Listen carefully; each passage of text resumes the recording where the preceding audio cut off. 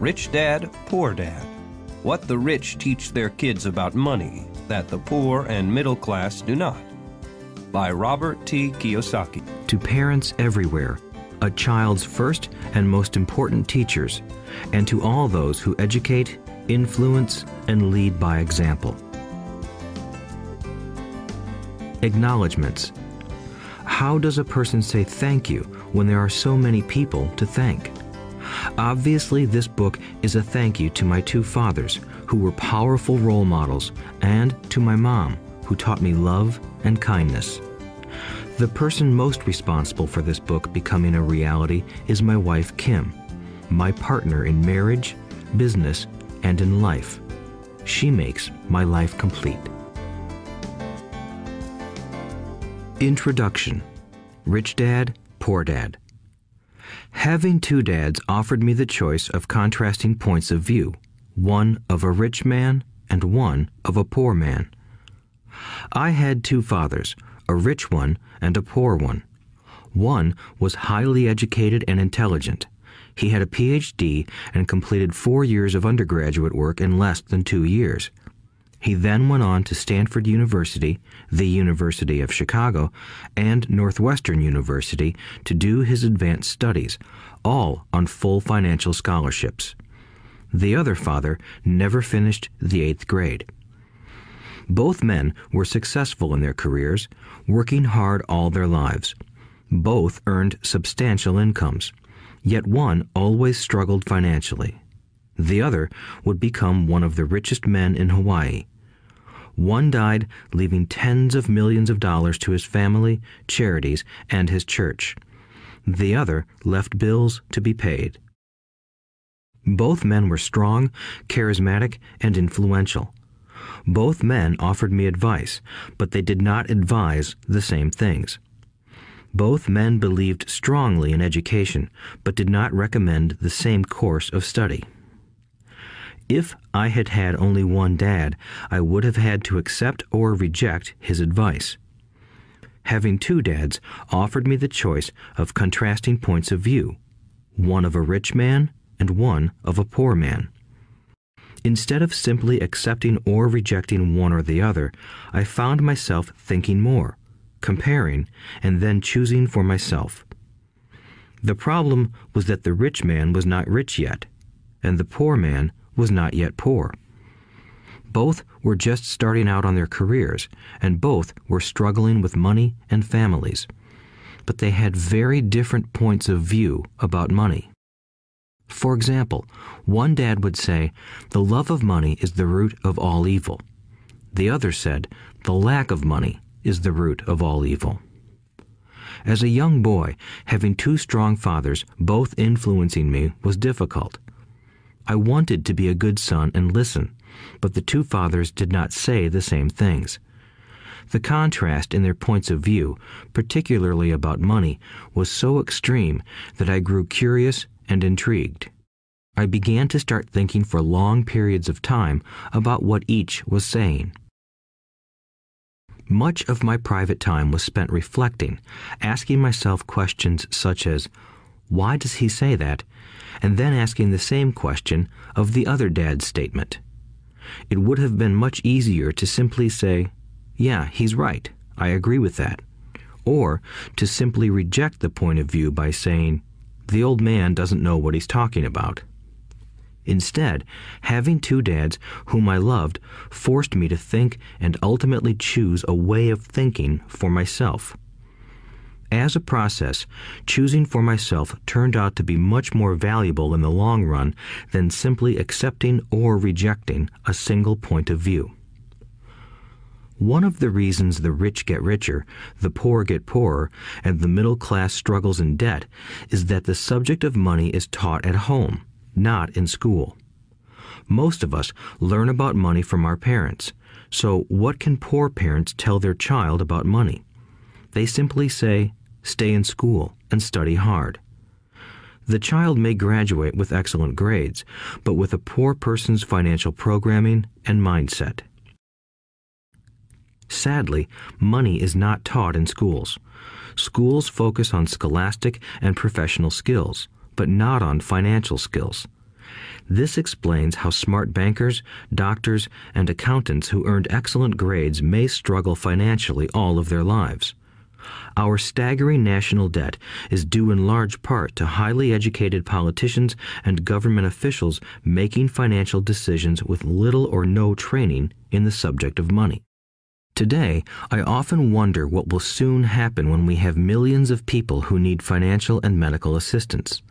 They will be dependent upon their families or the government for financial support. What will happen when Medicare and Social Security run out of money? How will a nation survive if teaching children about money continues to be left to parents, most of whom will be, or already are, poor? Because I had two influential fathers, I learned from both of them. I had to think about each dad's advice, and in doing so, I gained valuable insight into the power and effect of one's thoughts on one's life.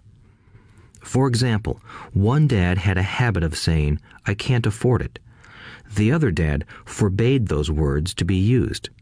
He insisted I ask, "How can I afford it?" One is a statement, and the other is a question. One lets you off the hook, and the other forces you to think. My soon-to-be rich dad would explain that by automatically saying the words, "I can't afford it," your brain stops working. By asking the question, "How can I afford it?" your brain is put to work. He did not mean that you should buy everything you want. He was fanatical about exercising your mind, the most powerful computer in the world. He'd say, "My brain gets stronger every day because I exercise it. The stronger it gets, the more money I can make." He believed that automatically saying, "I can't afford it," was a sign of mental laziness. Although both dads worked hard, I noticed that one dad had a habit of putting his brain to sleep when it came to finances, and the other had a habit of exercising his brain. The long-term result was that one dad grew stronger financially, and the other grew weaker. It is not much different from a person who goes to the gym to exercise on a regular basis versus someone who sits on the couch watching television. Proper physical exercise increases your chances for health, and proper mental exercise increases your chances for wealth. My two dads had opposing attitudes, and that affected the way they thought.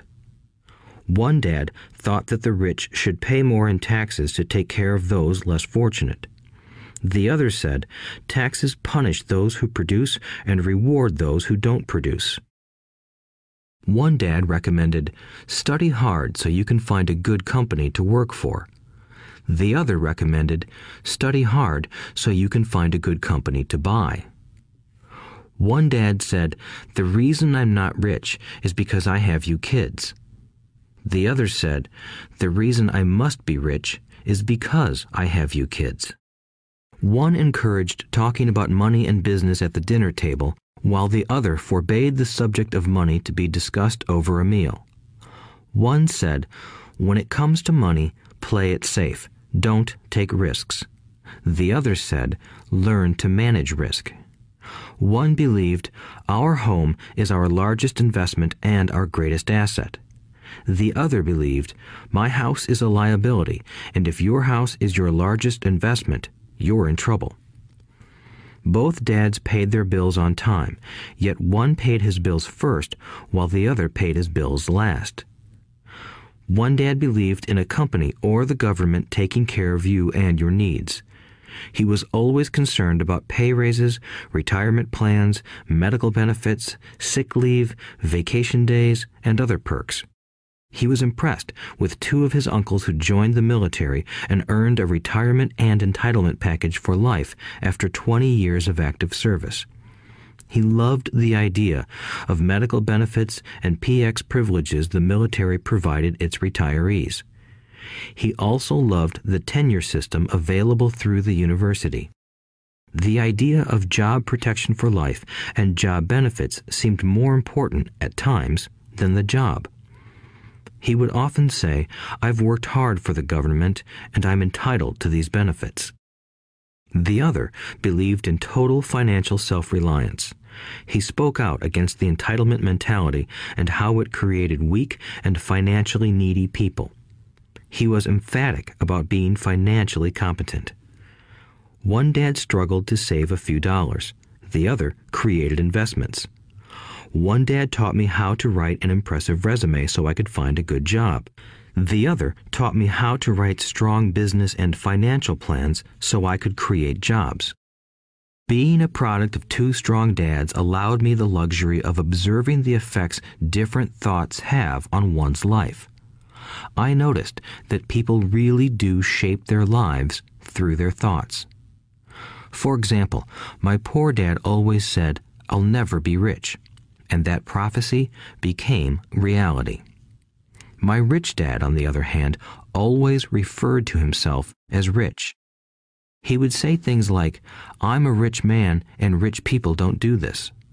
Even when he was flat broke after a major financial setback, he continued to refer to himself as a rich man. He would cover himself by saying, "There is a difference between being poor and being broke. Broke is temporary. Poor is eternal." My poor dad would say, "I'm not interested in money," or "money doesn't matter." My rich dad always said, "Money is power." The power of our thoughts may never be measured or appreciated, but it became obvious to me as a young boy that it was important to be aware of my thoughts and how I expressed myself. I noticed that my poor dad was poor, not because of the amount of money he earned, which was significant, but because of his thoughts and actions.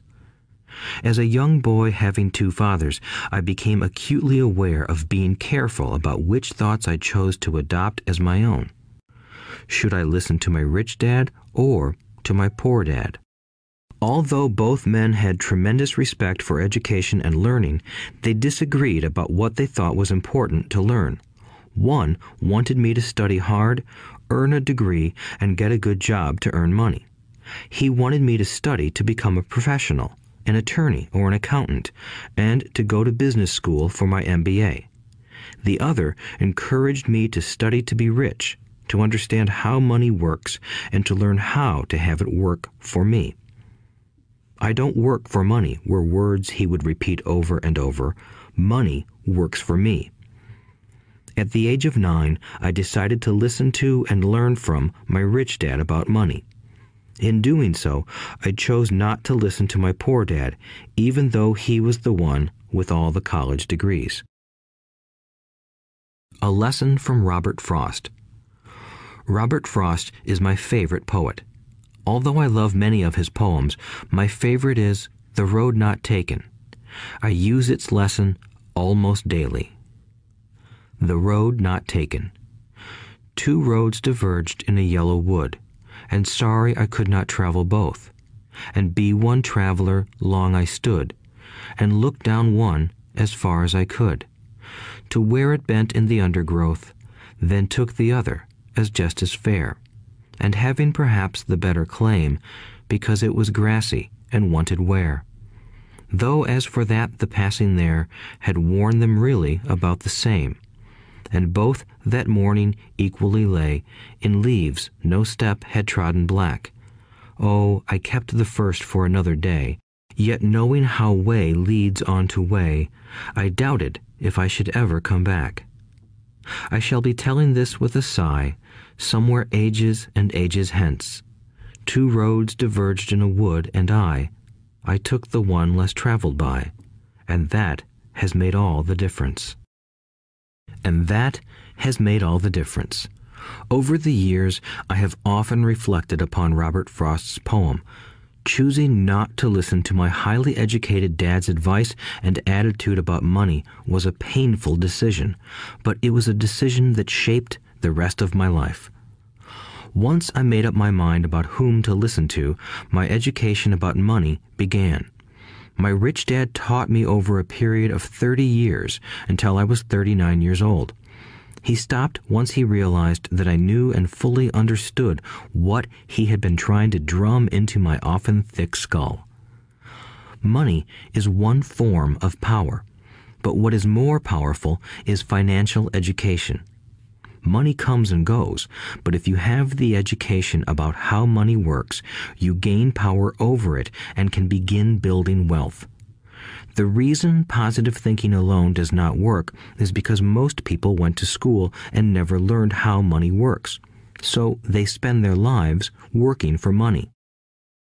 Because I was only 9 years old when I started, the lessons my rich dad taught me were simple.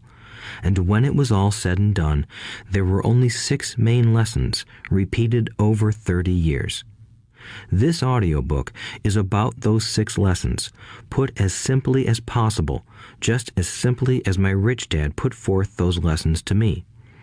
The lessons are meant not to be answers, but guideposts that will assist you and your children to grow wealthier no matter what happens in a world of increasing change and uncertainty. Chapter 1. Lesson 1. The rich don't work for money. The poor and the middle class work for money. The rich have money work for them. Dad, can you tell me how to get rich? My dad put down the evening paper. Why do you want to get rich, son? Because today Jimmy's mom drove up in their new Cadillac and they were going to their beach house for the weekend. He took 3 of his friends, but Mike and I weren't invited. They told us we weren't invited because we were poor kids. They did? My dad asked incredulously. Yeah, they did, I replied in a hurt tone. My dad silently shook his head, pushed his glasses up the bridge of his nose, and went back to reading the paper. I stood waiting for an answer. The year was 1956. I was 9 years old. By some twist of fate, I attended the same public school where the rich people sent their kids. We were primarily a sugar plantation town. The managers of the plantation and the other affluent people, such as doctors, business owners, and bankers, sent their children to this elementary school. After grade 6, their children were generally sent off to private schools. Because my family lived on one side of the street, I went to this school. Had I lived on the other side of the street, I would have gone to a different school with kids from families more like mine. After grade 6, these kids and I would go on to the public intermediate and high school. There was no private school for them or for me. My dad finally put down the paper. I could tell he was thinking. Well, son, he began slowly, if you want to be rich, you have to learn to make money. How do I make money? I asked. Well, use your head, son, he said, smiling. Even then, I knew that really meant, that's all I'm going to tell you, or, I don't know the answer, so don't embarrass me. A partnership is formed. The next morning, I told my best friend, Mike, what my dad had said. As best as I could tell, Mike and I were the only poor kids in this school. Mike was also in this school by a twist of fate. Someone had drawn a jog in the line for the school district, and we wound up in school with the rich kids. We weren't really poor, but we felt as if we were because all the other boys had new baseball gloves, new bicycles, new everything. Mom and Dad provided us with the basics, like food and shelter and clothes, but that was about it. My dad used to say, if you want something, work for it. We wanted things, but there was not much work available for 9-year-old boys. So what do we do to make money? Mike asked. I don't know, I said, but do you want to be my partner? He agreed, and so on that Saturday morning, Mike became my first business partner. We spent all morning coming up with ideas on how to make money. Occasionally, we talked about all the cool guys at Jimmy's beach house having fun. It hurt a little, but that hurt was good, because it inspired us to keep thinking of a way to make money. Finally, that afternoon, a bolt of lightning struck. It was an idea Mike got from a science book he had read. Excitedly, we shook hands, and the partnership now had a business. For the next several weeks, Mike and I ran around our neighborhood, knocking on doors and asking our neighbors if they would save their toothpaste tubes for us. With puzzled looks, most adults consented with a smile. Some asked us what we were doing, to which we replied, "We can't tell you. It's a business secret." My mom grew distressed as the weeks wore on.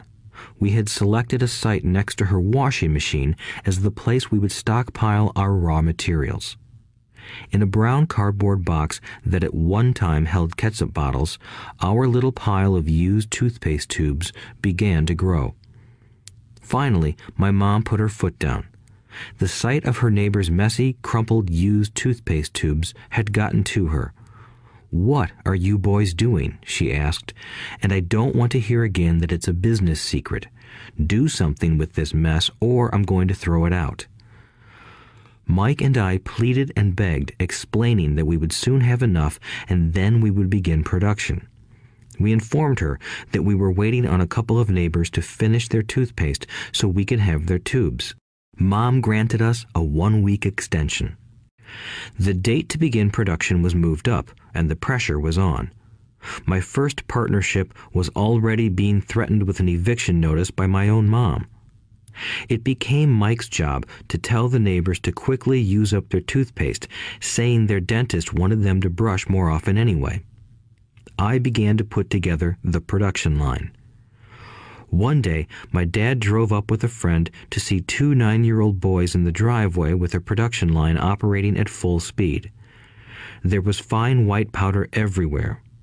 On a long table were small milk cartons from school, and our family's hibachi grill was glowing with red-hot coals at maximum heat. Dad walked up cautiously, having to park the car at the base of the driveway since the production line blocked the carport. As he and his friend got closer, they saw a steel pot sitting on top of the coals in which the toothpaste tubes were being melted down. In those days, toothpaste did not come in plastic tubes. The tubes were made of lead, so once the paint was burned off, the tubes were dropped in the small steel pot. They melted until they became liquid, and with my mom's pot holders, we poured the lead through a small hole in the top of the milk cartons. The milk cartons were filled with plaster of Paris. White powder was everywhere. In my haste, I had knocked the bag over, and the entire area looked like it had been hit by a snowstorm. The milk cartons were the outer containers for plaster of Paris molds. My dad and his friend watched as we carefully poured the molten lead through a small hole in the top of the plaster of Paris cube. "Careful," my dad said. I nodded without looking up. Finally, once the pouring was through, I put the steel pot down and smiled at my dad. "What are you boys doing?" he asked with a cautious smile. "We're doing what you told me to do. We're going to be rich," I said. "Yup," said Mike, grinning and nodding his head. "We're partners." "And what is in those plaster molds?" my dad asked. "Watch," I said. "This should be a good batch." With a small hammer, I tapped at the seal that divided the cube in half. Cautiously, I pulled up the top half of the plaster mold, and a lead nickel fell out. "Oh my God," my dad said, "you're casting nickels out of lead." "That's right," Mike said. "We're doing as you told us to do. We're making money." My dad's friend turned and burst into laughter. My dad smiled and shook his head. Along with a fire and a box of spent toothpaste tubes, in front of him were 2 little boys covered with white dust, smiling from ear to ear. He asked us to put everything down and sit with him on the front step of our house. With a smile, he gently explained what the word counterfeiting meant. Our dreams were dashed. "You mean this is illegal?" asked Mike in a quivering voice. "Let them go," my dad's friend said. "They might be developing a natural talent." My dad glared at him. "Yes, it is illegal," my dad said gently, "but you boys have shown great creativity and original thought. Keep going. I'm really proud of you." Disappointed, Mike and I sat in silence for about 20 minutes before we began cleaning up our mess. The business was over on opening day. Sweeping the powder up, I looked at Mike and said, "I guess Jimmy and his friends are right. We are poor." My father was just leaving as I said that. "Boys," he said, "you're only poor if you give up. The most important thing is that you did something. Most people only talk and dream of getting rich. You've done something. I'm very proud of the two of you. I will say it again. Keep going. Don't quit. Mike and I stood there in silence. They were nice words, but we still did not know what to do. "So how come you're not rich, Dad?" I asked. "Because I chose to be a school teacher. School teachers really don't think about being rich. We just like to teach. I wish I could help you, but I really don't know how to make money." Mike and I turned and continued our cleanup. "I know," said my dad. "If you boys want to learn how to be rich, don't ask me. Talk to your dad, Mike." "My dad?" asked Mike with a scrunched-up face. "Yeah, your dad," repeated my dad with a smile. "Your dad and I have the same banker, and he raves about your father. He's told me several times that your father is brilliant when it comes to making money." "My dad?" Mike asked again in disbelief. "Then how come we don't have a nice car and a nice house like the rich kids at school?" "A nice car and a nice house don't necessarily mean you're rich or you know how to make money," my dad replied. "Jimmy's dad works for the sugar plantation. He's not much different from me. He works for a company and I work for the government. The company buys the car for him. The sugar company is in financial trouble, and Jimmy's dad may soon have nothing. Your dad is different, Mike. He seems to be building an empire, and I suspect in a few years he will be a very rich man." With that, Mike and I got excited again. With new vigor, we began cleaning up the mess caused by our now defunct first business. As we were cleaning, we made plans for how and when to talk to Mike's dad. The problem was that Mike's dad worked long hours and often did not come home until late. His father owned warehouses, a construction company, a chain of stores, and 3 restaurants. It was the restaurants that kept him out late. Mike caught the bus home after we had finished cleaning up. He was going to talk to his dad when he got home that night and ask him if he would teach us how to become rich. Mike promised to call as soon as he had talked to his dad, even if it was late. The phone rang at 8:30 p.m. "Okay," I said, "next Saturday." I put the phone down. Mike's dad had agreed to meet with us. On Saturday, I caught the 7:30 a.m. bus to the poor side of town.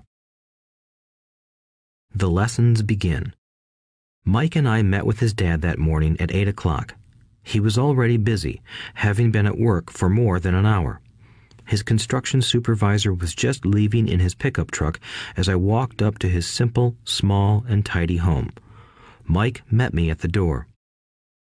"Dad's on the phone, and he said to wait on the back porch," Mike said as he opened the door. The old wooden floor creaked as I stepped across the threshold of the aging house.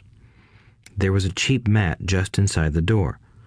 The mat was there to hide the years of wear from countless footsteps that the floor had supported. Although clean, it needed to be replaced. I felt claustrophobic as I entered the narrow living room that was filled with old, musty, overstuffed furniture that today would be collector's items. Sitting on the couch were 2 women, both a little older than my mom. Across from the women sat a man in workman's clothes. He wore khaki slacks and a khaki shirt, neatly pressed but without starch, and polished work boots. He was about 10 years older than my dad. They smiled as Mike and I walked past them toward the back porch. I smiled back shyly. "Who are those people?" I asked. "Oh, they work for my dad. The older man runs his warehouses, and the women are the managers of the restaurants. And as you arrived, you saw the construction supervisor who was working on a road project about 50 miles from here. His other supervisor, who was building a track of houses, left before you got here." "Does this go on all the time?" I asked. "Not always, but quite often," said Mike, smiling as he pulled up a chair to sit down next to me. "I asked my dad if he would teach us to make money," Mike said. "Oh, and what did he say to that?" I asked with cautious curiosity. "Well, he had a funny look on his face at first, and then he said he would make us an offer." "Oh," I said, rocking my chair back against the wall. I sat there, perched on two rear legs of the chair. Mike did the same thing. "Do you know what the offer is?" I asked. "No, but we'll soon find out." Suddenly, Mike's dad burst through the rickety screen door and onto the porch. Mike and I jumped to our feet, not out of respect, but because we were startled. "Ready, boys?" he asked as he pulled up a chair to sit down with us. We nodded our heads as we pulled our chairs away from the wall to sit in front of him. He was a big man, about 6 feet tall and 200 pounds. My dad was taller, about the same weight, and 5 years older than Mike's dad. They sort of looked alike, though not of the same ethnic makeup. Maybe their energy was similar. "Mike says you want to learn to make money. Is that correct, Robert?" I nodded my head quickly, but with a little trepidation. He had a lot of power behind his words and smile. "Okay, here's my offer. I'll teach you, but I won't do it classroom style. You work for me, I'll teach you. You don't work for me, I won't teach you. I can teach you faster if you work, and I'm wasting my time if you just want to sit and listen like you do in school. That's my offer. Take it or leave it." May I ask a question first?" I asked. "No. Take it or leave it. I've got too much work to do to waste my time. If you can't make up your mind decisively, then you'll never learn to make money anyway. Opportunities come and go. Being able to know when to make quick decisions is an important skill. You have the opportunity that you asked for. School is beginning, or it's over in 10 seconds, Mike's dad said with a teasing smile. "Take it," I said. "Take it," said Mike. "Good," said Mike's dad. "Mrs. Martin will be by in 10 minutes. After I'm through with her, you'll ride with her to my superette and you can begin working. I'll pay you 10 cents an hour and you'll work 3 hours every Saturday." "But I have a softball game today," I said. Mike's dad lowered his voice to a stern tone. "Take it or leave it," he said. "I'll take it," I replied, choosing to work and learn instead of playing. 30 cents later. By 9 a.m. that day, Mike and I were working for Mrs. Martin. She was a kind and patient woman. She always said that Mike and I reminded her of her 2 grown sons. Although kind, she believed in hard work and kept us moving. We spent 3 hours taking canned goods off the shelves, brushing each can with a feather duster to get the dust off, and then restacking them neatly. It was excruciatingly boring work. Mike's dad, whom I called my rich dad, owned 9 of these little superettes, each with a large parking lot. They were the early version of the 7-Eleven convenience stores, little neighborhood grocery stores where people bought items such as milk, bread, butter, and cigarettes. The problem was that this was Hawaii before air conditioning was widely used, and the stores could not close their doors because of the heat. On 2 sides of the store, the doors had to be wide open to the road and parking lot. Every time a car drove by or pulled into the parking lot, dust would swirl and settle in the store.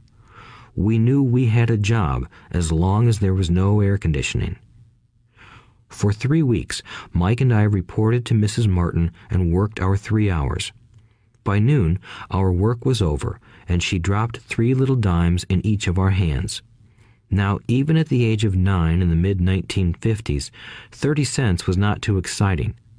Comic books cost 10 cents back then, so I usually spent my money on comic books and went home.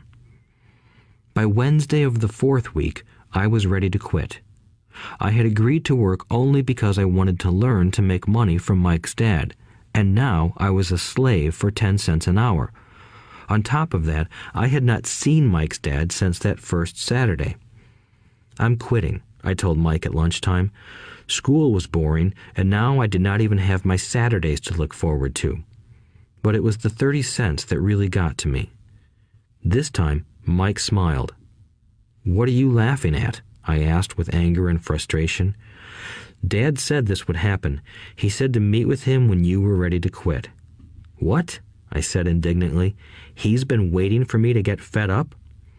Sort of, Mike said. Dad's kind of different. He doesn't teach like your dad. Your mom and dad lecture a lot. My dad is quiet and a man of few words.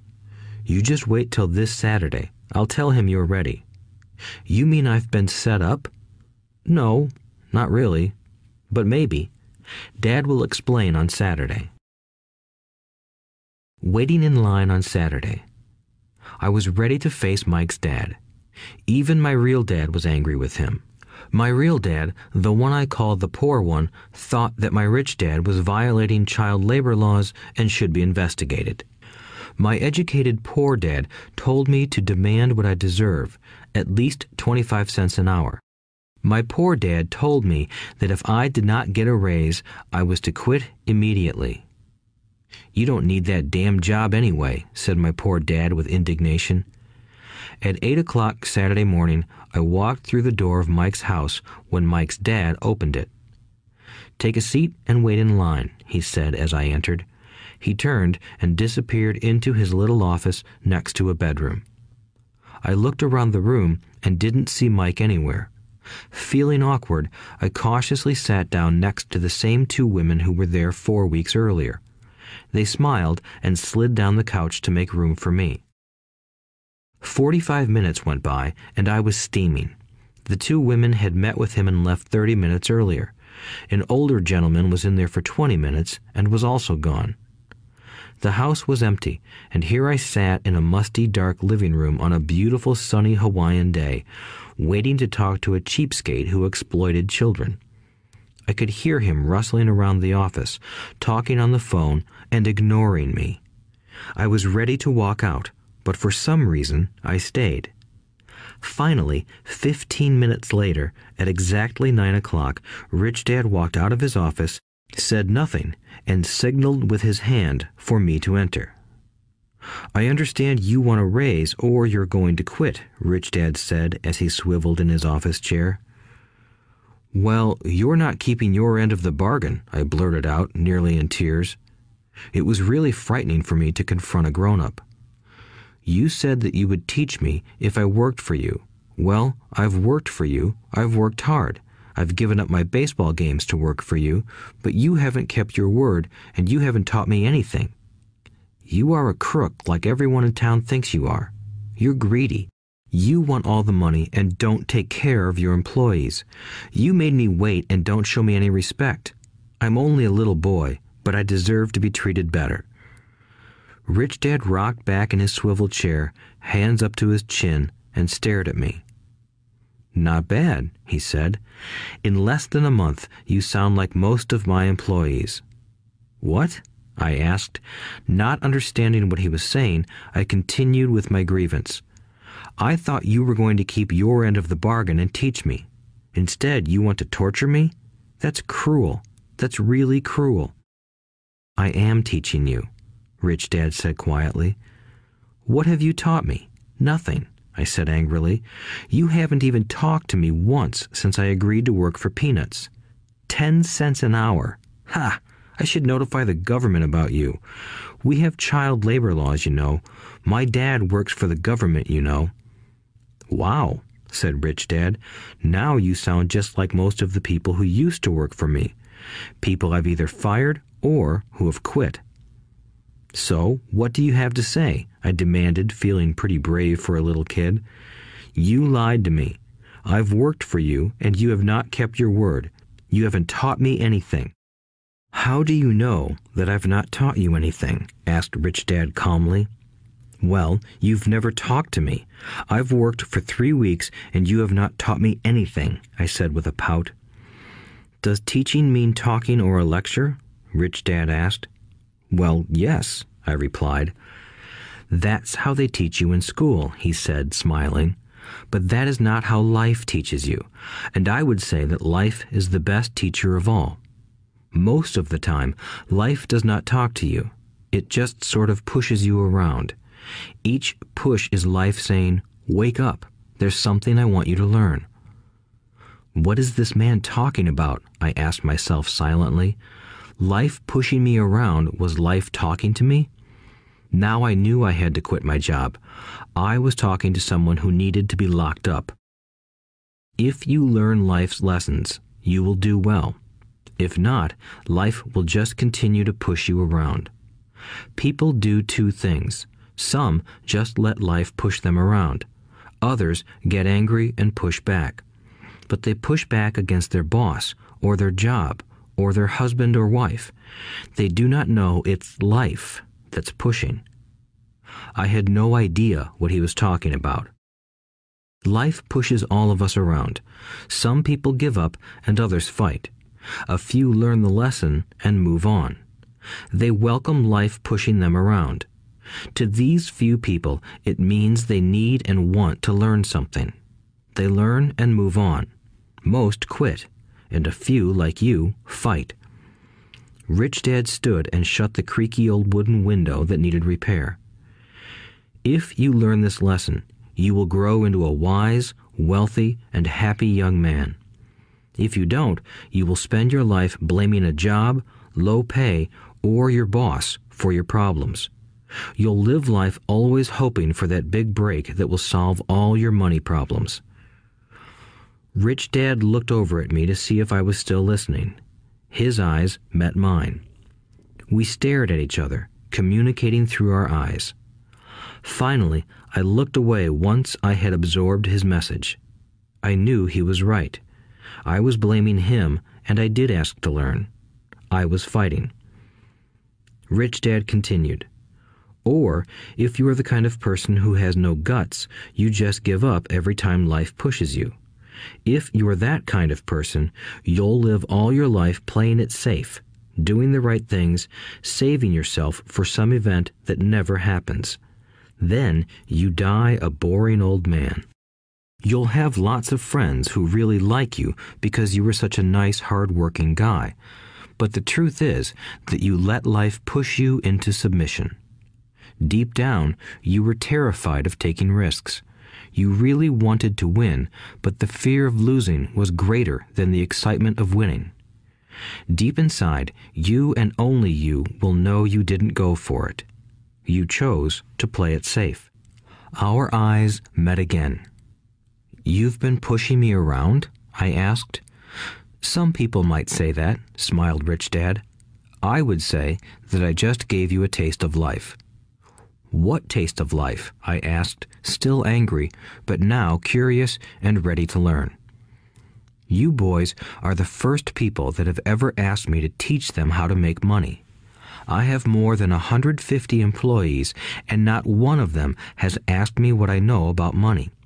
They ask me for a job and a paycheck, but never to teach them about money. So most will spend the best years of their lives working for money, not really understanding what it is they are working for." I sat there listening intently. "So when Mike told me you wanted to learn how to make money, I decided to design a course that mirrored real life. I could talk until I was blue in the face, but you wouldn't hear a thing. So I decided to let life push you around a bit so you could hear me. That's why I only paid you 10 cents. "So what is the lesson I learned from working for only 10 cents an hour?" I asked. "That you're cheap and exploit your workers?" Rich Dad rocked back and laughed heartily. Finally, he said, "You'd best change your point of view. Stop blaming me and thinking I'm the problem. If you think I'm the problem, then you have to change me.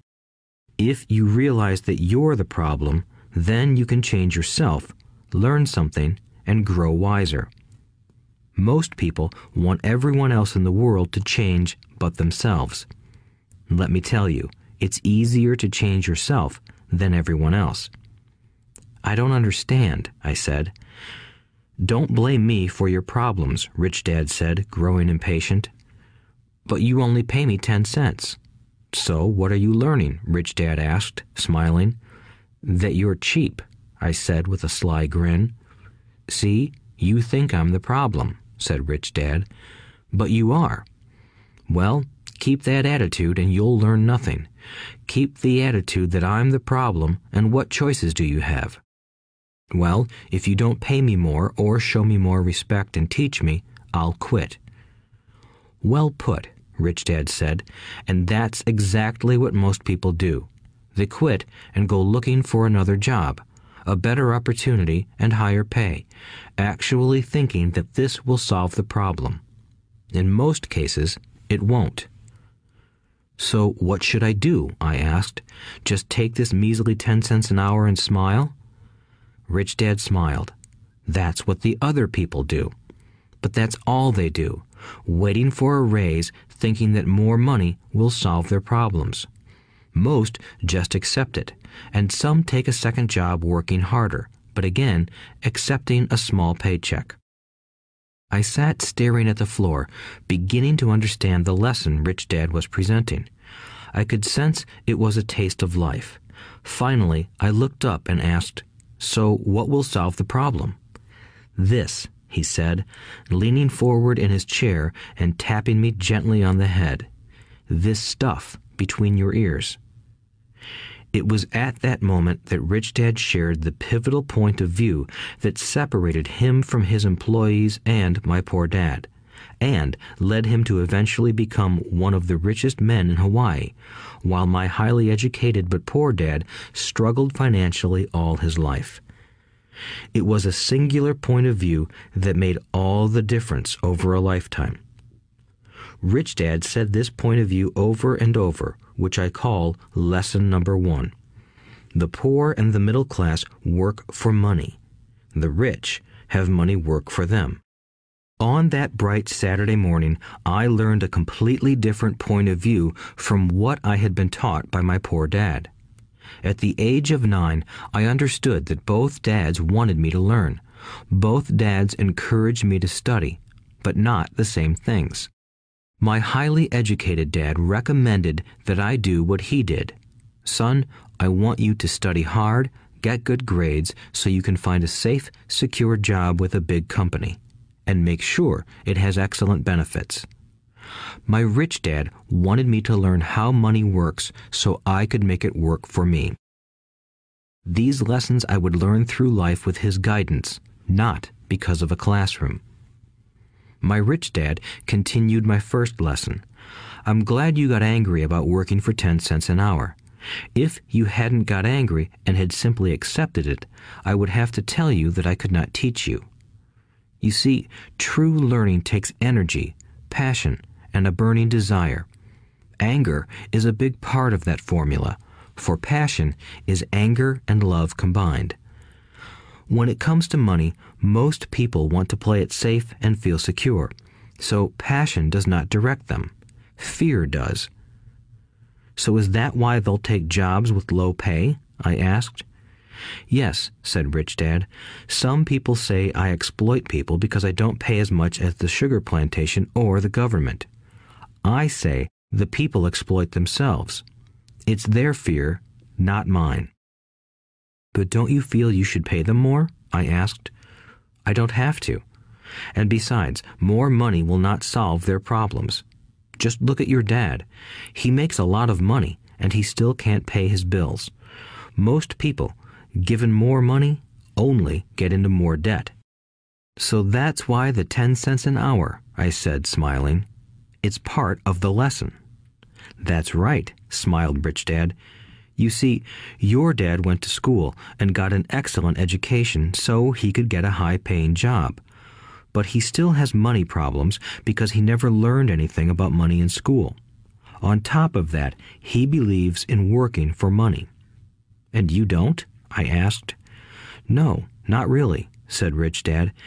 "If you want to learn to work for money, then stay in school. That is a great place to learn to do that. But if you want to learn how to have money work for you, then I will teach you that. But only if you want to learn." "Wouldn't everyone want to learn that?" I asked. "No," said Rich Dad, "simply because it's easier to learn to work for money, especially if fear is your primary emotion when the subject of money is discussed." "I don't understand," I said with a frown. "Don't worry about that for now. Just know that it's fear that keeps most people working at a job. The fear of not paying their bills, the fear of being fired, the fear of not having enough money, and the fear of starting over. That's the price of studying to learn a profession or trade and then working for money.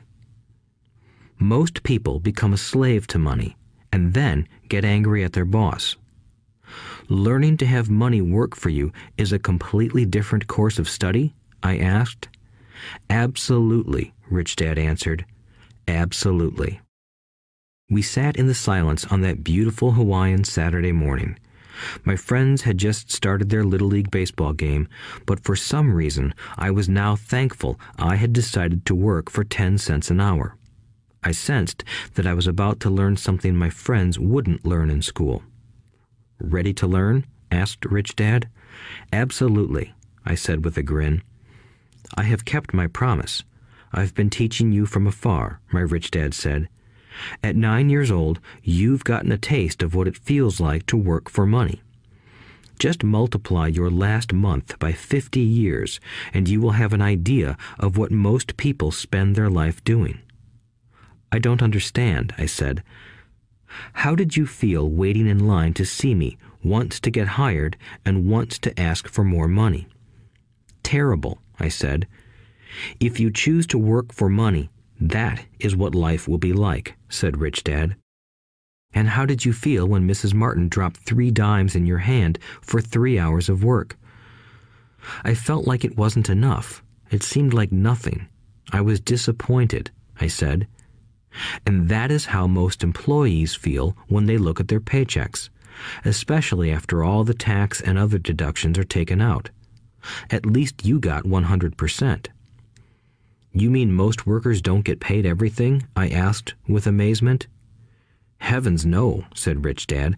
The government always takes its share first. How do they do that? I asked. Taxes, said Rich Dad. You're taxed when you earn. You're taxed when you spend. You're taxed when you save. You're taxed when you die. Why do people let the government do that to them? The rich don't, said Rich Dad with a smile. The poor and the middle class do. I'll bet you that I earn more than your dad, yet he pays more in taxes. How can that be? I asked. At my age, that made no sense to me. Why would someone let the government do that to them? Rich Dad rocked slowly and silently in his chair, just looking at me. Ready to learn? He asked. I nodded my head slowly.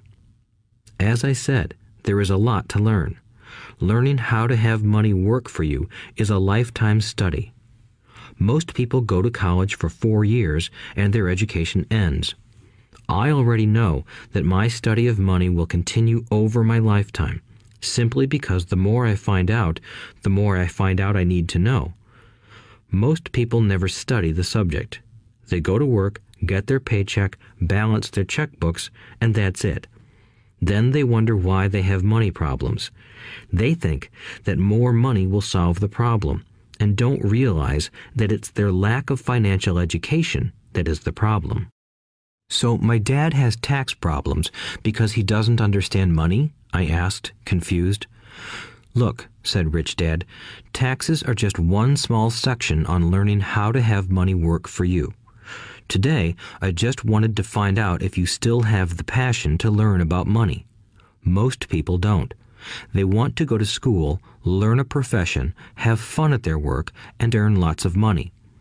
One day they wake up with big money problems, and then they can't stop working. That's the price of only knowing how to work for money instead of studying how to have money work for you. So, do you still have the passion to learn? Asked Rich Dad. I nodded my head. Good, said Rich Dad. Now get back to work. This time, I will pay you nothing. What?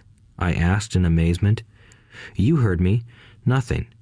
You will work the same 3 hours every Saturday, but this time you will not be paid 10 cents per hour. You said you wanted to learn to not work for money, so I'm not going to pay you anything. I couldn't believe what I was hearing. I've already had this conversation with Mike, and he's already working, dusting and stacking canned goods for free. You better hurry and get back there. That's not fair, I shouted. You've got to pay something. You said you wanted to learn. If you don't learn this now, you'll grow up to be like the two women and the older man sitting in my living room, working for money and hoping I don't fire them. Or, like your dad, earning lots of money only to be in debt up to his eyeballs, hoping more money will solve the problem. If that's what you want, I'll go back to our original deal of 10 cents an hour. Or you can do what most adults do. Complain that there is not enough pay, quit, and go looking for another job. But what do I do? I asked. Rich Dad tapped me on the head. Use this, he said. If you use it well, you will soon thank me for giving you an opportunity, and you will grow into a rich man. I stood there, still not believing what a raw deal I was handed. I came to ask for a raise, and somehow I was instead working for nothing. Rich Dad tapped me on the head again and said, "Use this. Now, get out of here and get back to work." Lesson number 1. The rich don't work for money. I didn't tell my poor dad I wasn't being paid. He wouldn't have understood, and I didn't want to try to explain something I didn't understand myself. For 3 more weeks, Mike and I worked 3 hours every Saturday for nothing. The work didn't bother me, and the routine got easier. But it was the missed baseball games and not being able to afford to buy a few comic books that got to me. Rich Dad stopped by at noon on the 3rd week. We heard his truck pull up in the parking lot and sputter when the engine was turned off. He entered the store and greeted Mrs. Martin with a hug. After finding out how things were going in the store, he reached into the ice cream freezer, pulled out 2 bars, paid for them, and signaled to Mike and me. "Let's go for a walk, boys." We crossed the street, dodging a few cars, and walked across a large grassy field where a few adults were playing softball. Sitting down at a lone picnic table, he handed Mike and me the treats. "How's it going, boys?" "Okay," Mike said. I nodded in agreement. "Learn anything yet?" Rich Dad asked. Mike and I looked at each other, shrugged our shoulders, and shook our heads in unison. Avoiding one of life's biggest traps. Well, you boys had better start thinking. You're staring at one of life's biggest lessons. If you learn it, you'll enjoy a life of great freedom and security. If you don't, you'll wind up like Mrs. Martin and most of the people playing softball in this park. They work very hard for little money, clinging to the illusion of job security and looking forward to a 3-week vacation each year and maybe a skimpy pension after 45 years of service. If that excites you, I'll give you a raise to 25 cents an hour. But these are good, hard-working people. Are you making fun of them? I demanded. A smile came over Rich Dad's face. Mrs. Martin is like a mother to me. I would never be that cruel. I may sound unkind because I'm doing my best to point something out to the two of you. I want to expand your point of view so you can see something most people never have the benefit of seeing because their vision is too narrow. Most people never see the trap they are in. Mike and I sat there, uncertain of his message. He sounded cruel, yet we could sense he was trying to drive home a point. With a smile, Rich Dad said, "Doesn't that 25 cents an hour sound good? Doesn't it make your heart beat a little faster?" I shook my head no, but it really did. 25 cents an hour would be big bucks to me. "Okay, I'll pay you $1 an hour," Rich Dad said, with a sly grin. Now my heart started to race. My brain was screaming, "Take it, take it." I could not believe what I was hearing. Still, I said nothing. "Okay, $2 an hour." My little brain and heart nearly exploded. After all, it was 1956, and being paid $2 an hour would have made me the richest kid in the world. I couldn't imagine earning that kind of money. I wanted to say yes.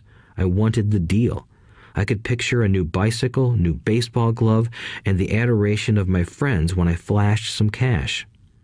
On top of that, Jimmy and his rich friends could never call me poor again. But somehow, my mouth stayed shut. The ice cream had melted and was running down my hand. Rich Dad was looking at two boys staring back at him, eyes wide open and brains empty. He was testing us, and he knew there was a part of our emotions that wanted to take the deal.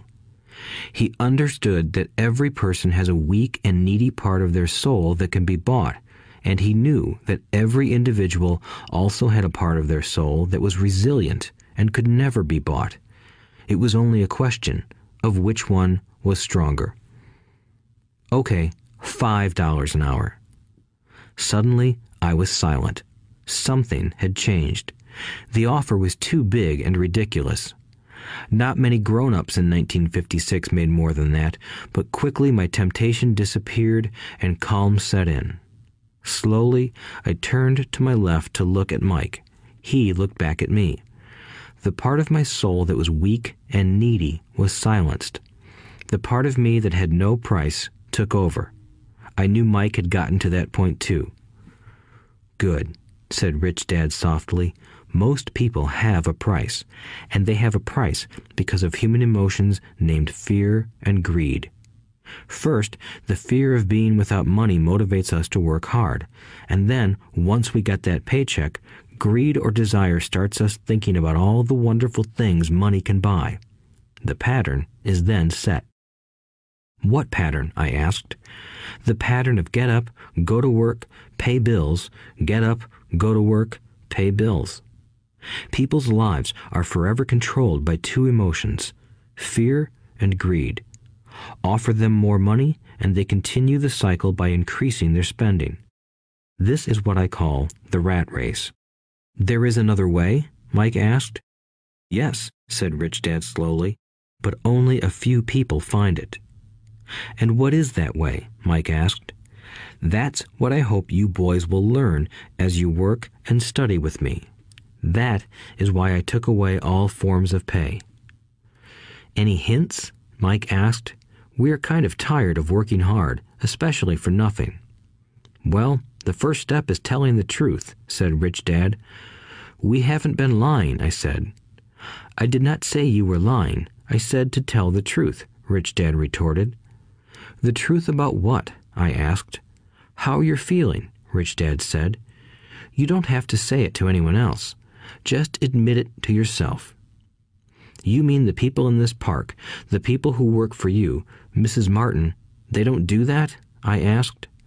"I doubt it," said Rich Dad. "Instead, they feel the fear of not having money. They don't confront it logically. They react emotionally instead of using their heads," Rich Dad said. "Then they get a few bucks in their hands, and again, the emotions of joy, desire, and greed take over. And again they react instead of think." "So their emotions control their brain," Mike said. "That's correct," said Rich Dad. "Instead of admitting the truth about how they feel, they react to their feelings and fail to think. They feel the fear, so they go to work, hoping that money will soothe the fear, but it doesn't. It continues to haunt them, and they return to work, hoping again that money will calm their fears, and again it doesn't. Fear keeps them in this trap of working, earning money, hoping the fear will go away. But every day they get up, and that old fear wakes up with them. For millions of people, that old fear keeps them awake all night, causing a night of turmoil and worry. So they get up and go to work, hoping that a paycheck will kill that fear gnawing at their souls. Money is running their lives, and they refuse to tell the truth about that. Money is in control of their emotions and their souls." Rich Dad sat quietly, letting his words sink in. Mike and I had heard what he said, but didn't understand fully what he was talking about. I just knew that I often wondered why grown-ups hurried off to work. It did not seem like much fun, and they never looked that happy, but something kept them going. Realizing we had absorbed as much as possible of what he was talking about, Rich Dad said, "I want you boys to avoid that trap. That is really what I want to teach you. Not just to be rich, because being rich does not solve the problem." "It doesn't?" I asked, surprised. No, it doesn't. Let me explain the other emotion, desire. Some call it greed, but I prefer desire. It's perfectly normal to desire something better, prettier, more fun, or exciting. So people also work for money because of desire. They desire money for the joy they think it can buy. But the joy that money brings is often short-lived, and they soon need more money for more joy, more pleasure, more comfort, and more security. So they keep working, thinking money will soothe their souls that are troubled by fear and desire. But money can't do that. Even rich people do this? Mike asked. Rich people included, said Rich Dad. In fact, the reason many rich people are rich isn't because of desire, but because of fear. They believe that money can eliminate the fear of being poor, so they amass tons of it, only to find the fear gets worse. Now they fear losing the money. I have friends who keep working even though they have plenty. I know people who have millions who are more afraid now than when they were poor. They're terrified of losing it all. The fears that drove them to get rich got worse. That weak and needy part of their soul is actually screaming louder. They don't want to lose the big houses, the cars, and the high life money has bought them. They worry about what their friends would say if they lost all their money. Many are emotionally desperate and neurotic, although they look rich and have more money. So, is a poor man happier? I asked. No, I don't think so, replied Rich Dad. The avoidance of money is just as psychotic as being attached to money.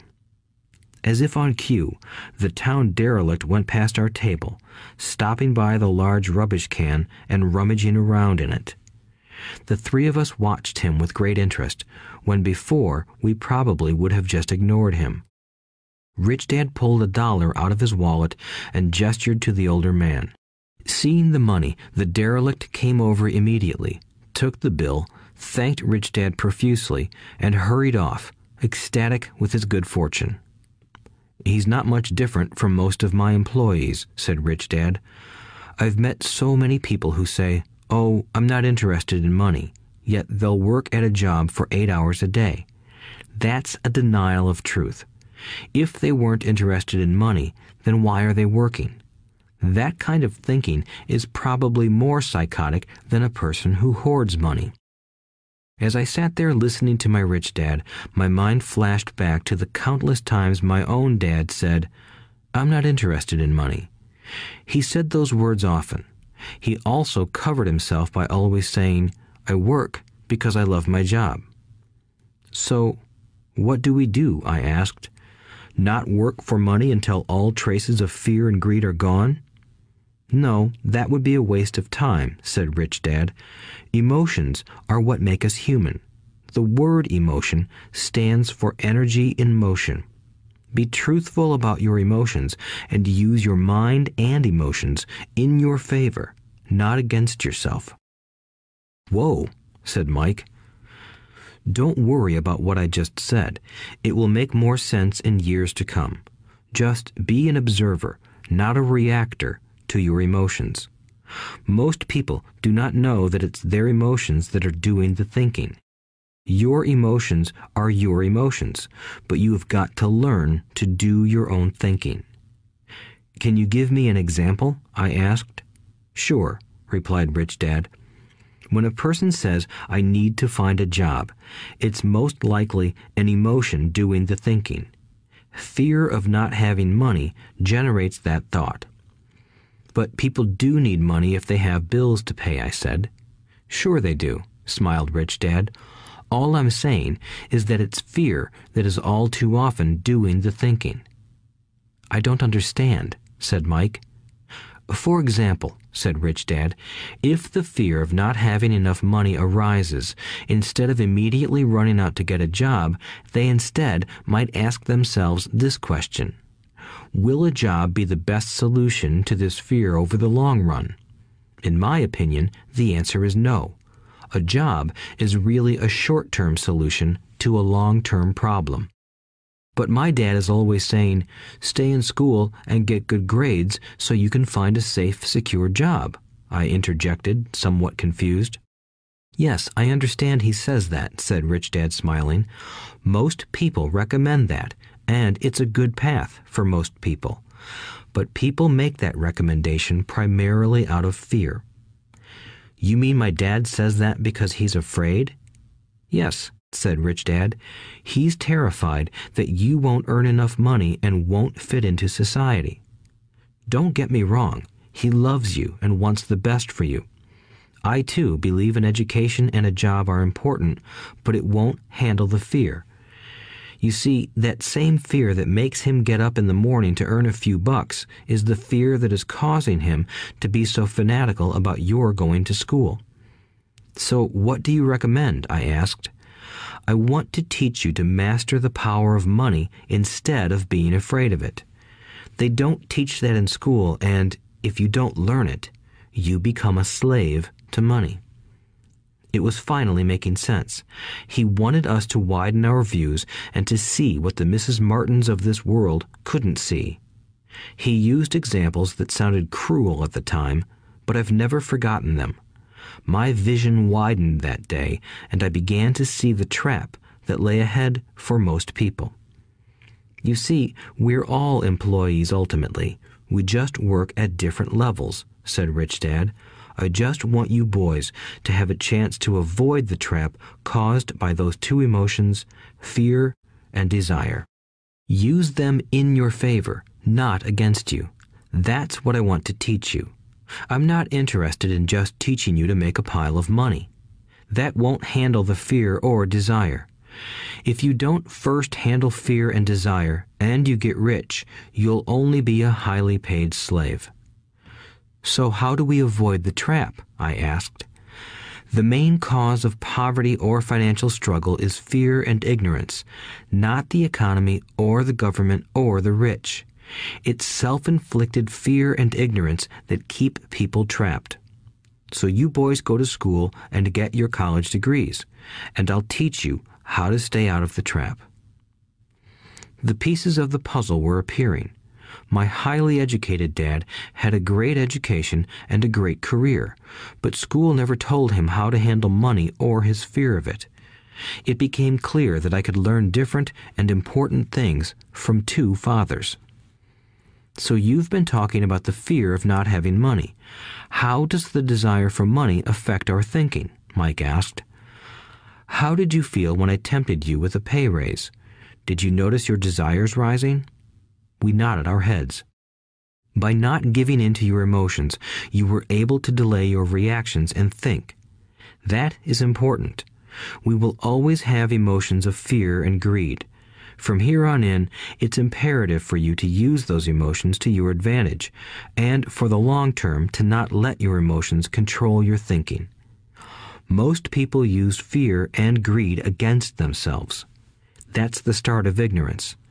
Most people live their lives chasing paychecks, pay raises, and job security because of the emotions of desire and fear, not really questioning where those emotion-driven thoughts are leading them. It's just like the picture of a donkey dragging a cart with its owner dangling a carrot just in front of its nose. The donkey's owner may be going where he wants to, but the donkey is chasing an illusion. Tomorrow, there will only be another carrot for the donkey. You mean the moment I pictured a new baseball glove, candy, and toys, that's like a carrot to a donkey? Mike asked. Yes, and as you get older, your toys get more expensive. A new car, a boat, and a big house to impress your friends, said Rich Dad with a smile. Fear pushes you out the door, and desire calls to you. That's the trap. So what's the answer? Mike asked. What intensifies fear and desire is ignorance.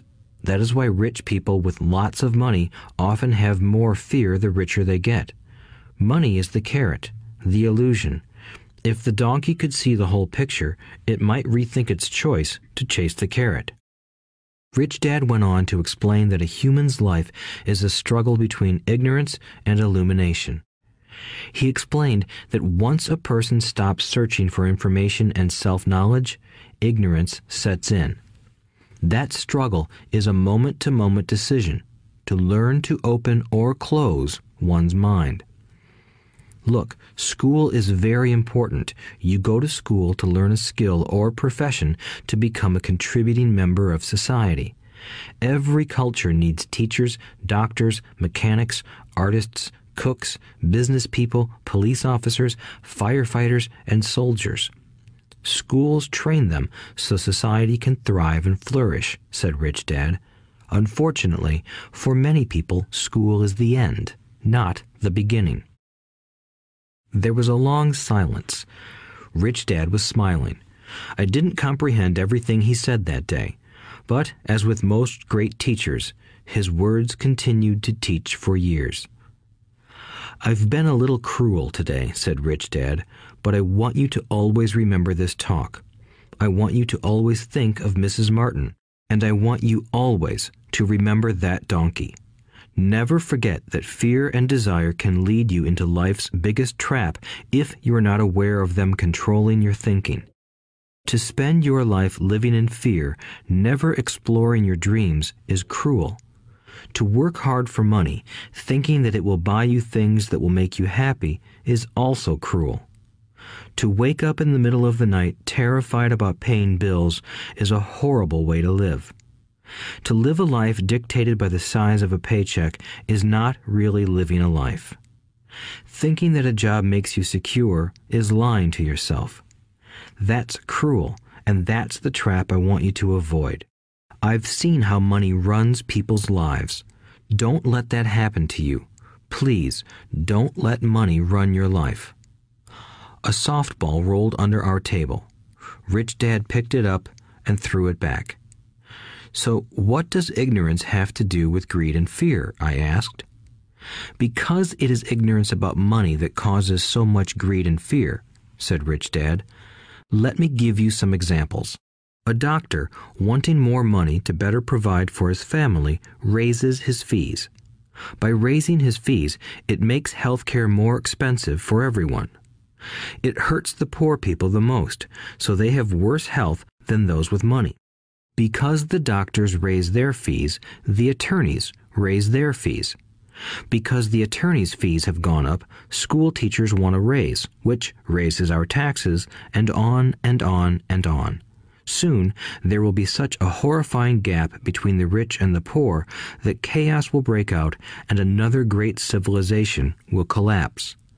History proves that great civilizations collapse when the gap between the haves and have-nots is too great. Sadly, America is on that same course because we haven't learned from history. We only memorize historical dates and names, not the lesson. Aren't prices supposed to go up? I asked. In an educated society with a well-run government, prices should actually come down. Of course, that is often only true in theory. Prices go up because of greed and fear caused by ignorance. If schools taught people about money, there would be more money and lower prices. But schools focus only on teaching people to work for money, not how to harness money's power. But don't we have business schools? Mike asked. And haven't you encouraged me to go for my MBA? Yes, said Rich Dad, but all too often business schools train employees to become sophisticated bean counters. Heaven forbid a bean counter takes over a business. All they do is look at the numbers, fire people, and kill the business. I know this because I hire bean counters. All they think about is cutting costs and raising prices, which cause more problems. Bean counting is important. I wish more people knew it, but it, too, is not the whole picture, added Rich Dad angrily. So, is there an answer? Asked Mike. Yes, said Rich Dad. Learn to use your emotions to think, not think with your emotions. When you boys mastered your emotions by agreeing to work for free, I knew there was hope. When you again resisted your emotions when I tempted you with more money, you were again learning to think in spite of being emotionally charged.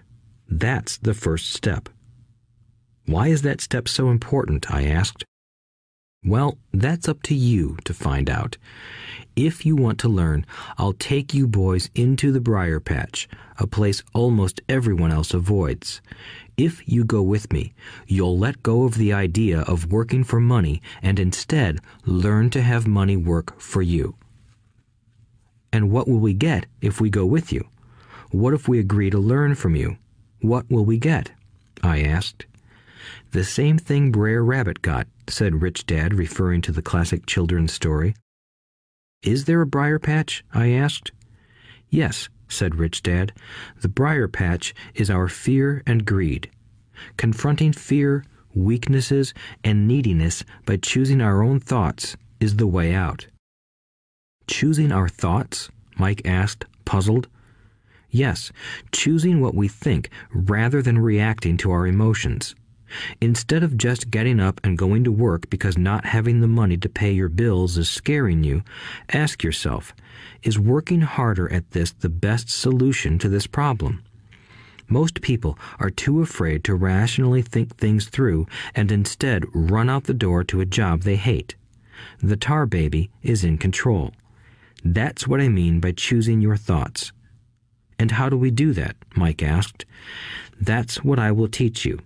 I'll teach you to have a choice of thoughts rather than a knee-jerk reaction, like gulping down your morning coffee and running out the door. Remember what I said before. A job is only a short-term solution to a long-term problem. Most people have only one problem in mind, and it's short-term. It's the bills at the end of the month, the tar baby. Money controls their lives, or should I say the fear and ignorance about money controls it. So they do as their parents did.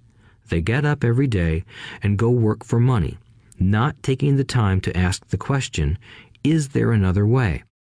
Their emotions now control their thinking, not their heads. Can you tell the difference between emotions thinking and the head thinking? Mike asked. Oh yes, I hear it all the time, said Rich Dad. I hear things like, well, everyone has to work, or the rich are crooks, or I'll get another job, I deserve this raise, you can't push me around, or I like this job because it's secure. No one asks, is there something I'm missing here? Which would break through the emotional thought and give you time to think clearly. As we headed back to the store, Rich Dad explained that the rich really did make money. They did not work for it.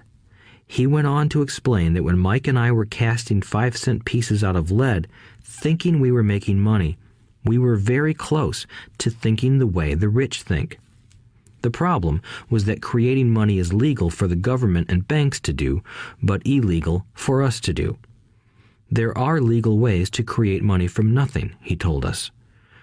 Rich Dad went on to explain that the rich know that money is an illusion, truly like the carrot for the donkey. It's only out of fear and greed that the illusion of money is held together by billions of people who believe that money is real. It's not. Money is really made up. It is only because of the illusion of confidence and the ignorance of the masses that this house of cards stands. He talked about the gold standard that America was on, and that each dollar bill was actually a silver certificate. What concerned him was the rumor that we would someday go off the gold standard and our dollars would no longer be backed by something tangible. If that happens, boys, all hell will break loose. The poor, the middle class, and the ignorant will have their lives ruined simply because they will continue to believe that money is real and that the company they work for, or the government, will look after them. We really did not understand what he was saying that day, but over the years, it made more and more sense. Seeing what others miss. As he climbed into his pickup truck outside his convenience store, Rich Dad said, "Keep working, boys, but the sooner you forget about needing a paycheck, the easier your adult life will be. Keep using your brain, work for free, and soon your mind will show you ways of making money far beyond what I could ever pay you. You will see things that other people never see. Most people never see these opportunities because they're looking for money and security, so that's all they get. The moment you see one opportunity, you'll see them for the rest of your life. The moment you do that, I'll teach you something else. Learn this, and you'll avoid one of life's biggest traps. Mike and I picked up our things from the store and waved goodbye to Mrs. Martin. We went back to the park, to the same picnic bench, and spent several more hours thinking and talking. We spent the next week at school thinking and talking too. For 2 more weeks, we kept thinking, talking, and working for free. At the end of the second Saturday, I was again saying goodbye to Mrs. Martin and looking at the comic book stand with a longing gaze. The hard thing about not even getting 30 cents every Saturday was that I didn't have any money to buy comic books. Suddenly, as Mrs. Martin said goodbye to Mike and me, I saw her do something I'd never seen her do before. Mrs. Martin was cutting the front page of the comic book in half. She kept the top half of the comic book cover and threw the rest of the book into a large cardboard box. When I asked her what she did with the comic books, she said, "I throw them away. I give the top half of the cover back to the comic book distributor for credit when he brings in the new comics. He's coming in an hour." Mike and I waited for an hour. Soon the distributor arrived, and I asked him if we could have the comic books. To my delight, he said, "You can have them if you work for this store and do not resell them." Remember our old business partnership? Well, Mike and I revived it. Using a spare room in Mike's basement, we began piling hundreds of comic books in that room. Soon, our comic book library was open to the public. We hired Mike's younger sister, who loved to study, to be head librarian. She charged each child 10 cents admission to the library, which was open from 2:30 p.m. to 4:30 p.m. every day after school. The customers, the children of the neighborhood, could read as many comics as they wanted in 2 hours. It was a bargain for them since a comic cost 10 cents each, and they could read 5 or 6 in 2 hours. Mike's sister would check the kids as they left to make sure they weren't borrowing any comic books. She also kept the books, logging in how many kids showed up each day, who they were, and any comments they might have.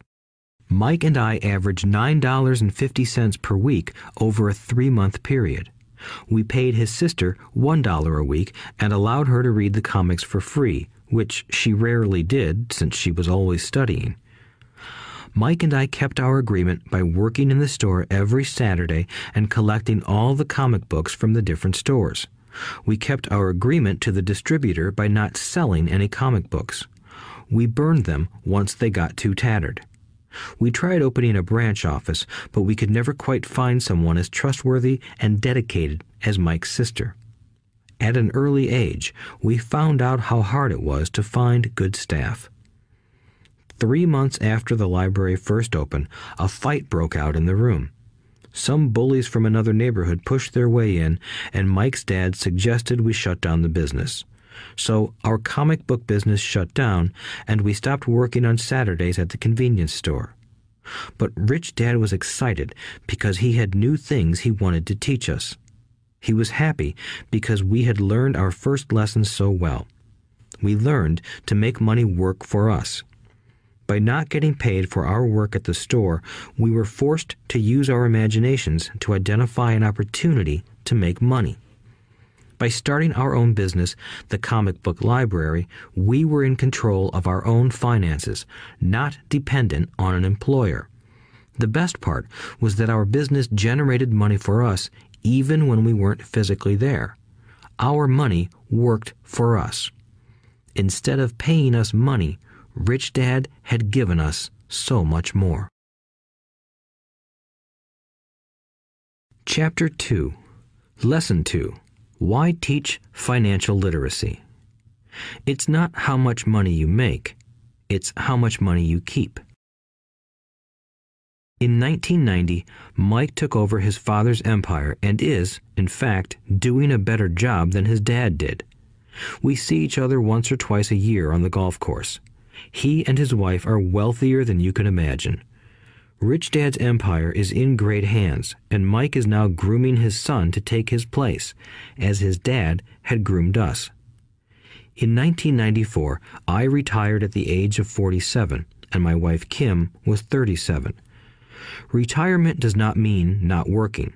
For us, it means that, barring unforeseen cataclysmic changes, we can work or not work, and our wealth grows automatically, staying ahead of inflation.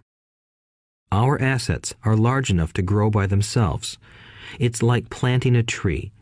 You water it for years, and then one day it doesn't need you anymore. Its roots are implanted deep enough.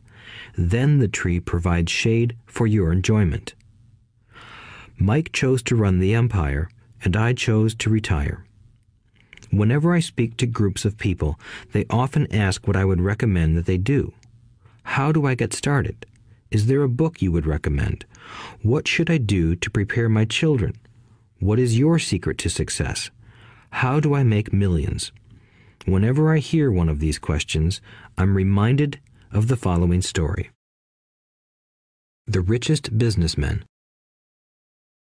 In 1923, a group of our greatest leaders and richest businessmen held a meeting at the Edgewater Beach Hotel in Chicago. Among them were Charles Schwab, head of the largest independent steel company; Samuel Insull, president of the world's largest utility; Howard Hobson, head of the largest gas company; Ivar Kruger, president of International Match Company, one of the world's largest companies at that time; Leon Fraser, president of the Bank of International Settlements; Richard Whitney, president of the New York Stock Exchange; Arthur Cotton and Jesse Livermore, two of the biggest stock speculators; and Albert Fall, a member of President Harding's cabinet. 25 years later, 9 of these titans ended their lives as follows. Schwab died penniless after living for 5 years on borrowed money. Insull died broke in a foreign land, and Kruger and Cotton also died broke. Hobson went insane. Whitney and Albert Fall were released from prison, and Fraser and Livermore committed suicide. I doubt if anyone can say what really happened to these men.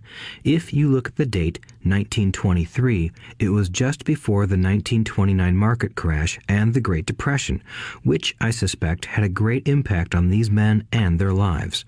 The point is this. Today, we live in times of greater and faster change than these men did. I suspect there will be many booms and busts in the coming years that will parallel the ups and downs these men faced. I am concerned that too many people are too focused on money and not on their greatest wealth, their education. If people are prepared to be flexible, keep an open mind, and learn, they will grow richer and richer despite tough changes. If they think money will solve problems, they will have a rough ride. Intelligence solves problems and produces money. Money without financial intelligence is money soon gone. Most people fail to realize that in life, it's not how much money you make, it's how much money you keep. We've all heard stories of lottery winners who are poor, then suddenly rich, and then poor again. They win millions, yet are soon back where they started. Or stories of professional athletes who at the age of 24 are earning millions but are sleeping under a bridge 10 years later. I remember a story of a young basketball player who a year ago had millions. Today, at just 29, he claims his friends, attorney, and accountant took his money and he was forced to work at a car wash for minimum wage. He was fired from the car wash because he refused to take off his championship ring as he was wiping off the cars. His story made national news, and he is appealing his termination, claiming hardship and discrimination. He claims that the ring is all he has left, and if it was stripped away, he'll crumble. I know so many people who became instant millionaires, and while I am glad some people have become richer and richer, I caution them that in the long run, it's not how much money you make, it's how much you keep and how many generations you keep it. So when people ask, "Where do I get started?" or "Tell me how to get rich quick," they often are greatly disappointed with my answer. I simply say to them what my rich dad said to me when I was a little kid. If you want to be rich, you need to be financially literate. That idea was drummed into my head every time we were together. As I said, my educated dad stressed the importance of reading books, while my rich dad stressed the need to master financial literacy. If you are going to build the Empire State Building, the first thing you need to do is dig a deep hole and pour a strong foundation. If you are going to build a home in the suburbs, all you need to do is pour a 6-inch slab of concrete. Most people, in their drive to get rich, are trying to build an Empire State Building on a 6-inch slab. Our school system, created in the agrarian age, still believes in homes with no foundation. Dirt floors are still the rage, so kids graduate from school with virtually no financial foundation. One day, sleepless and deep in debt in suburbia, living the American dream, they decide that the answer to their financial problems is to find a way to get rich quick. Construction on the skyscraper begins. It goes up quickly, and soon, instead of the Empire State Building, we have the Leaning Tower of suburbia. The sleepless nights return. As for Mike and me in our adult years, both of our choices were possible because we were taught to pour a strong financial foundation when we were just kids. Accounting is possibly the most confusing, boring subject in the world, but if you want to be rich long term, it could be the most important subject. For Rich Dad, the question was how to take a boring and confusing subject and teach it to kids. The answer he found was to make it simple by teaching it in pictures. My rich dad poured a strong financial foundation for Mike and me. Since we were just kids, he created a simple way to teach us. For years, he only drew pictures and used few words. Mike and I understood the simple drawings, the jargon, the movement of money, and then in later years, Rich Dad began adding numbers. Today, Mike has gone on to master much more complex and sophisticated accounting analysis because he had to in order to run his empire. I am not as sophisticated because my empire is smaller, yet we come from the same simple foundation. Over the following pages, we will discuss those same simple line drawings Mike's dad created for us.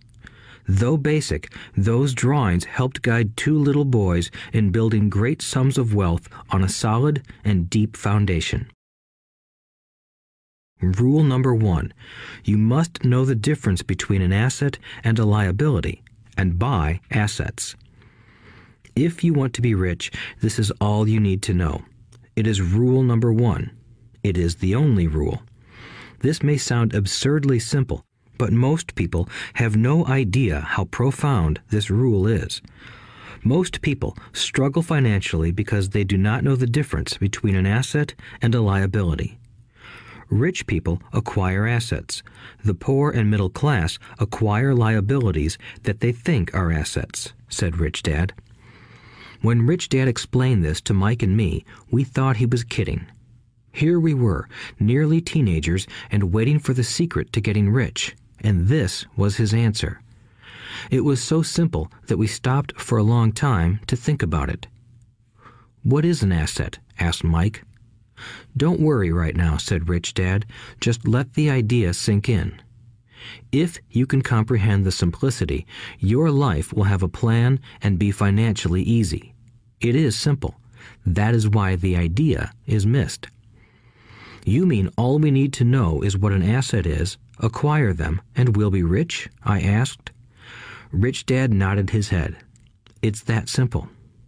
"If it's that simple, how come everyone is not rich?" I asked. Rich Dad smiled. "Because people do not know the difference between an asset and a liability." I remember asking, how could adults be so misguided? If it is that simple, if it is that important, why would everyone not want to find out?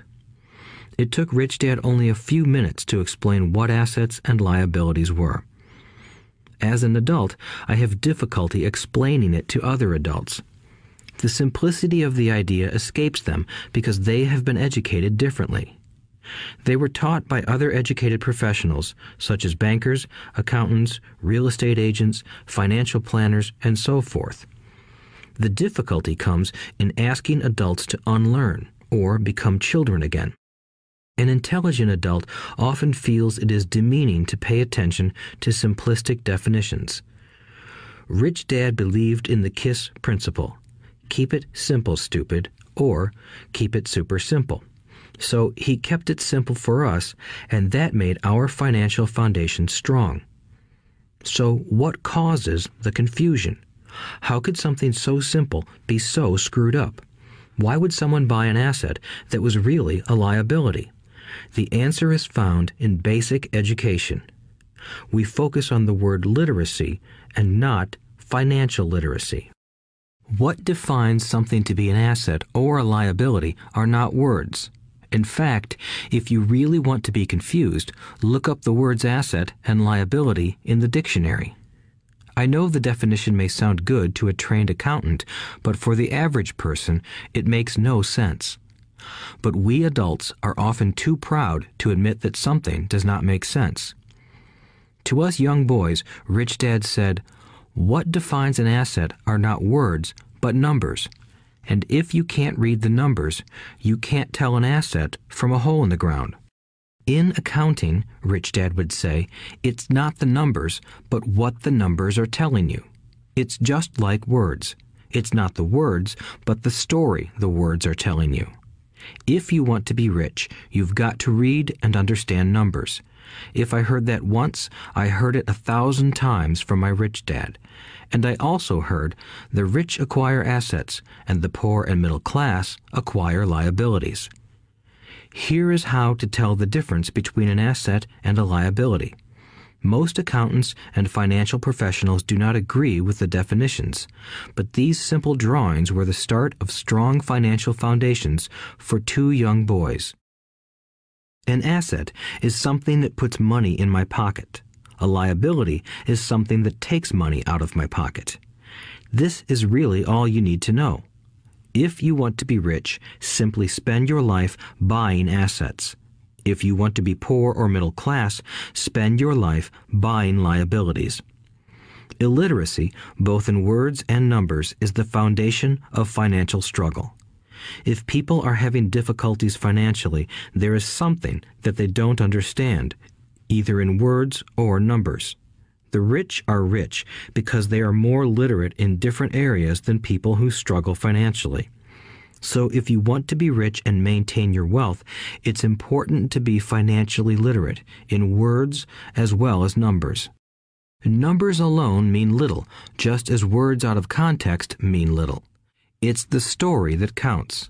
In financial reporting, reading numbers is looking for the plot, the story of where the cash is flowing. In 80% of most families, the financial story paints a picture of hard work to get ahead. However, this effort is for naught because they spend their lives buying liabilities instead of assets. Everyone has living expenses, the need for food, shelter, and clothing. It is the cash flow that tells the story of how a person handles their money. The reason I started with the story of the richest men in America is to illustrate the flaw in believing that money will solve all problems. That is why I cringe whenever I hear people ask me how to get rich quicker or where they should start. I often hear, "I'm in debt, so I need to make more money." But more money will often not solve the problem. In fact, it may compound the problem. Money often makes obvious our tragic human flaws, putting a spotlight on what we don't know.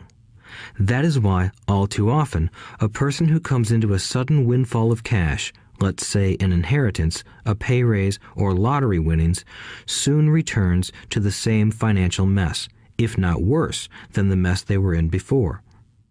Money only accentuates the cash flow pattern running in your head. If your pattern is to spend everything you get, most likely an increase in cash will just result in an increase in spending. Thus the saying, "A fool and his money is one big party." I have said many times that we go to school to gain scholastic and professional skills, both of which are important.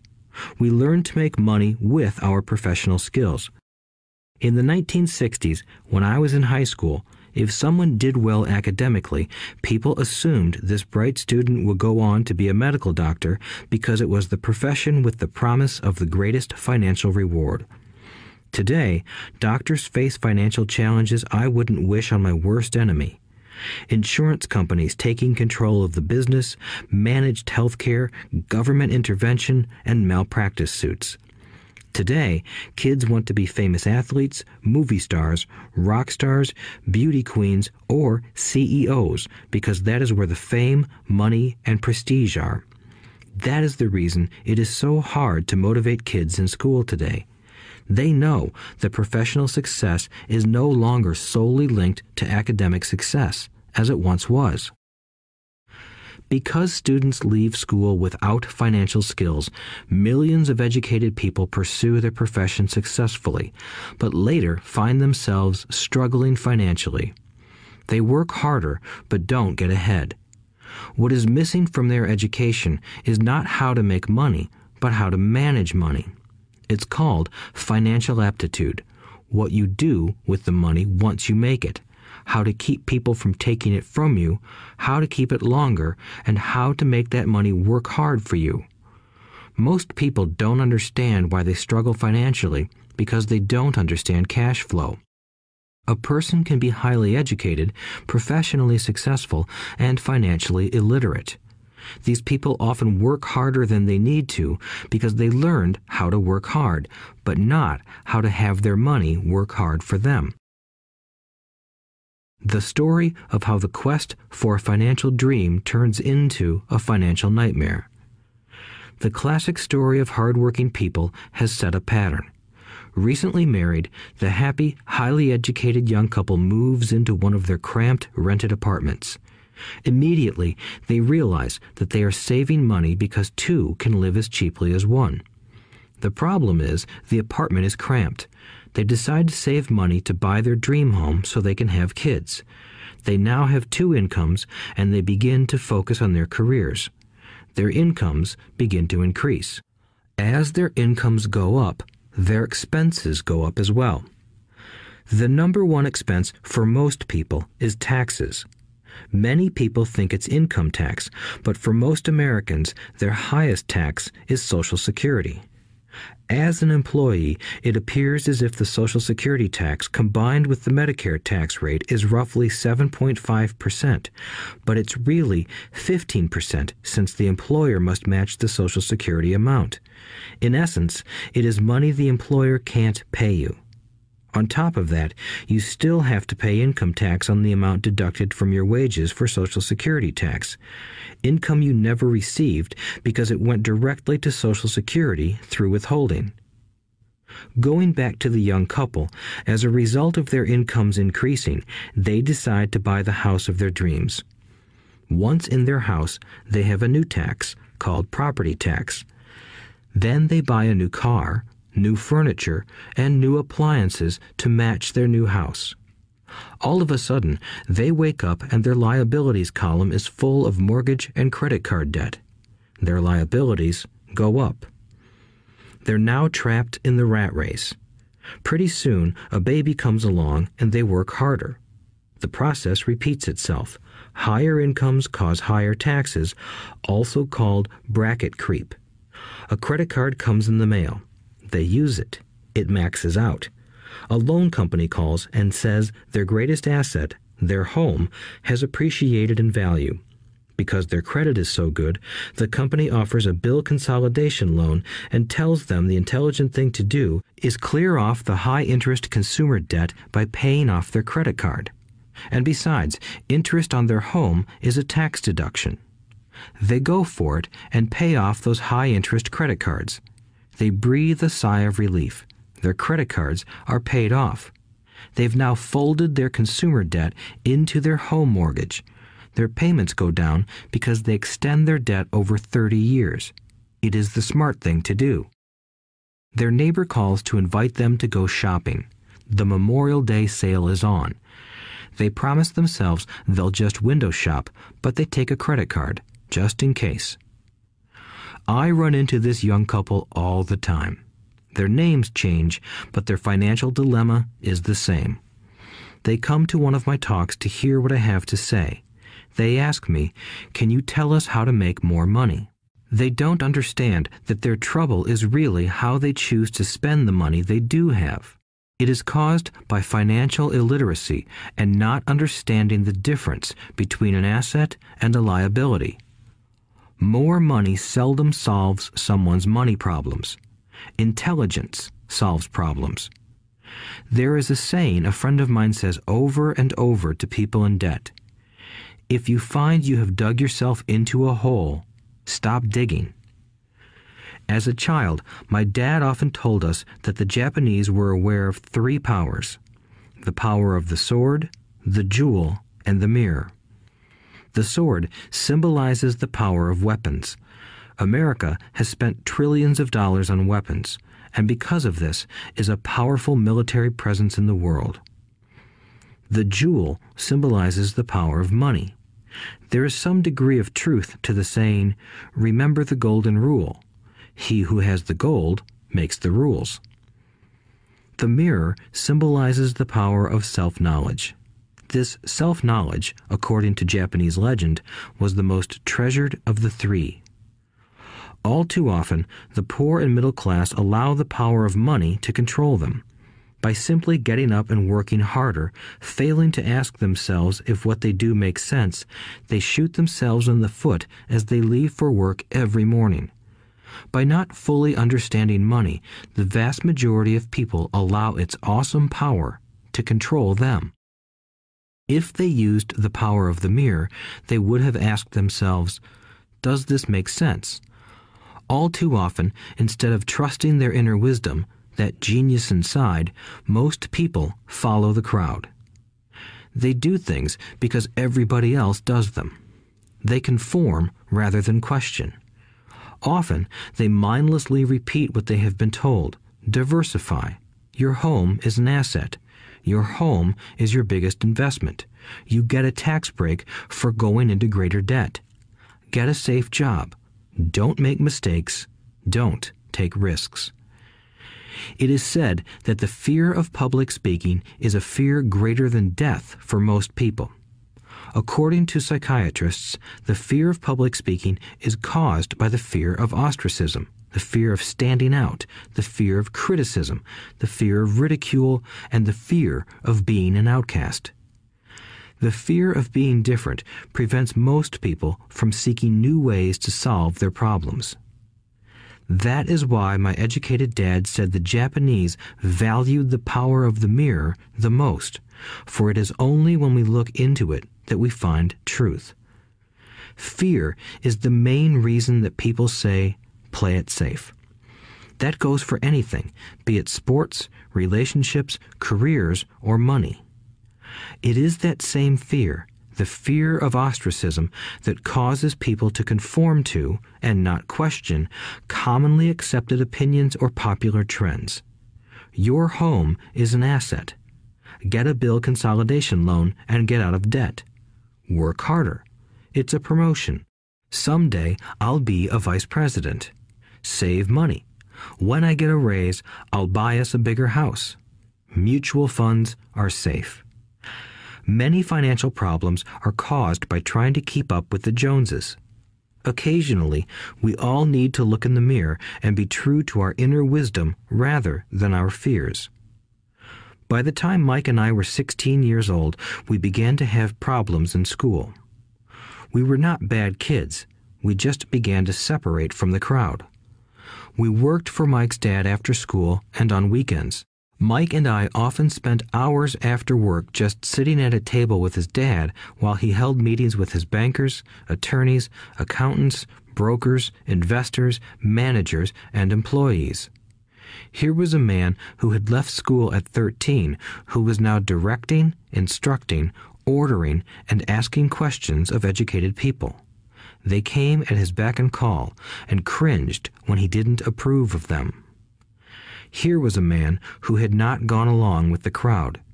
He was a man who did his own thinking and detested the words, "We have to do it this way because that's the way everyone else does it."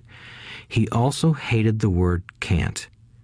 If you wanted him to do something, just say, "I don't think you can do it."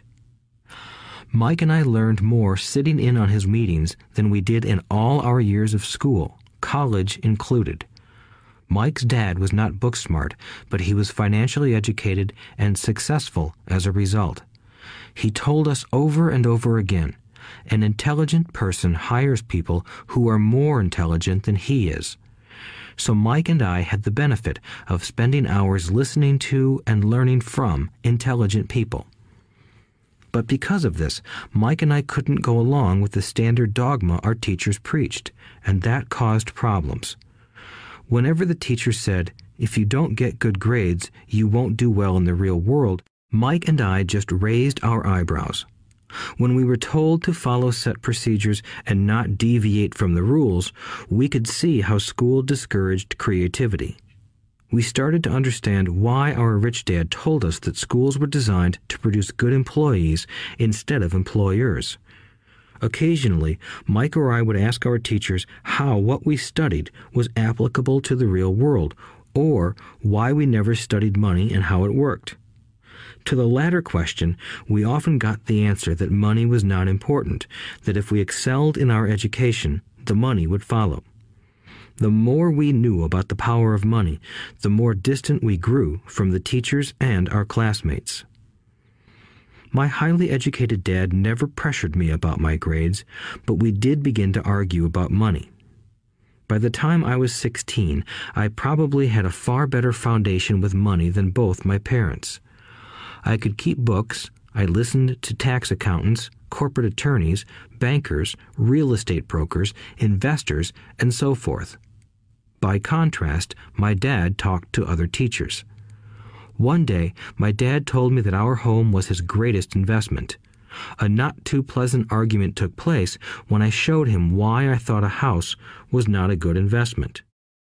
I showed him the ancillary expenses that went along with owning the home.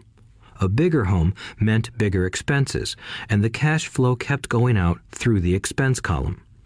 Today, people still challenge me on the idea of a house not being an asset. I know that for many people, it is their dream as well as their largest investment. And owning your own home is better than nothing. I simply offer an alternative way of looking at this popular dogma. If my wife and I were to buy a bigger, flashier house, we realize it wouldn't be an asset. It would be a liability since it would take money out of our pocket. So here is the argument I put forth. I really don't expect most people to agree with it because your home is an emotional thing, and when it comes to money, high emotions tend to lower financial intelligence. I know from personal experience that money has a way of making every decision emotional. 1. When it comes to houses, most people work all their lives paying for a home they never own. In other words, most people buy a new house every few years, each time incurring a new 30-year loan to pay off the previous one. 2. Even though people receive a tax deduction for interest on mortgage payments, they pay for all their other expenses with after-tax dollars, even after they pay off their mortgage. 3. My wife's parents were shocked when the property taxes on their home increased to $1,000 a month. This was after they had retired, so the increase put a strain on their retirement budget and they felt forced to move. 4. Houses do not always go up in value. I have friends who owe $1 million for a home that today would sell for far less. 5. The greatest losses of all are those from missed opportunities.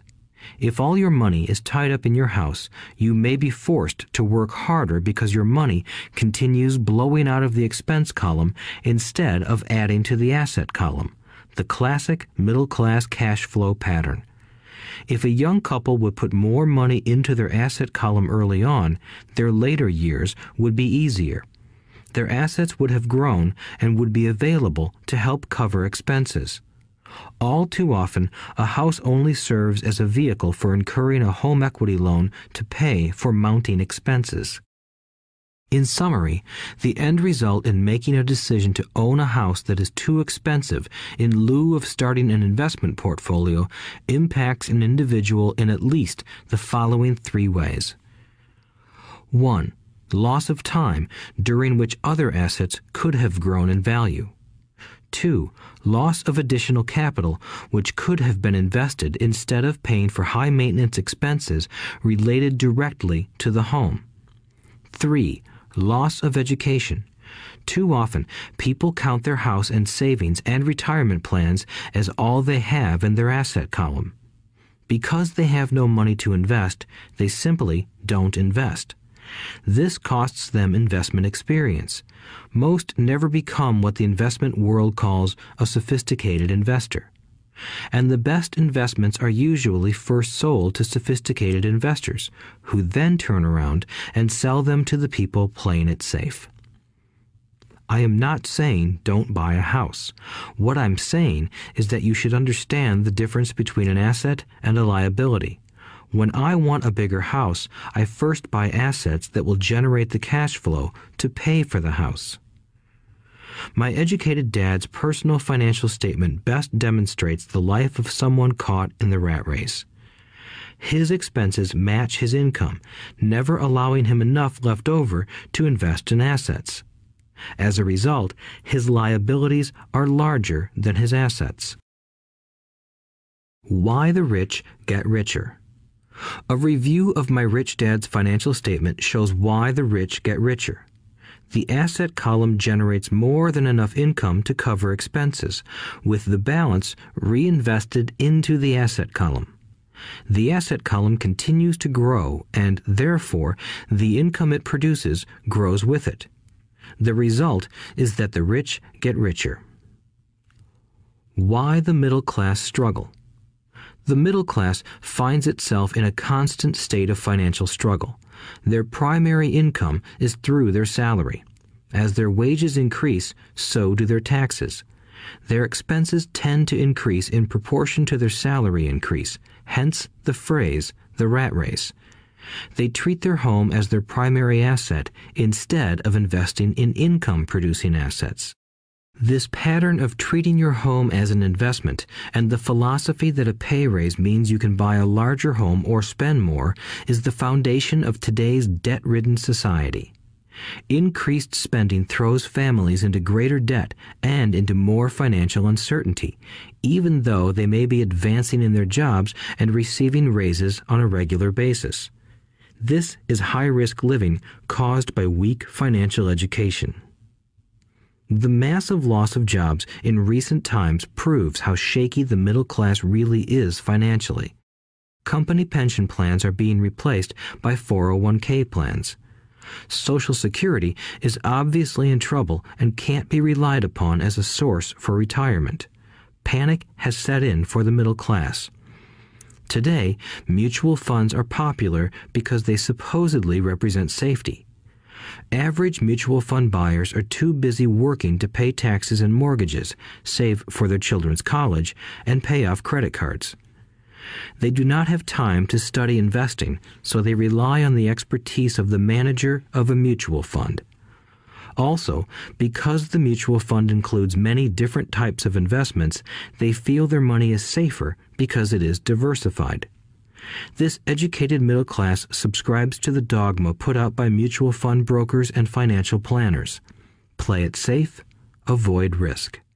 The real tragedy is that the lack of early financial education is what creates the risk faced by average middle class people. The reason they have to play it safe is because their financial positions are tenuous at best. Their balance sheets are not balanced.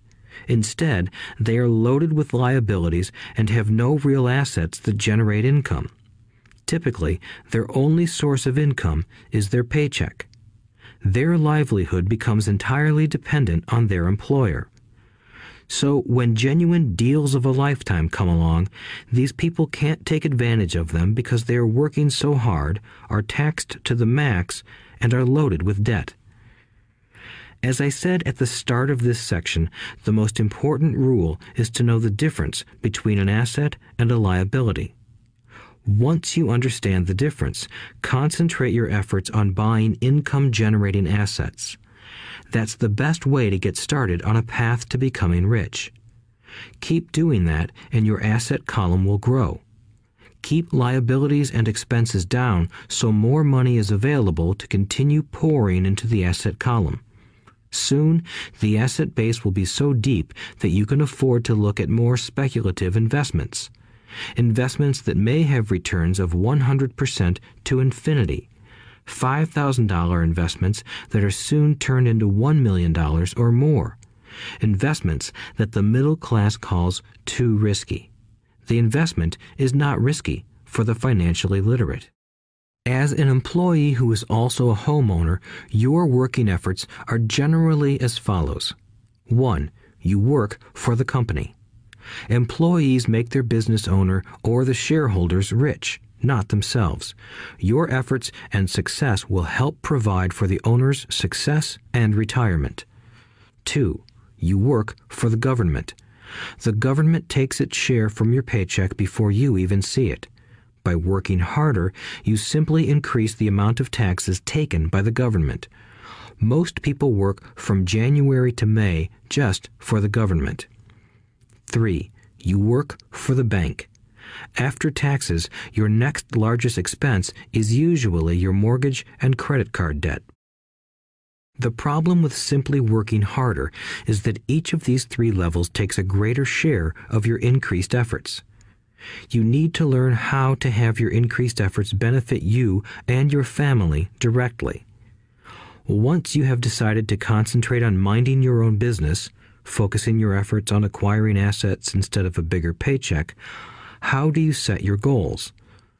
Most people must keep their job and rely on their wages to fund their acquisition of assets. As their assets grow, how do they measure the extent of their success? When does someone know that they are rich, that they have wealth? As well as having my own definitions for assets and liabilities, I also have my own definition for wealth. Actually, I borrowed it from a man named R. Buckminster Fuller. Some call him a quack, and others call him a genius. Years ago, he got architects buzzing because he applied for a patent for something he called a geodesic dome. But in the application, Fuller also said something about wealth. It was pretty confusing at first, but after reading it, it began to make some sense. Wealth is a person's ability to survive so many number of days forward, or, if I stopped working today, how long could I survive? Unlike net worth, the difference between your assets and liabilities, which is often filled with a person's expensive junk and opinions of what things are worth, this definition creates the possibility for developing a truly accurate measurement. I could now measure and know where I was in terms of my goal to become financially independent. Although net worth often includes non-cash producing assets, like stuff you bought that now sits in your garage, wealth measures how much money your money is making and, therefore, your financial survivability. Wealth is the measure of the cash flow from the asset column compared with the expense column. Let's use an example. Let's say I have cash flow from my asset column of $1,000 a month, and I have monthly expenses of $2,000 a month. What is my wealth? Let's go back to Buckminster Fuller's definition. Using his definition, how many days forward can I survive? Assuming a 30-day month, I have enough cash flow for half a month. When I achieve $2,000 a month cash flow from my assets, then I will be wealthy. So, while I'm not yet rich, I am wealthy. I now have income generated from assets each month that fully cover my monthly expenses. If I want to increase my expenses, I first must increase my cash flow to maintain this level of wealth. Also note that it is at this point that I'm no longer dependent on my wages. I have focused on and been successful in building an asset column that has made me financially independent. If I quit my job today, I would be able to cover my monthly expenses with the cash flow from my assets. My next goal would be to have the excess cash flow from my assets reinvested into the asset column. The more money that goes into my asset column, the more my asset column grows. The more my assets grow, the more my cash flow grows. And as long as I keep my expenses less than the cash flow from these assets, I grow richer with more and more income from sources other than my physical labor. As this reinvestment process continues, I am well on my way to becoming rich. Just remember this simple observation. The rich buy assets. The poor only have expenses. The middle class buy liabilities they think are assets. So how do I start minding my own business? What is the answer? Listen to the founder of McDonald's in the next chapter. Chapter 3. Lesson 3. Mind your own business. The rich focus on their asset columns while everyone else focuses on their income statements. In 1974, Ray Kroc, the founder of McDonald's, was asked to speak to the MBA class at the University of Texas at Austin. A friend of mine was a student in that MBA class.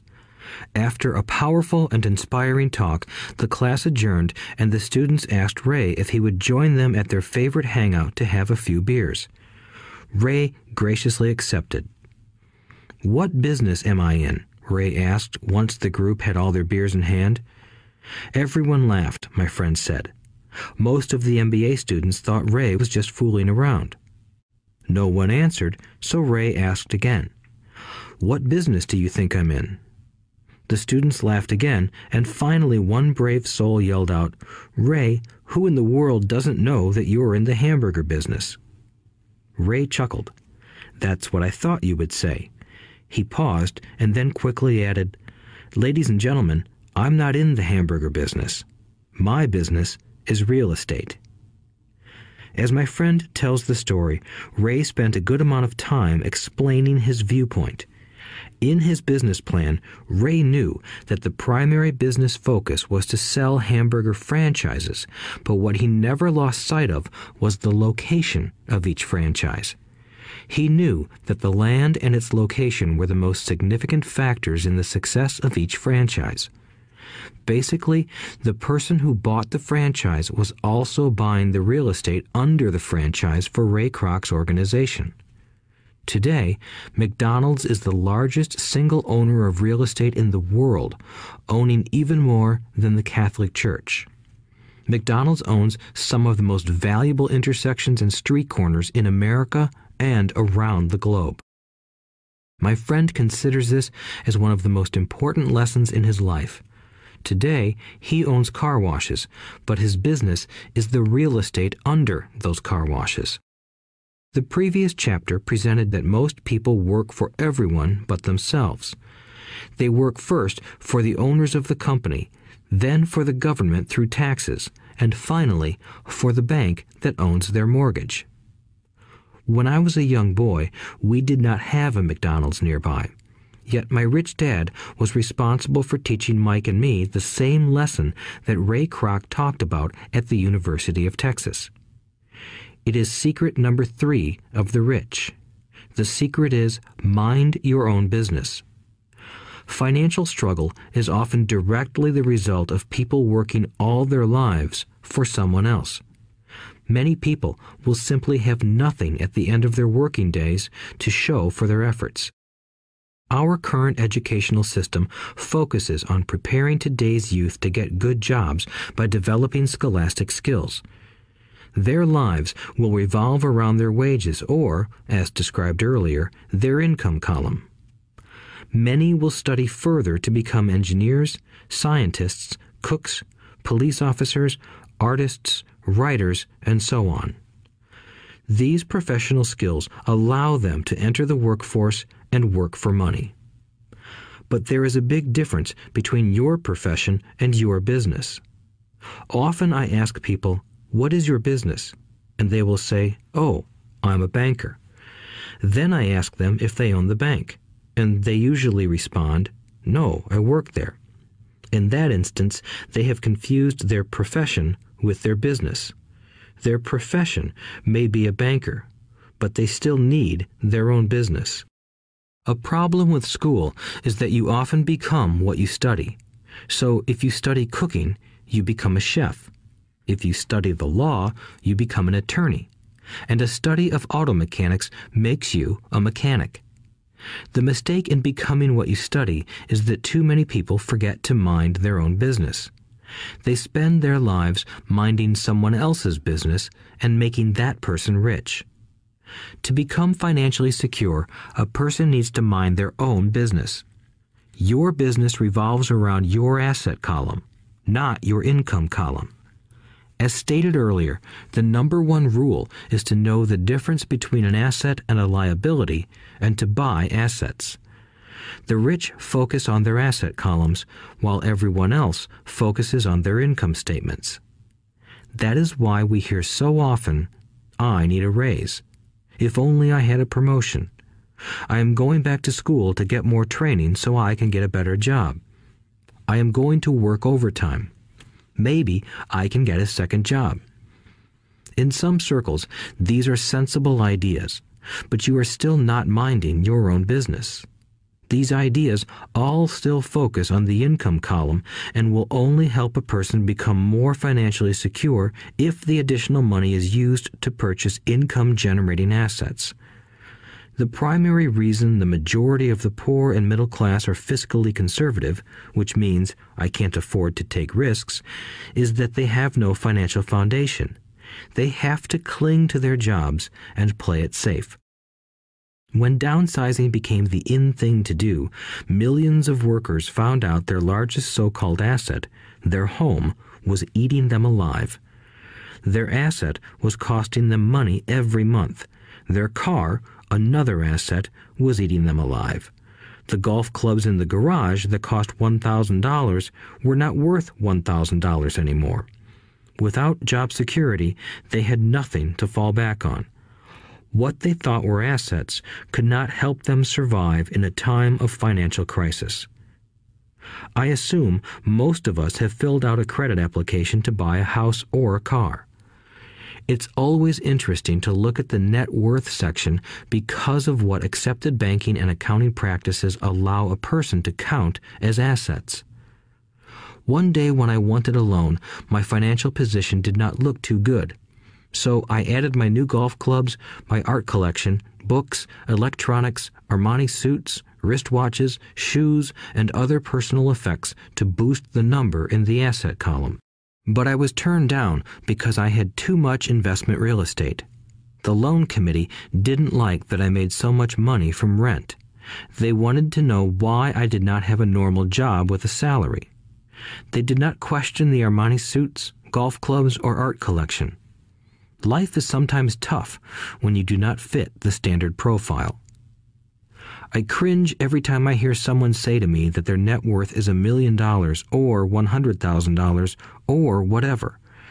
One of the main reasons net worth is not accurate is simply because the moment you begin selling your assets, you are taxed for any gains. So many people have put themselves in deep financial trouble when they run short of income. To raise cash, they sell their assets, but their personal assets can generally be sold for only a fraction of the value that is listed on their personal balance sheet. Or, if there is a gain on the sale of the assets, they are taxed on the gain. So again, the government takes its share, thus reducing the amount available to help them out of debt. That is why I say someone's net worth is often worth less than they think. Start minding your own business. Keep your daytime job, but start buying real assets, not liabilities or personal effects that have no real value once you get them home. A new car loses nearly 25% of the price you pay for it the moment you drive it off the lot. It is not a true asset even if your banker lets you list it as one. My $400 new titanium driver was worth $150 the moment I teed off. Keep expenses low. reduce liabilities, and diligently build a base of solid assets. For young people who have not yet left home, it is important for parents to teach them the difference between an asset and a liability. Get them to start building a solid asset column before they leave home, get married, buy a house, have kids, and get stuck in a risky financial position, clinging to a job and buying everything on credit. I see so many young couples who get married and trap themselves into a lifestyle that will not let them get out of debt for most of their working years. For many people, just as the last child leaves home, the parents realize they have not adequately prepared for retirement and they begin to scramble to put some money away. Then their own parents become ill and they find themselves with new responsibilities. So what kind of assets am I suggesting that you or your children acquire? In my world, real assets fall into the following categories. Businesses that do not require my presence. I own them, but they are managed or run by other people. If I have to work there, it's not a business. It becomes my job. Stocks, bonds, income-generating real estate, notes, IOUs, royalties from intellectual property such as music, scripts, and patents. Anything else that has value, produces income, or appreciates, and has a ready market. As a young boy, my educated dad encouraged me to find a safe job, but my rich dad encouraged me to begin acquiring assets that I loved. If you don't love it, you won't take care of it. I collect real estate simply because I love buildings and land. I love shopping for them, and I could look at them all day long. When problems arise, the problems aren't so bad that it changes my love for real estate. For people who hate real estate, they shouldn't buy it.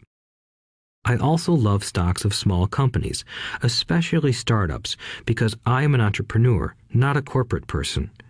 In my early years, I worked in large organizations such as Standard Oil of California, the U.S. Marine Corps, and Xerox Corporation. I enjoyed my time with those organizations and have fond memories, but I know deep down I am not a company man. I like starting companies, not running them. So my stock buys are usually of small companies. Sometimes I even start the company and take it public. Fortunes are made in new stock issues, and I love the game. Many people are afraid of small-cap companies and call them risky, and they are. But that risk is diminished if you love what the investment is, understand it, and know the game. With small companies, my investment strategy is to be out of the stock in a year. On the other hand, my real estate strategy is to start small and keep trading up for bigger properties, and, therefore, delay paying taxes on the gain. This allows the value to increase dramatically. I generally hold real estate less than 7 years. For years, even while I was with the Marine Corps and Xerox, I did what my rich dad recommended. I kept my day job, but I still minded my own business. I was active in my asset column trading real estate and small stocks. Rich Dad always stressed the importance of financial literacy. The better I was at understanding the accounting and cash management, the better I would be at analyzing investments and eventually starting and building my own company. I don't encourage anyone to start a company unless they really want to. Knowing what I know about running a company, I wouldn't wish that task on anyone. There are times when people can't find employment and starting a company seems like the best solution. But the odds are against success. 9 out of 10 companies fail in 5 years. Of those that survive the first 5 years, 9 out of every 10 of those eventually fail as well. So only if you really have the desire to own your own company do I recommend it. Otherwise, keep your day job and mind your own business. When I say mind your own business, I mean to build and keep your asset column strong. Once a dollar goes into it, never let it come out. Think of it this way. Once a dollar goes into your asset column, it becomes your employee. The best thing about money is that it works 24 hours a day and can work for generations. Keep your day job, Be a great hard-working employee, but keep building that asset column. As your cash flow grows, you can indulge in some luxuries. An important distinction is that rich people buy luxuries last, while the poor and middle class tend to buy luxuries first. The poor and the middle class often buy luxury items like big houses, diamonds, furs, jewelry, or boats because they want to look rich. They look rich, but in reality they just get deeper in debt on credit. The old money people, the long-term rich, build their asset column first. Then the income generated from the asset column buys their luxuries. The poor and middle class buy luxuries with their own sweat, blood, and children's inheritance. A true luxury is a reward for investing in and developing a real asset. For example, when my wife Kim and I had extra money coming from our apartment houses, she went out and bought her Mercedes. It didn't take any extra work or risk on her part because the apartment house bought the car. She did, however, have to wait 4 years while the real estate investment portfolio grew and began generating enough extra cash flow to pay for the car. But the luxury, the Mercedes, was a true reward because she proved she knew how to grow her asset column. That car now means a lot more to her than simply another pretty car. It means she used her financial intelligence to afford it.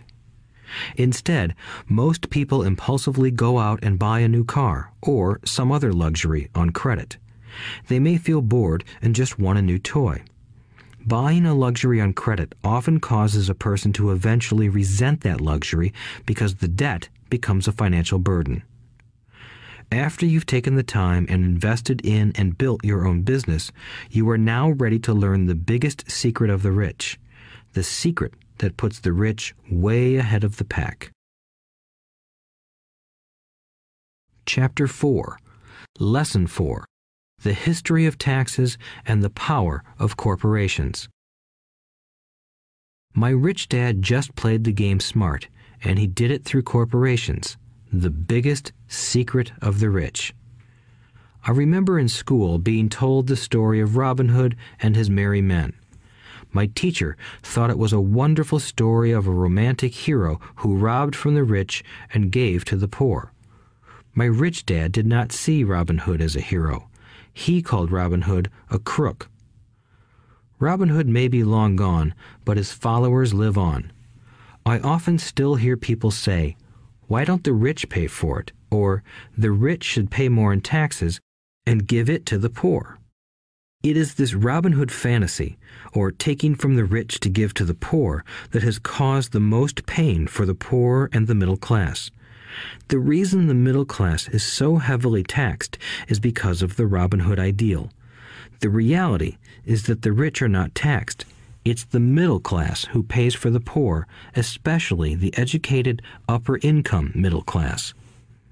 Again, to understand fully how things happen, we need to look at the history of taxes. Although my highly educated dad was an expert on the history of education, my rich dad fashioned himself an expert on the history of taxes. Rich Dad explained to Mike and me that originally in England and America, there were no taxes. Occasionally, there were temporary taxes levied in order to pay for wars. The king or the president would put the word out and ask everyone to chip in. Taxes were levied in Britain for the fight against Napoleon from 1799 to 1816, and in America to pay for the Civil War from 1861 to 1865. In 1874, England made income tax a permanent levy on its citizens. In 1913, an income tax became permanent in the United States with the adoption of the 16th Amendment to the U.S. Constitution. At one time, Americans were anti-tax. It had been the tax on tea that led to the famous Tea Party in Boston Harbor, an incident that helped ignite the Revolutionary War. It took approximately 50 years in both England and the United States to sell the idea of a regular income tax. What these historical dates fail to reveal is that both of these taxes were initially levied against only the rich. It was this point that Rich Dad wanted Mike and me to understand. He explained that the idea of taxes was made popular and accepted by the majority by telling the poor and the middle class that taxes were created only to punish the rich. This is how the masses voted for the law, and it became constitutionally legal. Although it was intended to punish the rich, in reality it wound up punishing the very people who voted for it, the poor and middle class. Once government got a taste of money, its appetite grew, said Rich Dad. Your dad and I are exactly opposite. He's a government bureaucrat, and I am a capitalist. We get paid, and our success is measured on opposite behaviors. He gets paid to spend money and hire people. The more he spends and the more people he hires, the larger his organization becomes.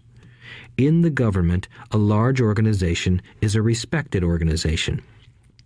On the other hand, within my organization, the fewer people I hire and the less money I spend, the more I am respected by my investors. That's why I don't like government people. They have different objectives than most business people. As the government grows, more and more tax dollars are needed to support it. My educated dad sincerely believed that government should help people. He loved John F. Kennedy and especially the idea of the Peace Corps. He loved the idea so much that both he and my mom worked for the Peace Corps, training volunteers to go to Malaysia, Thailand, and the Philippines. He always strived for additional grants and budget increases so he could hire more people, both in his job with the Education Department and in the Peace Corps. From the time I was about 10 years old, I would hear from my rich dad that government workers were a pack of lazy thieves, and from my poor dad I would hear how the rich were greedy crooks who should be made to pay more taxes. Both sides had valid points. It was difficult to go to work for one of the biggest capitalists in town and come home to a father who was a prominent government leader. It was not easy to know which dad to believe. Yet, when you study the history of taxes, an interesting perspective emerges. As I said, the passage of taxes was only possible because the masses believed in the Robin Hood theory of economics. Take from the rich and give to everyone else. The problem was that the government's appetite for money was so great that taxes soon needed to be levied on the middle class, and from there it kept trickling down. However, the rich saw an opportunity because they don't play by the same set of rules. The rich knew about corporations, which became popular in the days of sailing ships. The rich created the corporation as a vehicle to limit their risk to the assets of each voyage. The rich put their money into a corporation to finance the voyage. The corporation would then hire a crew to sail to the New World to look for treasure. If the ship was lost, the crew lost their lives, but the loss to the rich would be limited only to the money they invested for that particular voyage. It is the knowledge of the legal corporate structure that really gives the rich a vast advantage over the poor and middle class. Having two fathers teaching me, one a socialist and the other a capitalist, I quickly began to realize that the philosophy of the capitalist made more financial sense to me. It seemed to me that the socialists ultimately penalized themselves due to their lack of financial education. No matter what the take from the rich crowd came up with, the rich always found a way to outsmart them. That is how taxes were eventually levied on the middle class. The rich outsmarted the intellectuals solely because they understood the power of money, a subject not taught in schools. How did the rich outsmart the intellectuals? Once the take from the rich tax was passed, cash started flowing into government coffers. Initially, people were happy. Money was handed out to government workers and the rich. It went to government workers in the form of jobs and pensions, and it went to the rich via their factories receiving government contracts. The government received a large pool of money, but the problem was the fiscal management of that money. The government ideal is to avoid having excess money. If you fail to spend your allotted funds, you risk losing it in the next budget. You would certainly not be recognized for being efficient. Business people, on the other hand, are rewarded for having excess money and are applauded for their efficiency. As this cycle of growing government spending continued, the demand for money increased, and the tax the rich idea was adjusted to include lower income levels down to the very people who voted it in, the poor and the middle class. True capitalists used their financial knowledge to simply find an escape. They headed back to the protection of a corporation. But what many people who have never formed a corporation don't know is that a corporation is not really a thing. A corporation is merely a file folder with some legal documents in it, sitting in some attorney's office and registered with a state government agency. It's not a big building or a factory or a group of people. A corporation is merely a legal document that creates a legal body without a soul. Using it, the wealth of the rich was once again protected. It was popular because the income tax rate of a corporation is less than the individual income tax rates. In addition, certain expenses could be paid by a corporation with pre-tax dollars. This war between the haves and have-nots has raged for hundreds of years. The battle is waged whenever and wherever laws are made, and it will go on forever. The problem is that the people who lose are the uninformed, the ones who get up every day and diligently go to work and pay taxes. If they only understood the way the rich play the game, they could play it too. Then they would be on their way to their own financial independence. This is why I cringe every time I hear a parent advise their children to go to school so they can find a safe, secure job. An employee with a safe, secure job without financial aptitude has no escape. Average Americans today work 5 to 6 months for the government just to cover their taxes. In my opinion, that is simply too long. The harder you work, the more you pay the government. That is why I believe that the idea of take from the rich backfired on the very people who voted it in. Every time people try to punish the rich don't simply comply. They react. They have the money, power, and intent to change things. They don't just sit there and voluntarily pay more taxes. Instead, they search for ways to minimize their tax burden. They hire smart attorneys and accountants and persuade politicians to change laws or create legal loopholes. They use their resources to effect change. The tax code of the United States also allows other ways to reduce taxes. Most of these vehicles are available to anyone, but it is the rich who find them because they are minding their own business. For example, 1031 is jargon for Section 1031 of the Internal Revenue Code, which allows a seller to delay paying taxes on a piece of real estate that is sold for a capital gain through an exchange for a more expensive piece of real estate. Real estate is one investment vehicle that has a great tax advantage. As long as you keep trading up in value, you will not be taxed on the gains until you liquidate. People who don't take advantage of these legal tax savings are missing a great opportunity to build their asset columns. The poor and middle class don't have the same resources. They sit there and let the government's needles enter their arm and allow the blood donation to begin. Today, I am constantly shocked at the number of people who pay more taxes or take fewer deductions simply because they are afraid of the government. I have friends who have had their businesses shut down and destroyed, only to find out it was a mistake on the part of the government.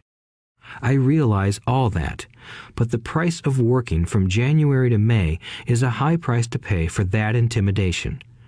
My poor dad never fought back. My rich dad didn't either. He just played the game smarter, and he did it through corporations, the biggest secret of the rich. You may remember the first lesson I learned from my rich dad. I was a little boy of 9 who had to sit and wait for him to choose to talk to me. I sat in his office waiting for him to get to me. He was ignoring me on purpose. He wanted me to recognize his power and to desire to have that power for myself one day.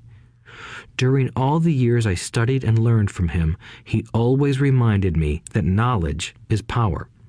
and with money comes great power that requires the right knowledge to keep it and make it multiply. Without that knowledge, the world pushes you around.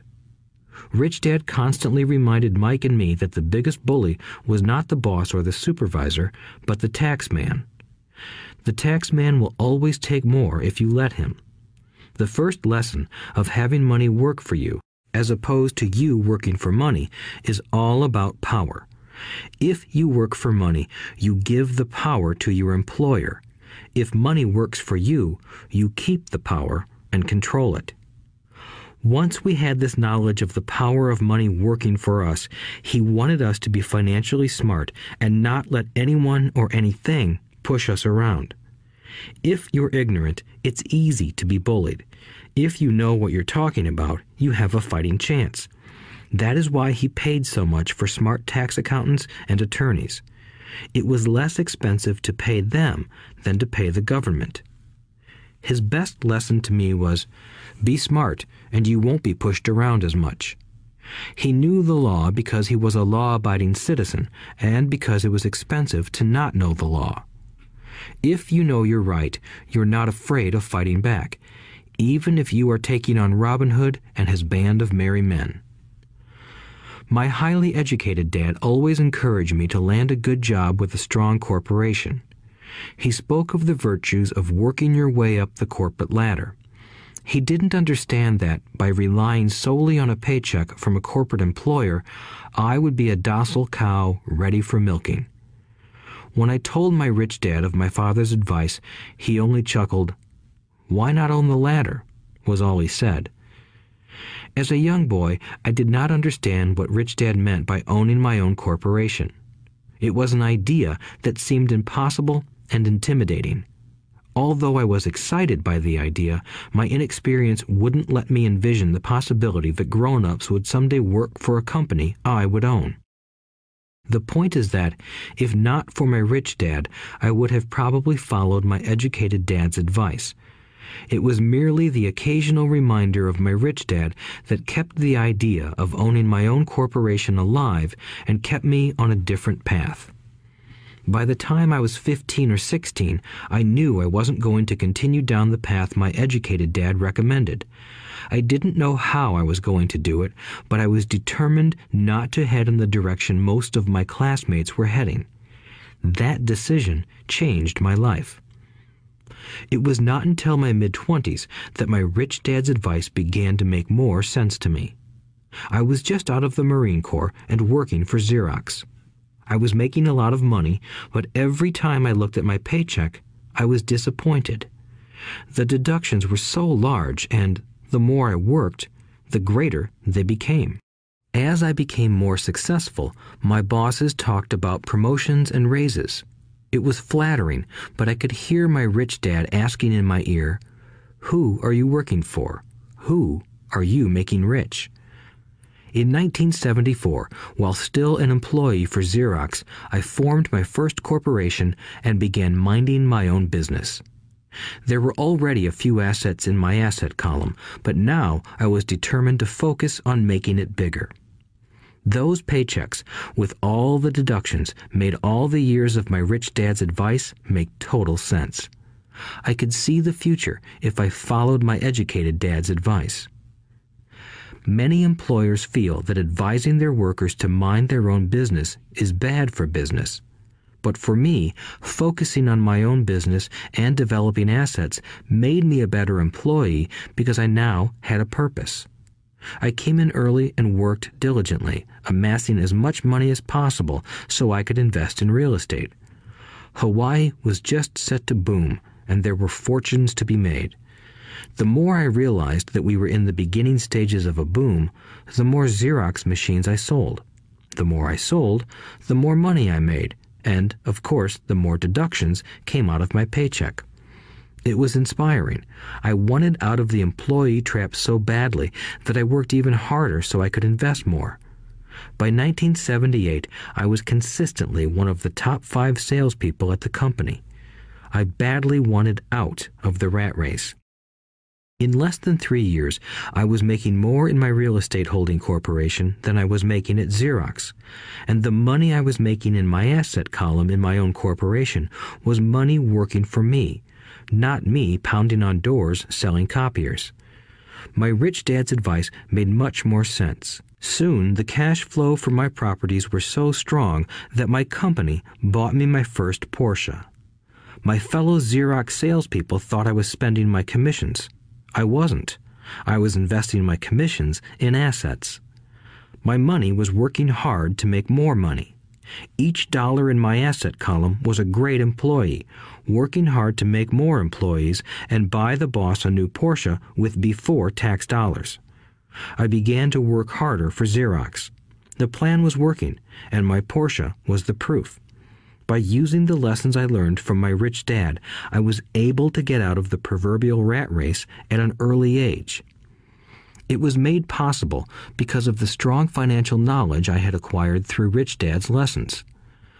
Without this financial knowledge, which I call financial intelligence or financial IQ, my road to financial independence would have been much more difficult. I now teach others in the hope that I may share my knowledge with them. I remind people that financial IQ is made up of knowledge from 4 broad areas of expertise. 1. Accounting. Accounting is financial literacy or the ability to read numbers. This is a vital skill if you want to build an empire. The more money you are responsible for, the more accuracy is required, or the house comes tumbling down. This is the left brain side, or the details. Financial literacy is the ability to read and understand financial statements, which allows you to identify the strengths and weaknesses of any business. 2. Investing. Investing is the science of money making money. This involves strategies and formulas which use the creative right brain side. 3. Understanding markets. Understanding markets is the science of supply and demand. You need to know the technical aspects of the market, which are emotion-driven, in addition to the fundamental or economic aspects of an investment. Does an investment make sense or does it not make sense based on current market conditions? 4. The law. A corporation wrapped around the technical skills of accounting, investing, and markets can contribute to explosive growth. A person who understands the tax advantages and protections provided by a corporation can get rich so much faster than someone who is an employee or a small business sole proprietor. It's like the difference between someone walking and someone flying. The difference is profound when it comes to long-term wealth. Tax advantages. A corporation can do many things that an employee cannot, like pay expenses before paying taxes.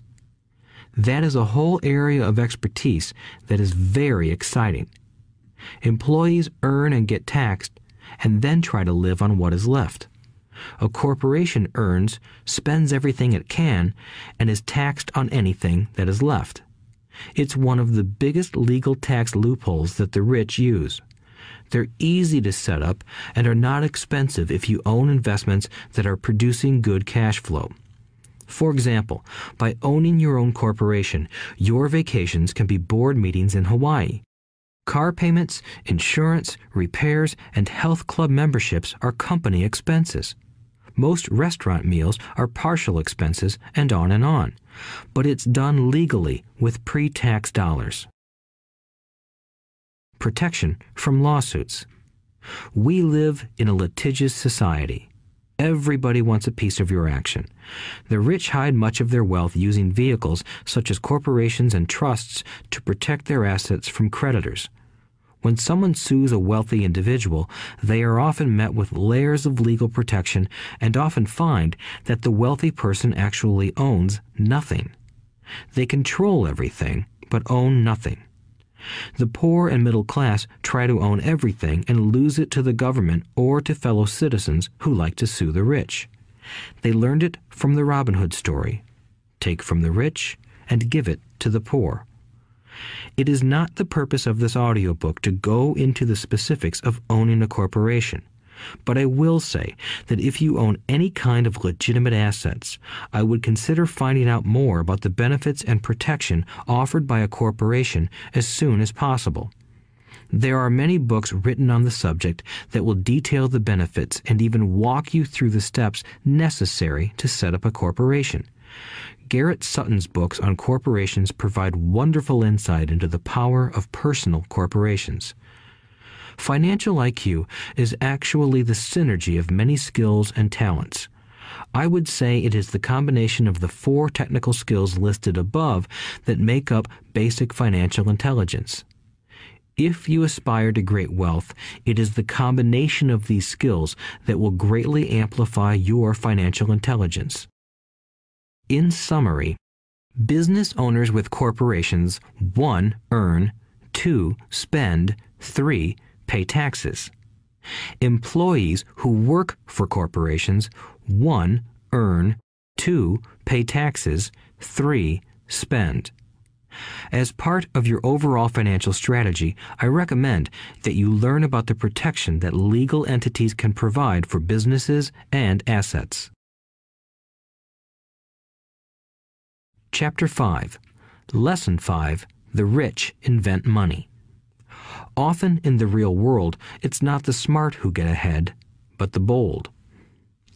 Last night, I took a break from writing and watched a TV program on the history of a young man named Alexander Graham Bell. Bell had just patented his telephone and was having growing pains because the demand for his new invention was so strong. Needing a bigger company, he then went to the giant at that time, Western Union, and asked them if they would buy his patent and his tiny company. He wanted $100,000 for the whole package. The president of Western Union scoffed at him and turned him down, saying the price was ridiculous. The rest is history. A multi-billion-dollar industry emerged, and AT&T was born. The evening news came on right after the story of Alexander Graham Bell. On the news was a story of another downsizing at a local company. The workers were angry and complained that the company ownership was unfair. A terminated manager of about 45 years of age had his wife and 2 babies at the plant and was begging the guards to let him talk to the owners to ask if they would reconsider his termination. He had just bought a house and was afraid of losing it. The camera focused in on his pleading for all the world to see. Needless to say, it held my attention. I have been teaching professionally since 1984. It has been a great experience and a rewarding one. It is also a disturbing profession, for I have taught thousands of individuals, and I see one thing in common in all of us, myself included. We all have tremendous potential, and we all are blessed with gifts. Yet the one thing that holds all of us back is some degree of self-doubt. It is not so much the lack of technical information that holds us back, but more the lack of self-confidence. Some are more affected than others. Once we leave school, most of us know that it is not so much a matter of college degrees or good grades that count. In the real world, outside of academics, something more than just grades is required. I have heard it called many things: guts, chutzpah, balls, audacity, bravado, cunning, daring, tenacity, and brilliance.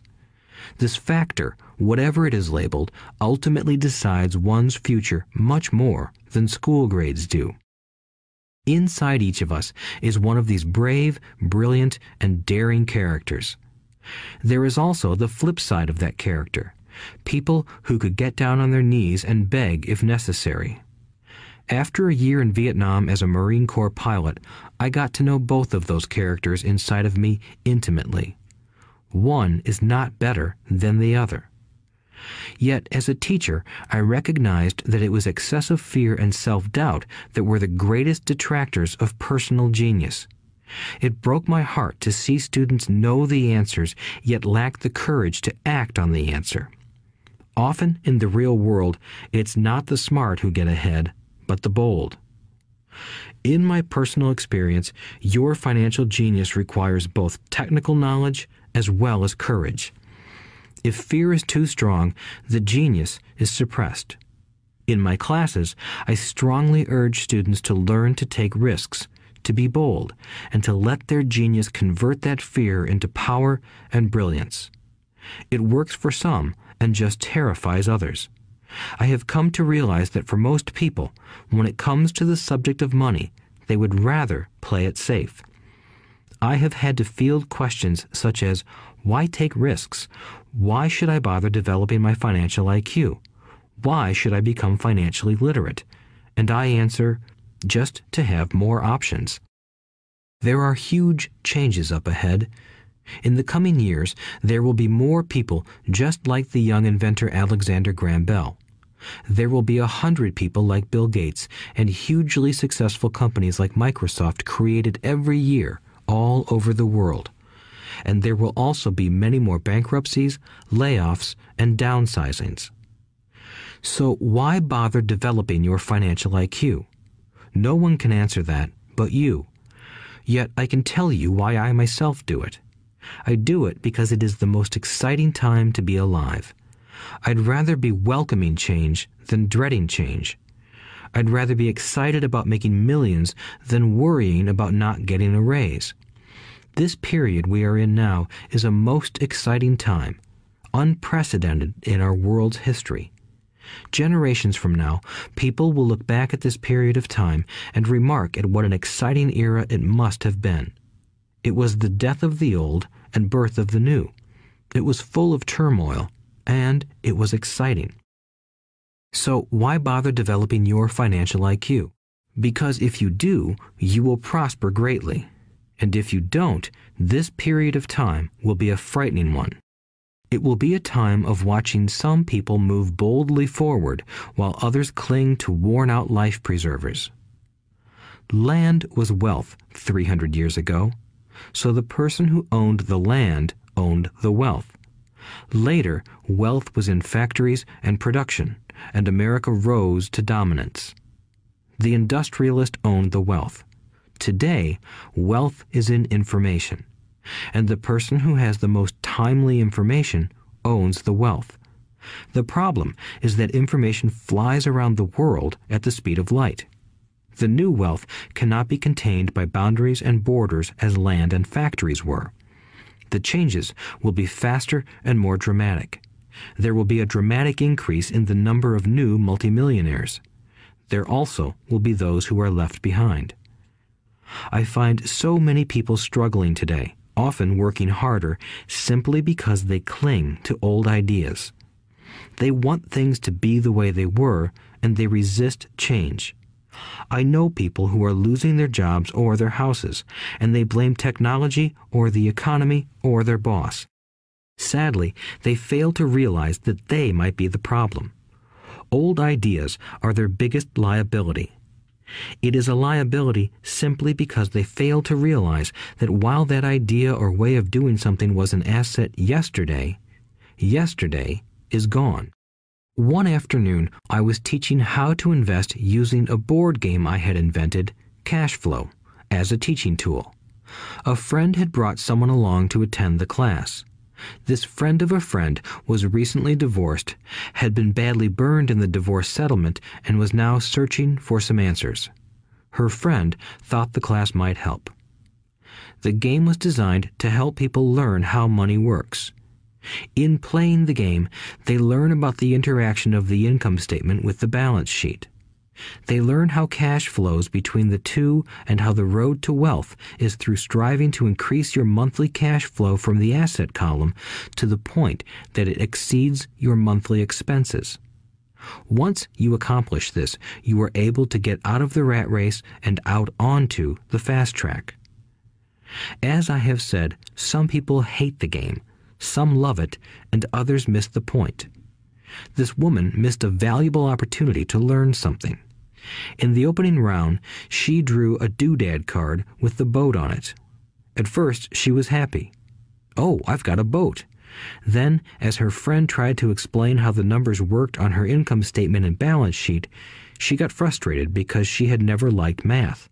The rest of her table waited while her friend continued explaining the relationship between the income statement, balance sheet, and monthly cash flow.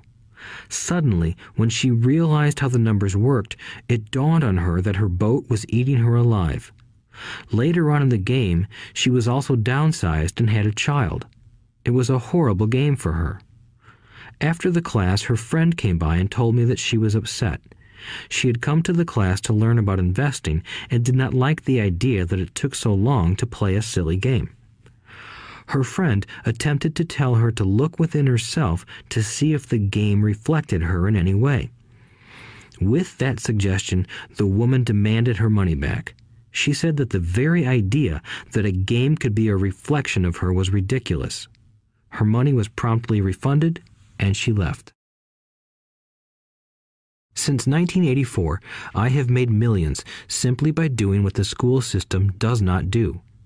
In school, most teachers lecture. I hated lectures as a student. I was soon bored, and my mind would drift. In 1984, I began teaching via games and simulations, and I still rely on these tools today. I always encourage adult students to look at games as reflecting back to them what they know and what they need to learn. Most importantly, games reflect behavior. They are instant feedback systems. Instead of the teacher lecturing you, the game is giving you a personalized lecture, one that is custom-made just for you. The friend of the woman who left later called to give me an update. She said her friend was fine and had calmed down. In her cooling-off period, she could see some slight relationship between the game and her life. Although she and her husband did not own a boat, they did own everything else imaginable. She was angry after their divorce, both because he had run off with a younger woman and because, after 20 years of marriage, they had accumulated little in the way of assets. There was virtually nothing for them to split. Their 20 years of married life had been incredible fun, but all they had accumulated was a ton of doodads. She realized that her anger at doing the numbers, the income statement and balance sheet, came from her embarrassment about not understanding them. She believed that finances were the man's job. She maintained the house and did the entertaining, and he handled the finances. She was now quite certain that in the last 5 years of their marriage, he had hidden money from her. She was angry at herself for not being more aware of where the money was going, as well as for not knowing about the other woman. Just like a board game, the world is always providing us with instant feedback. We could learn a lot if we tuned in more. One day, not long ago, I complained to my wife that the cleaners must have shrunk my pants. My wife gently smiled and poked me in the stomach to inform me that the pants had not shrunk. Something else had expanded. Me. The cash flow game was designed to give every player personal feedback. Its purpose is to give you options. If you draw the boat card and it puts you into debt, the question is, now what can you do? How many different financial options can you come up with? That is the purpose of the game, to teach players to think and create new and various financial options. Thousands of people throughout the world have played this game. The players who get out of the rat race the quickest are the people who understand numbers and have creative financial minds. They recognize different financial options. Rich people are often creative and take calculated risks. People who take the longest are people who are not familiar with numbers and often do not understand the power of investing. Some people playing cash flow gain lots of money in the game, but they don't know what to do with it. Even though they have money, everyone else seems to be getting ahead of them. And that is true in real life. There are a lot of people who have a lot of money and do not get ahead financially. Limiting your options is the same as hanging on to old ideas. I have a friend from high school who now works at 3 jobs. Years ago, he was the richest of all my classmates. When the local sugar plantation closed, the company he worked for went down with the plantation. In his mind, he had but one option, and that was the old option: work hard. The problem was that he couldn't find an equivalent job that recognized his seniority from the old company. As a result, he is overqualified for the jobs he currently has. so his salary is lower. He now works 3 jobs to earn enough to survive. I have watched people playing cash flow complain that the right opportunity cards are not coming their way, so they sit there. I know people who do that in real life. They wait for the right opportunity. I have watched people get the right opportunity card and then not have enough money. Then they complain that they would have gotten out of the rat race if they had had more money. So they sit there. I know people in real life who do that also. They see all the great deals, but they have no money. And I have seen people pull a great opportunity card, read it out loud, and have no idea that it is a great opportunity. They have the money, the time is right, they have the card, but they can't see the opportunity staring them in the face. They fail to see how it fits into their financial plan for escaping the rat race. And I know more people like that than all the others combined. Most people have an opportunity of a lifetime flash right in front of them, and they fail to see it. A year later, they find out about it, after everyone else got rich. Financial intelligence is simply having more options. If the opportunities aren't coming your way, what else can you do to improve your financial position? If an opportunity lands in your lap and you have no money and the bank won't talk to you, what else can you do to get the opportunity to work in your favor? If your hunch is wrong and what you've been counting on doesn't happen, how can you turn a lemon into millions? That is financial intelligence. It is not so much what happens, but how many different financial solutions you can think of to turn a lemon into millions. It is how creative you are in solving financial problems. Most people only know one solution: work hard, save, and borrow. So why would you want to increase your financial intelligence? Because you want to be the kind of person who creates your own luck. You take whatever happens and make it better. Few people realize that luck is created, just as money is. And if you want to be luckier and create money instead of working hard, then your financial intelligence is important. If you are the kind of person who is waiting for the right thing to happen, you might wait for a long time. It's like waiting for all the traffic lights to be green for 5 miles before you'll start your trip. As young boys, Mike and I were constantly told by my rich dad that money is not real. Rich Dad occasionally reminded us of how close we came to the secret of money on that first day we got together and began making money out of plaster of Paris. The poor and middle class work for money, he would say. The rich make money. The more real you think money is, the harder you will work for it. If you can grasp the idea that money is not real, you will grow richer faster. What is it? Was a question Mike and I often came back with. What is money if it is not real? What we agree it is, was all Rich Dad would say. The single most powerful asset we all have is our mind. If it is trained well, it can create enormous wealth seemingly instantaneously. An untrained mind can also create extreme poverty that can crush a family for generations. In the information age, money is increasing exponentially. A few individuals are getting ridiculously rich from nothing, just ideas and agreements. If you ask many people who trade stocks or other investments for a living, they see it done all the time. Often, millions can be made instantaneously from nothing. And by nothing, I mean no money was exchanged. It is done via agreement, a hand signal in a trading pit, a blip on a trader's screen in Lisbon from a trader's screen in Toronto and back to Lisbon, a call to my broker to buy and a moment later to sell. Money did not change hands. Agreements did. So why develop your financial genius? Only you can answer that. I can tell you why I have been developing this area of my intelligence. I do it because I want to make money fast. Not because I need to, but because I want to. It is a fascinating learning process.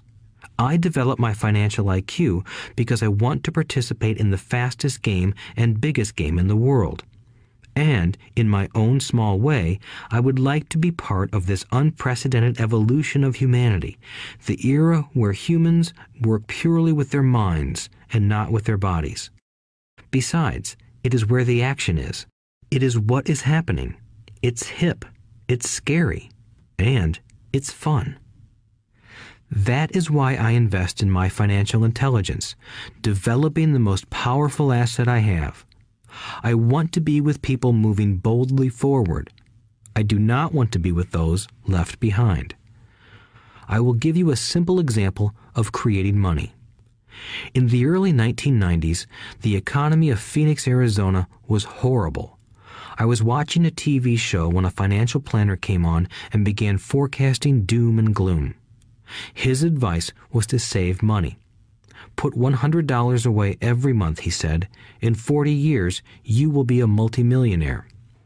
Well, putting money away every month is a sound idea. It is one option, the option most people subscribe to. The problem is this. It blinds the person to what is really going on. It causes them to miss major opportunities for much more significant growth of their money. The world is passing them by. As I said, the economy was terrible at that time. For investors, this is the perfect market condition. A chunk of my money was in the stock market and in apartment houses. I was short of cash. Because people were giving properties away, I was buying. I was not saving money. I was investing. Kim and I had more than $1 million in cash working in a market that was rising fast. It was the best opportunity to invest. The economy was terrible. I just could not pass up these small deals. Houses that were once $100,000 were now $75,000. But instead of shopping with local real estate agents, I began shopping at the bankruptcy attorney's office or the courthouse steps. In these shopping places, a $75,000 house could sometimes be bought for $20,000 or less. For $2,000, which was loaned to me from a friend for 90 days for $200, I gave an attorney a cashier's check as a down payment. While the acquisition was being processed, I ran an ad advertising a $75,000 house for only $60,000 and no money down. The phone rang hard and heavy. Prospective buyers were screened, and once the property was legally mine, all the prospective buyers were allowed to look at the house. It was a feeding frenzy. The house sold in a few minutes. I asked for a $2,500 processing fee, which they gladly handed over, and the escrow and title company took over from there. I returned the $2,000 to my friend with an additional $200. He was happy, the home buyer was happy, the attorney was happy, and I was happy. I had sold a house for $60,000 that cost me $20,000. The $40,000 was created from money in my asset column in the form of a promissory note from the buyer. Total working time, 5 hours. So, now that you are on your way to becoming more financially literate and skilled at reading numbers, I will tell you why this is an example of money being invented. During this depressed market, Kim and I were able to do 6 of these simple transactions in our spare time. While the bulk of our money was in larger properties and the stock market, we were able to create more than $190,000 in assets, notes at 10% interest, in those 6 buy, create, and sell transactions. That comes to approximately $19,000 a year income, much of it sheltered through our private corporation. Much of that $19,000 a year goes to pay for our company cars, gas, trips, insurance, dinners with clients, and other things. By the time the government gets a chance to tax that income, it's been spent on legally allowed pre-tax expenses. This was a simple example of how money is invented, created, and protected using financial intelligence.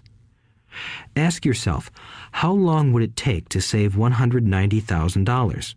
Would the bank pay you 10% interest on your money? And the promissory note is good for 30 years. I hope they never pay me the $190,000. I have to pay a tax if they pay me the principal, and besides, $19,000 paid over 30 years is a little over $500,000 in income. I have people ask what happens if the person doesn't pay.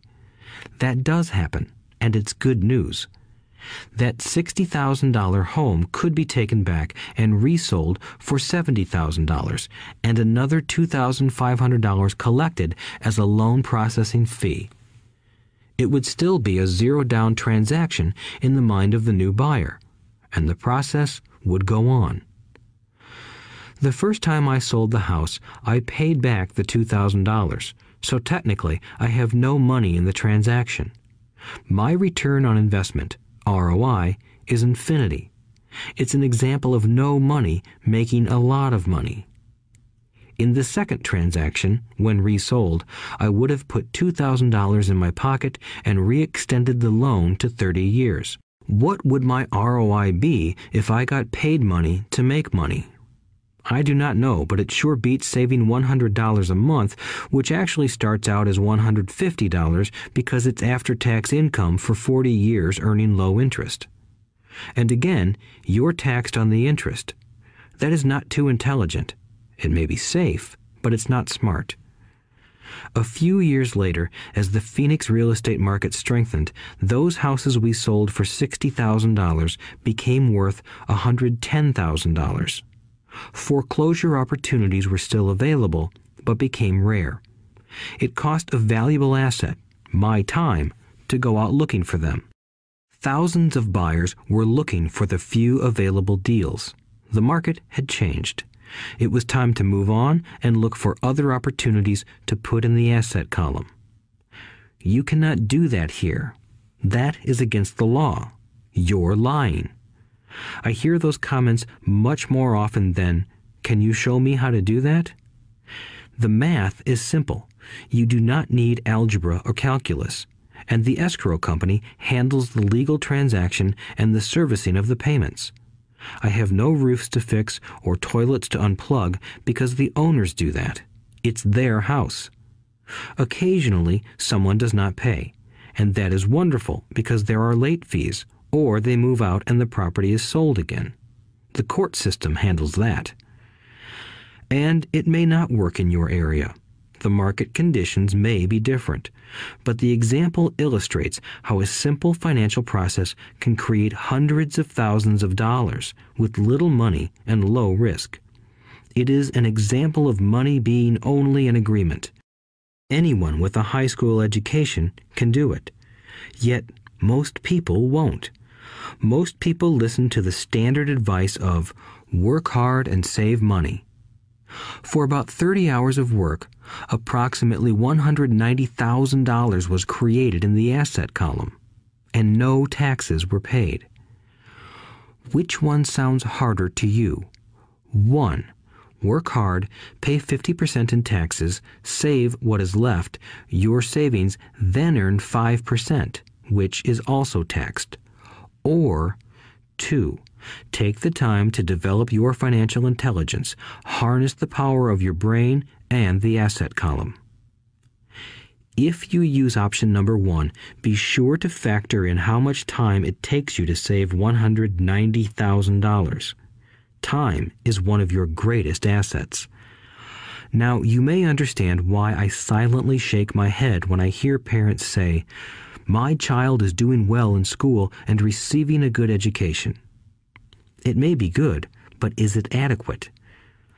I know the above investment strategy is a small one. It is used to illustrate how small can grow into big. Again, my success reflects the importance of a strong financial foundation, which starts with a strong financial education. I have said it before, but it's worth repeating. Financial intelligence is made up of these 4 main technical skills. 1. Accounting. Accounting is financial literacy, or the ability to read numbers. This is a vital skill if you want to build businesses or investments. 2. Investing. Investing is the science of money making money. 3. Understanding markets. Understanding markets is the science of supply and demand. Alexander Graham Bell gave the market what it wanted. So did Bill Gates. A $75,000 house offered for $60,000 that cost $20,000 was also the result of seizing an opportunity created by the market. Somebody was buying, and someone was selling. 4. The law. The law is the awareness of accounting, corporate, state, and federal regulations. I recommend playing by the rules. It is this basic foundation, or the combination of these skills, that is needed to be successful in the pursuit of wealth, whether it be through the buying of small homes, apartment buildings, companies, stocks, bonds, precious metals, baseball cards, or the like. A few years later, the real estate market rebounded and everyone else was getting in. The stock market was booming and everyone was getting in. The U.S. economy was getting back on its feet. I began selling and was now traveling to Peru, Norway, Malaysia, and the Philippines. The investment landscape had changed. We were no longer buying real estate. Now I just watch the values climb inside the asset column and will probably begin selling. I suspect that some of those 6 little house deals will sell and the $40,000 note will be converted to cash. I need to call my accountant to be prepared for cash and seek ways to shelter it. The point I would like to make is that investments come and go. The market goes up and comes down. Economies improve and crash. The world is always handing you opportunities of a lifetime, every day of your life, but all too often we fail to see them. But they are there. And the more the world changes and the more technology changes, the more opportunities there will be to allow you and your family to be financially secure for generations to come. So why bother developing your financial intelligence? Again, only you can answer that. I know why I continue to learn and develop. I do it because I know there are changes coming. I'd rather welcome change than cling to the past.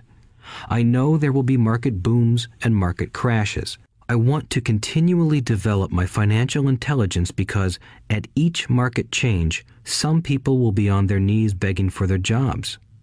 Others, meanwhile, will take the lemons that life hands them, and we are all handed lemons occasionally, and turn them into millions.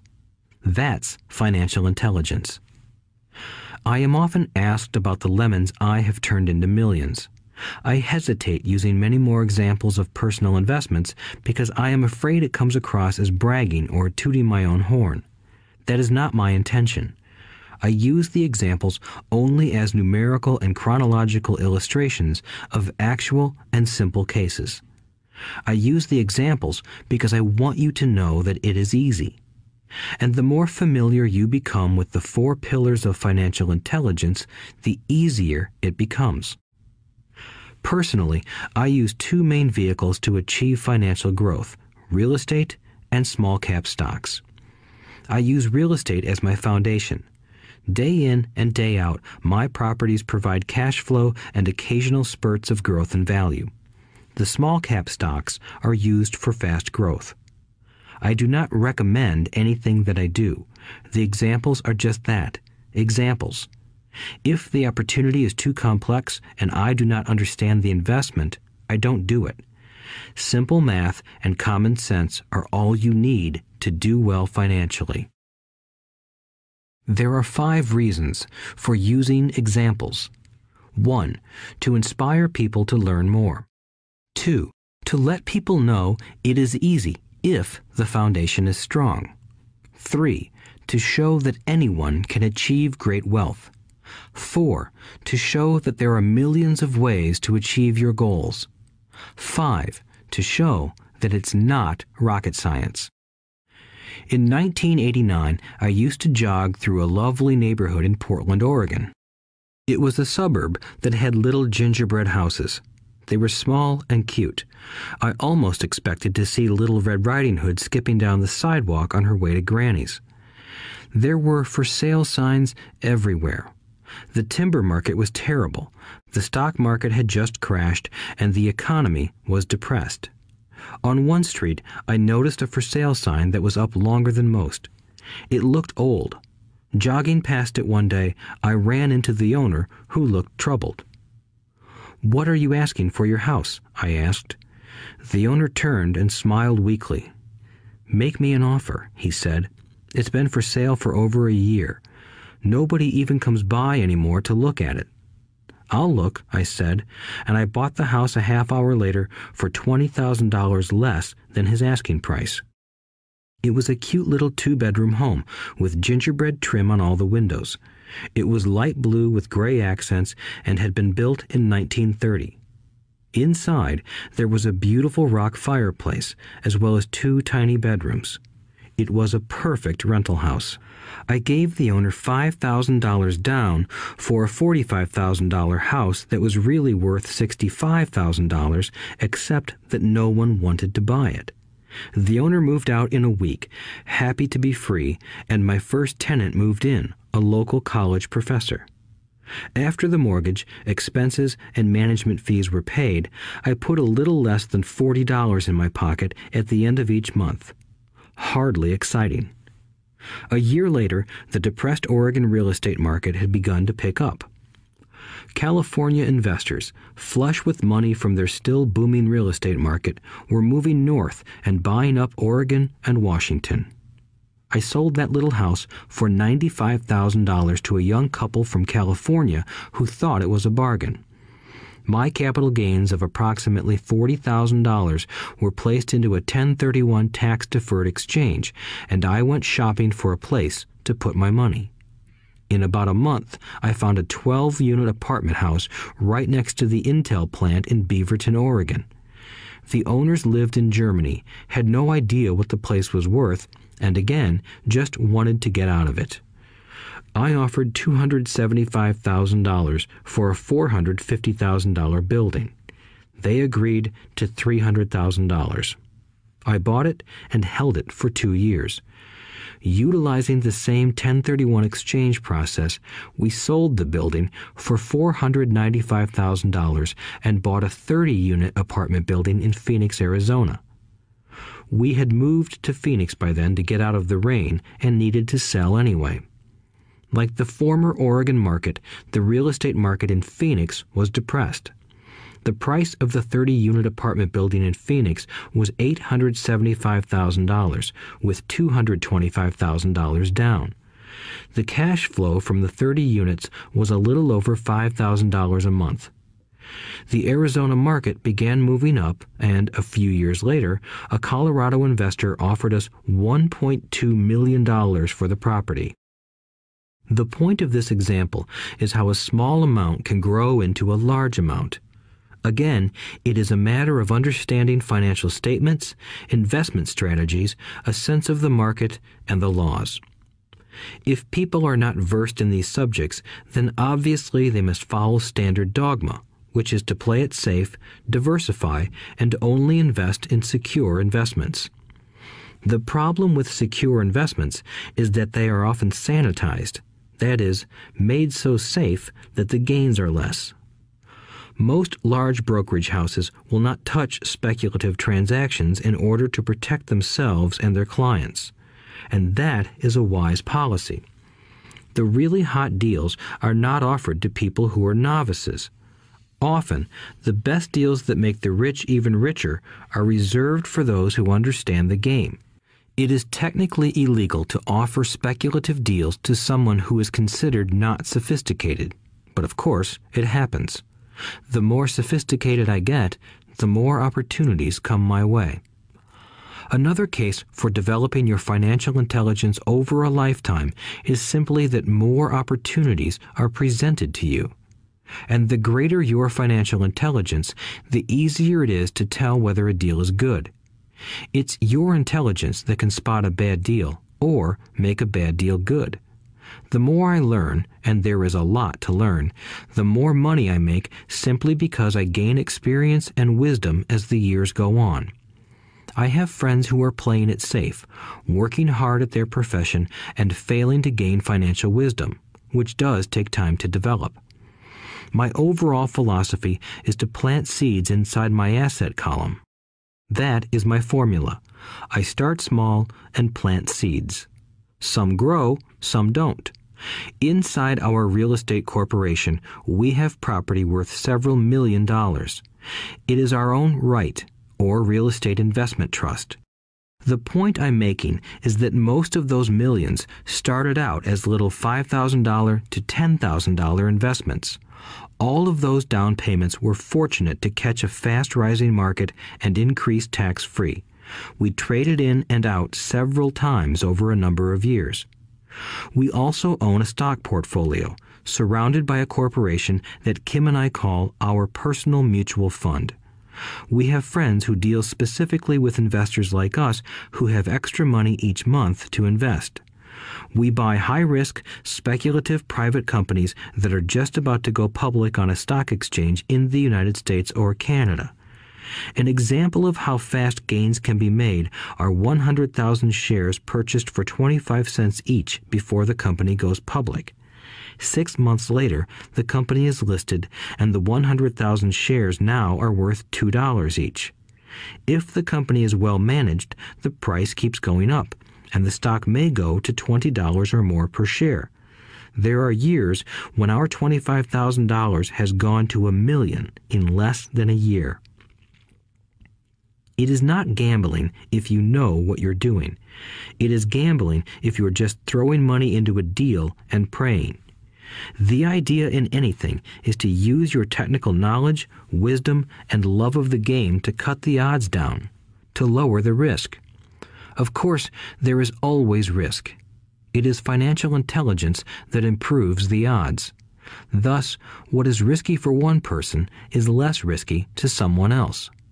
That is the primary reason I constantly encourage people to invest more in their financial education than in stocks, real estate, or other markets. The smarter you are, the better chance you have of beating the odds. The stock plays I personally invested in were extremely high risk for most people and absolutely not recommended. I have been playing that game since 1979 and have paid more than my share in dues. But if you will review why investments such as these are high risk for most people, you may be able to set your life up differently, so that the ability to take $25,000 and turn it into $1 million in a year is low risk for you.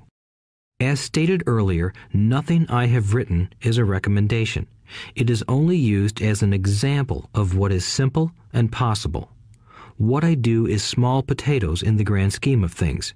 Yet, for the average individual, a passive income of more than $100,000 a year is nice and not hard to achieve. Depending on the market and how smart you are, it could be done in 5 to 10 years. If you keep your living expenses modest, $100,000 coming in as additional income is pleasant, regardless of whether you work. You can work if you like, or take time off if you choose, and use the government tax system in your favor rather than against you. My personal basis is real estate. I love real estate because it's stable and slow-moving. I keep the base solid. The cash flow is fairly steady and, if properly managed, has a good chance of increasing in value. The beauty of a solid base of real estate is that it allows me to take greater risks, as I do with speculative stocks. If I make great profits in the stock market, I pay my capital gains tax on the gain and then reinvest what's left in real estate, again further securing my asset foundation. A last word on real estate. I have traveled all over the world and taught investing. In every city, I hear people say you cannot buy real estate cheap. That is not my experience. Even in New York or Tokyo, or just on the outskirts of the city, prime bargains are overlooked by most people. In Singapore, with their high real estate prices, there are still bargains to be found within a short driving distance. So whenever I hear someone say, "You can't do that here," pointing at me, I remind them that maybe the real statement is, "I don't know how to do that here. Yet." Great opportunities are not seen with your eyes. They are seen with your mind. Most people never get wealthy simply because they are not trained financially to recognize opportunities right in front of them. I am often asked, how do I start? In the final chapter of this audiobook, I offer 10 steps that I followed on the road to my financial freedom. But always remember to have fun.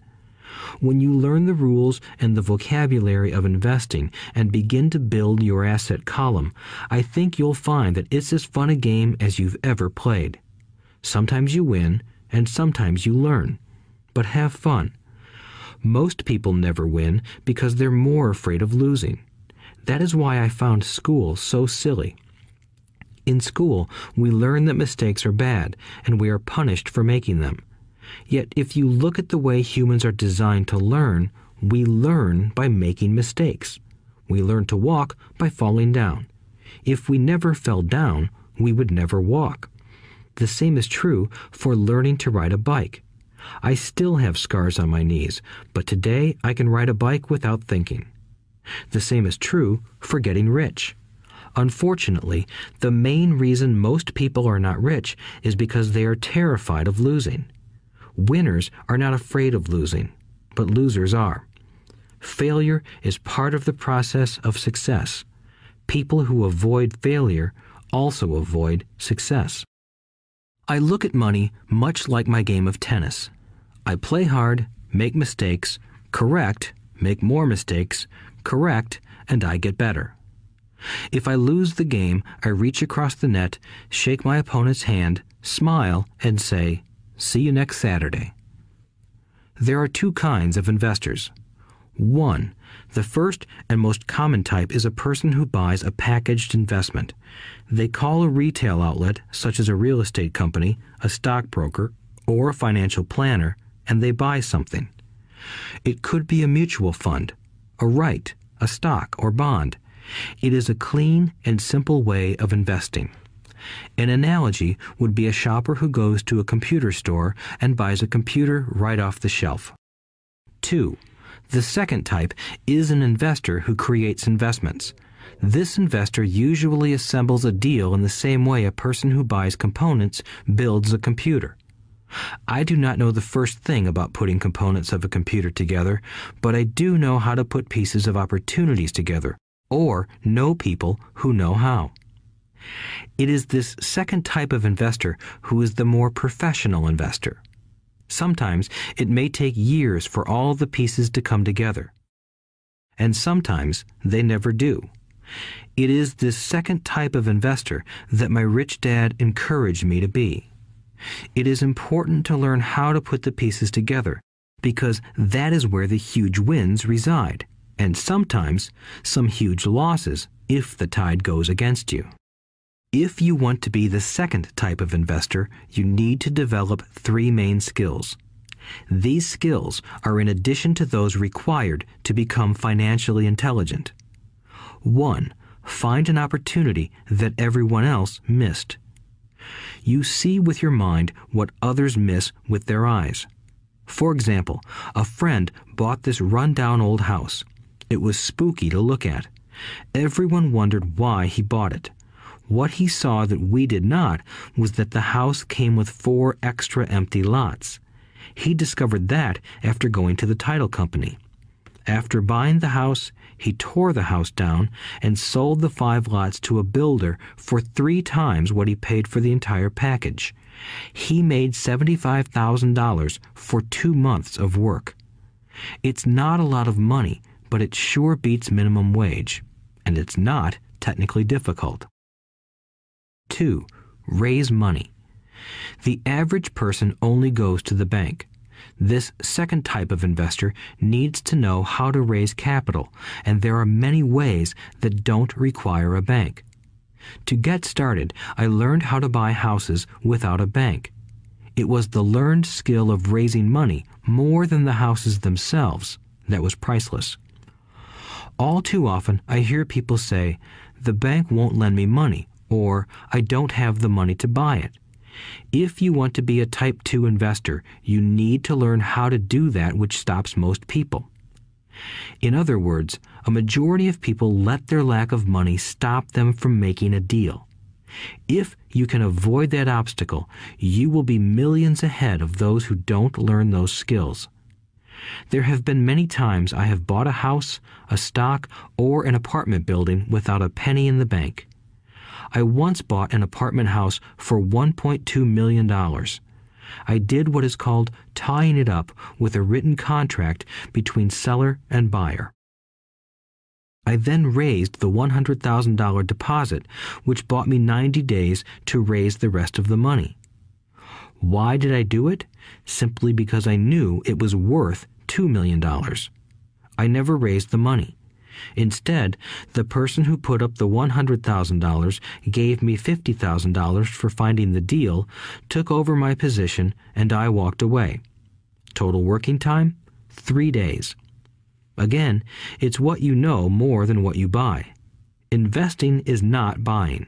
It's more a case of knowing. 3.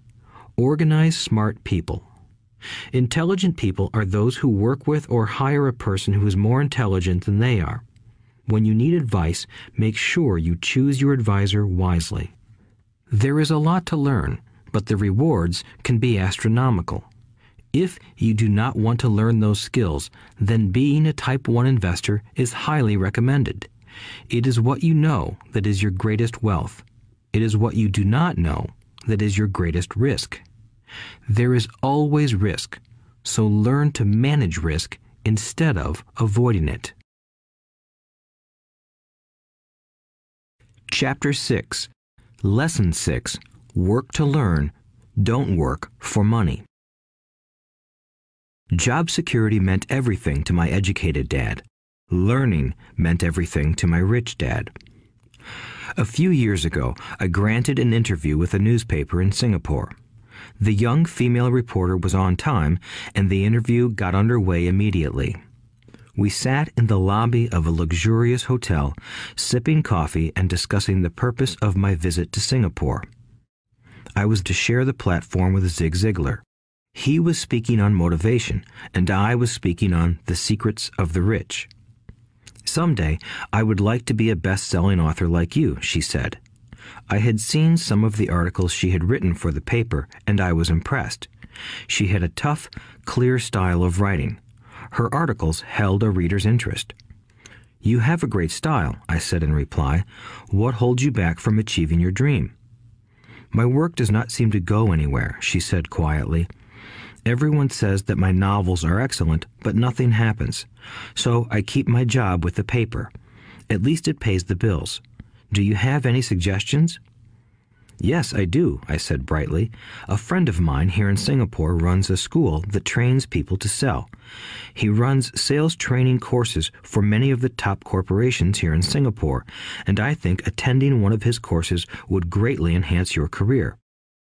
She stiffened. Are you saying I should go to school to learn to sell? I nodded. You aren't serious, are you? Again, I nodded. What is wrong with that? I was now backpedaling. She was offended by something, and now I was wishing I had not said anything. In my attempt to be helpful, I found myself defending my suggestion. I have a master's degree in English literature. Why would I go to school to learn to be a salesperson? I am a professional. I went to school to be trained in a profession so I would not have to be a salesperson. I hate salespeople. All they want is money. So tell me why I should study sales. She was packing her briefcase. The interview was over. On the coffee table sat a copy of an earlier best-selling book I wrote. I picked it up as well as the notes she had jotted down on her legal pad. Do you see this? I said, pointing to her notes. She looked down at her notes. What? She said, confused. Again, I pointed deliberately to her notes. On her pad she had written, Robert Kiyosaki, best-selling author. It says best-selling author, not best-writing author, I said quietly. Her eyes widened. I am a terrible writer, I said. You are a great writer. I went to sales school. You have a master's degree.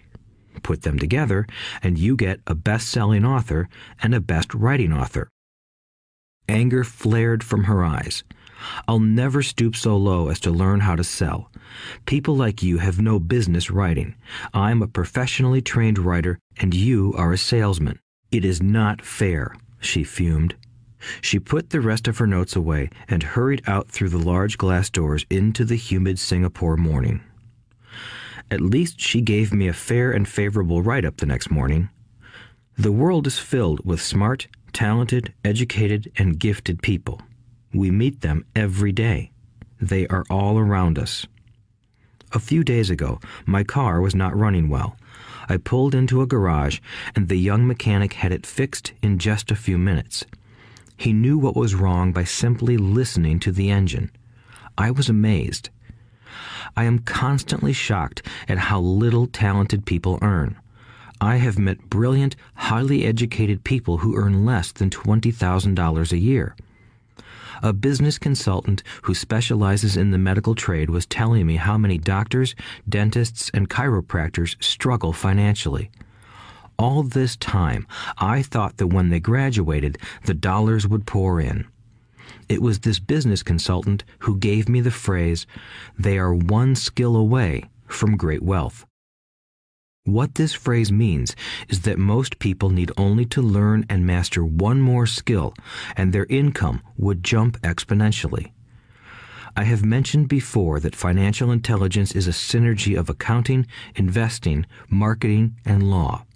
Combine those 4 technical skills, and making money with money is easier than most people would believe.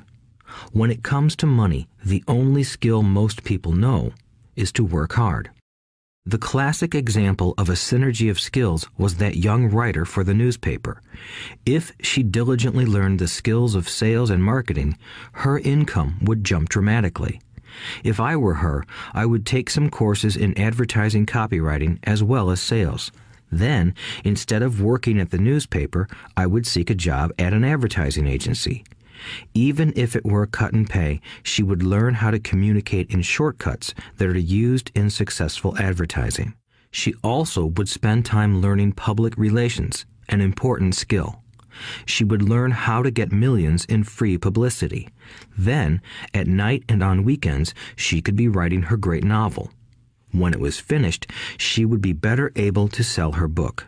Then, in a short while, she could be a best-selling author. When I came out with my first book, If You Want to Be Rich and Happy, Don't Go to School, a publisher suggested I change the title to The Economics of Education. I told the publisher that, with a title like that, I would sell 2 books, one to my family and one to my best friend.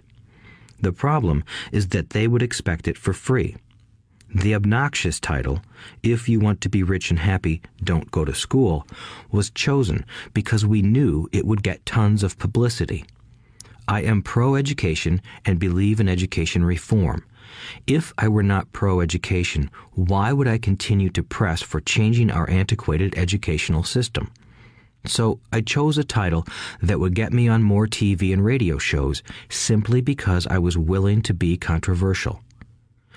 Many people thought I was a fruitcake, but the book sold and sold. When I graduated from the U.S. Merchant Marine Academy in 1969, my educated dad was happy. Standard Oil of California had hired me for its oil tanker fleet as a third mate. The pay was low compared with my classmates, but it was okay for a first real job after college. My starting pay was about $42,000 a year, including overtime, and I only had to work for 7 months. I had 5 months of vacation. If I had wanted to, I could have taken the run to Vietnam with a subsidiary shipping company and easily doubled my pay instead of taking 5 months of vacation. I had a great career ahead of me, yet I resigned after 6 months with the company and joined the Marine Corps to learn how to fly. My educated dad was devastated. Rich Dad congratulated me. In school and in the workplace, the popular opinion is the idea of specialization. That is, in order to make more money or get promoted, you need to specialize. That is why medical doctors immediately begin to seek a specialty such as orthopedics or pediatrics. The same is true for accountants, architects, lawyers, pilots, and others. My educated dad believed in the same dogma. That is why he was thrilled when he eventually achieved his doctorate. He often admitted that schools reward people who study more and more about less and less. Rich Dad encouraged me to do exactly the opposite. You want to know a little about a lot, was his suggestion. That is why for years I worked in different areas of his companies. For a while, I worked in his accounting department. Although I would probably never have been an accountant, he wanted me to learn via osmosis. Rich Dad knew I would pick up jargon and a sense of what is important and what is not.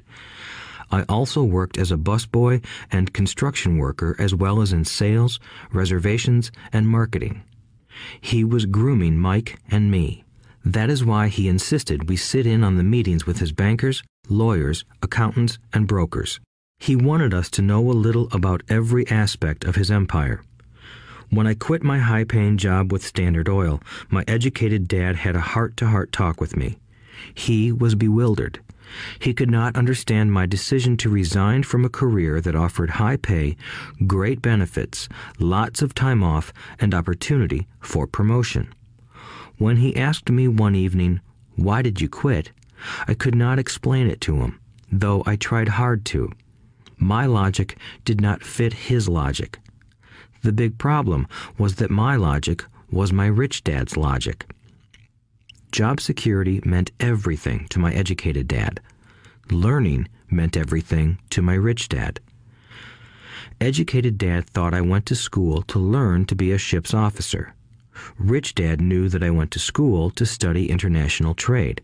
So as a student, I made cargo runs, navigating large freighters, oil tankers, and passenger ships to the Far East and the South Pacific. Rich Dad emphasized that I should stay in the Pacific instead of taking ships to Europe because he knew that the emerging nations were in Asia, not Europe.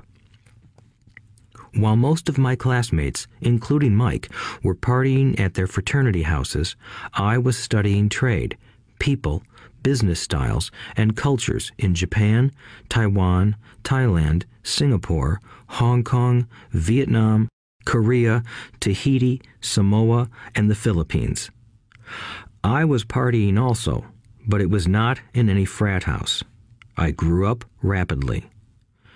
Educated Dad just could not understand why I decided to quit and join the Marine Corps. I told him I wanted to learn to fly, but really I wanted to learn to lead troops. Rich Dad explained to me that the hardest part of running a company is managing people. He had spent 3 years in the Army. My educated dad was draft exempt. Rich Dad valued learning to lead men into dangerous situations. Leadership is what you need to learn next, he said. If you are not a good leader, you'll get shot in the back, just like they do in business. Returning from Vietnam in 1973, I resigned my commission, even though I loved flying. I found a job with Xerox Corporation.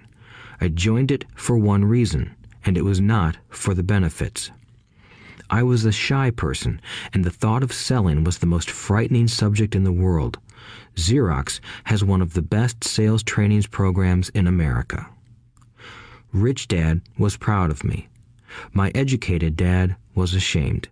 Being an intellectual, he thought that salespeople were below him. I worked with Xerox for 4 years until I overcame my fear of knocking on doors and being rejected. Once I could consistently be in the top 5 in sales, I again resigned and moved on, leaving behind another great career with an excellent company. In 1977, I formed my first company. Rich Dad had groomed Mike and me to take over companies, so I now had to learn to form them and put them together. My first product, the nylon and Velcro wallet, was manufactured in the Far East and shipped to a warehouse in New York, near where I had gone to school. My formal education was complete, and it was time to test my wings. If I failed, I would go broke. Rich Dad thought it best to go broke before 30. You still have time to recover, was his advice. On the eve of my 30th birthday, my first shipment left Korea for New York. Today, I still do business internationally, and as my rich dad encouraged me to do, I keep seeking the emerging nations. Today, my investment company invests in South American countries and Asian countries, as well as in Norway and Russia. There is an old cliche that goes, "Job is an acronym for just over broke." Unfortunately, I would say that applies to millions of people. Because school does not think financial intelligence is an intelligence, most workers live within their means. They work and they pay bills. There is another horrible management theory that goes, workers work hard enough to not be fired, and owners pay just enough so that workers won't quit. And if you look at the pay scales of most companies, again, I would say there is a degree of truth to that statement. The net result is that most workers never get ahead. They do what they've been taught to do, get a secure job. Most workers focus on working for pay and benefits that reward them in the short term, but are often disastrous in the long run. Instead, I recommend to young people to seek work for what they will learn more than what they will earn. Look down the road at what skills they want to acquire before choosing a specific profession and before getting trapped in the rat race. Once people are trapped in the lifelong process of bill paying, they become like those little hamsters running around in those metal wheels. Their little furry legs are spinning furiously, the wheel is turning furiously, but come tomorrow morning, they'll still be in the same cage. Great job. In the movie Jerry Maguire, starring Tom Cruise, there are many great one-liners. Probably the most memorable is, "Show me the money." But there is one line I thought most truthful. It comes from the scene where Tom Cruise is leaving the firm. He has just been fired, and he is asking the entire company, "Who wants to come with me?" And the whole place is silent and frozen. Only one woman speaks up and says, "I'd like to, but I'm due for a promotion in 3 months." That statement is probably the most truthful statement in the whole movie. It is the type of statement that people use to keep themselves busy, working away to pay bills. I know my educated dad looked forward to his pay raise every year, and every year he was disappointed. So he would go back to school to earn more qualifications so he could get another raise. Then, once again, there would be another disappointment. The question I often ask people is, where is this daily activity taking you? Just like the little hamster, I wonder if people look at where their hard work is taking them. What does the future hold? In his book, The Retirement Myth, Craig S. Carpel writes, "I visited the headquarters of a major national pension consulting firm and met with a managing director who specializes in designing lush retirement plans for top management. When I asked her what people who don't have corner offices will be able to expect in the way of pension income, she said with a confident smile, 'The silver bullet.'" "What," I asked, "is the silver bullet?" She shrugged and said, "If baby boomers discover they don't have enough money to live on when they're older, they can always blow their brains out." Carpel goes on to explain the difference between the old defined benefit retirement plans and the new 401k plans that are riskier. It is not a pretty picture for most people working today, and that is just for retirement. Add medical fees and long-term nursing home care, and the picture is frightening. Already, many hospitals in countries with socialized medicine need to make tough decisions such as who will live and who will die.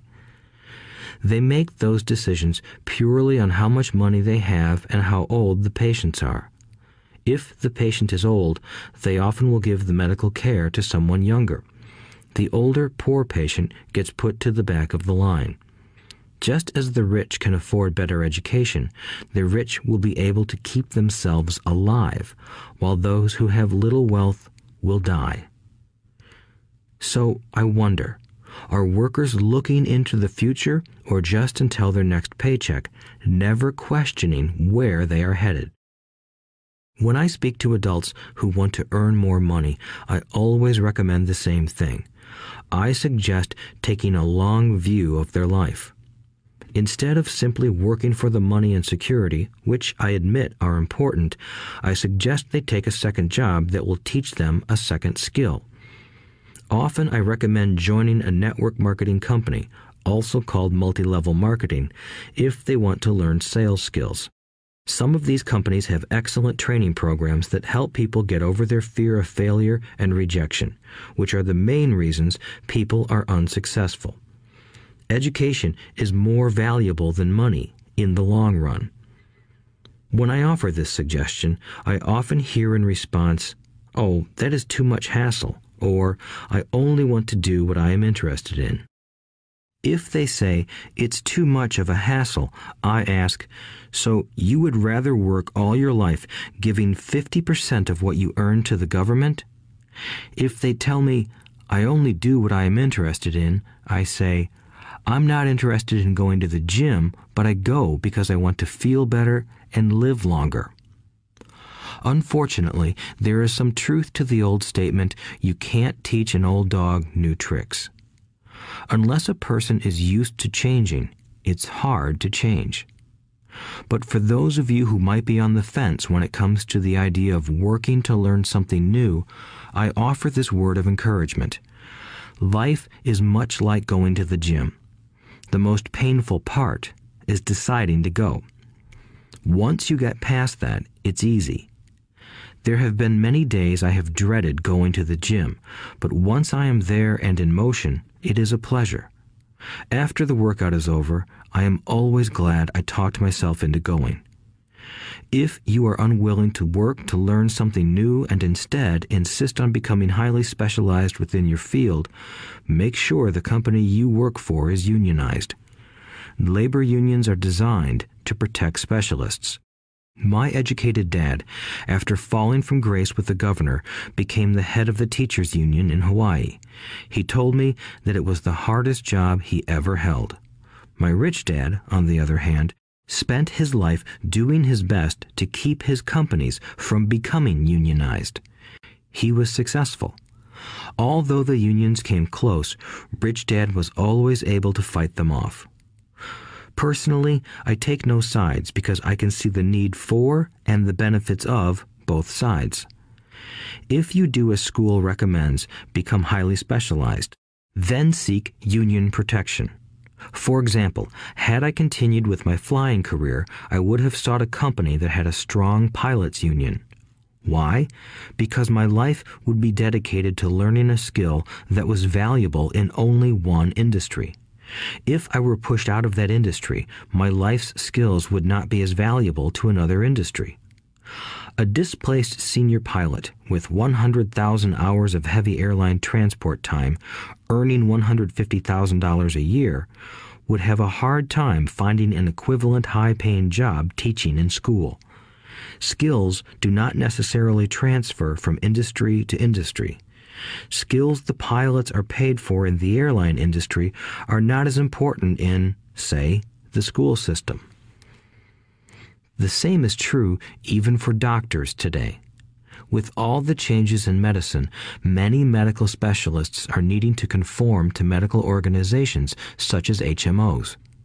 School teachers definitely need to be union members. Today in America, the teachers' union is the largest and the richest labor union of all. The NEA, the National Education Association, has tremendous political clout. Teachers need the protection of their union because their skills are also of limited value to an industry outside of education. So the rule of thumb is highly specialized, then unionize. It's the smart thing to do. When I ask the classes I teach, how many of you can cook a better hamburger than McDonald's, almost all the students raise their hands. I then ask, so if most of you can cook a better hamburger, how come McDonald's makes more money than you? The answer is obvious. McDonald's is excellent at business systems. The reason so many talented people are poor is because they focus on building a better hamburger and know little to nothing about business systems. A friend of mine in Hawaii is a great artist. He makes a sizable amount of money. One day, his mother's attorney called to tell him that she had left him $35,000. That is what was left of her estate after the attorney and the government took their shares. Immediately, he saw an opportunity to increase his business by using some of this money to advertise. 2 months later, his first 4-color full-page ad appeared in an expensive magazine that targeted the very rich. The ad ran for 3 months. He received no replies from the ad, and all of his inheritance is now gone. He now wants to sue the magazine for misrepresentation. This is a common case of someone who can build a beautiful hamburger but knows little about business. When I asked him what he learned, his only reply was, "Advertising salespeople are crooks." I then asked him if he would be willing to take a course in sales and a course in direct marketing. His reply, "I don't have the time, and I don't want to waste my money." The world is filled with talented poor people. All too often, they're poor or struggle financially or earn less than they are capable of, not because of what they know, but because of what they do not know. They focus on perfecting their skills at building a better hamburger rather than the skills of selling and delivering the hamburger. Maybe McDonald's does not make the best hamburger, but they are the best at selling and delivering a basic average burger. Poor Dad wanted me to specialize. That was his view on how to be paid more.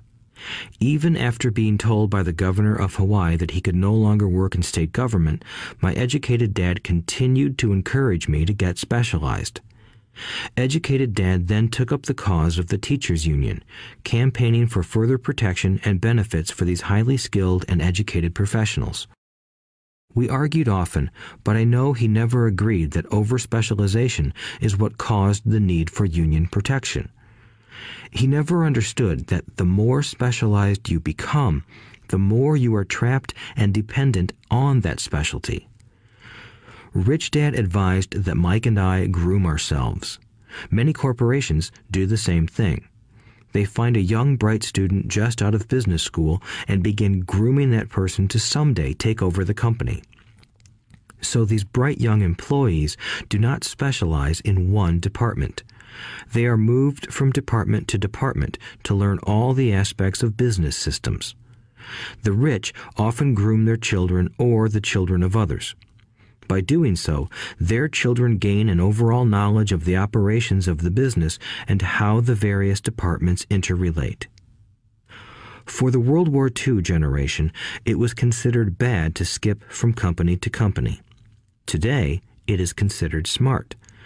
Since people will skip from company to company rather than seek greater specialization in skills, why not seek to learn more than to earn? In the short term, it may earn you less, but it will pay dividends in the long term. The main management skills needed for success are 1. Management of cash flow, 2. Management of systems, 3. Management of people. The most important specialized skills are sales and marketing. The ability to sell, to communicate to another human being, be it a customer, employee, boss, spouse, or child, is the base skill of personal success. Communication skills such as writing, speaking, and negotiating are crucial to a life of success.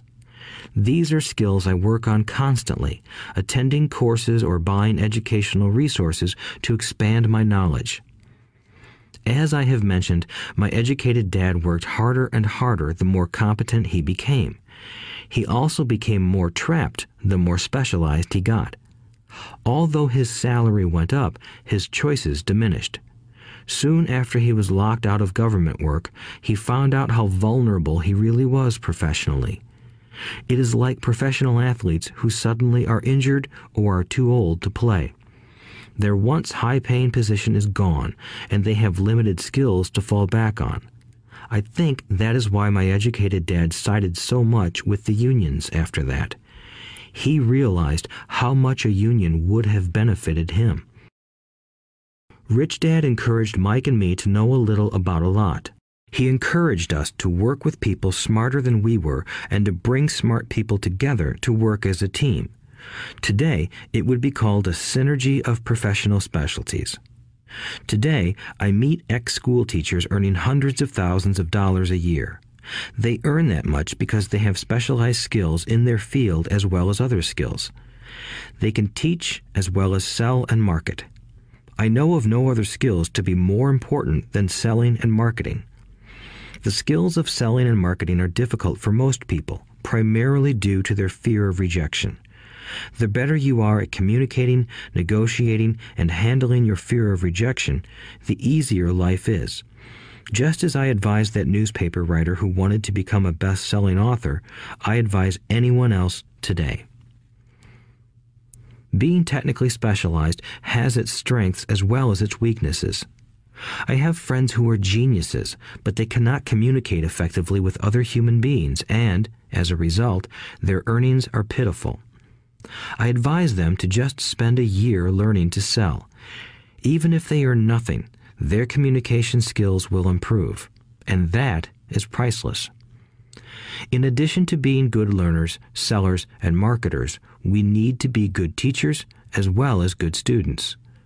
To be truly rich, we need to be able to give as well as to receive. In cases of financial or professional struggle, there is often a lack of giving and receiving.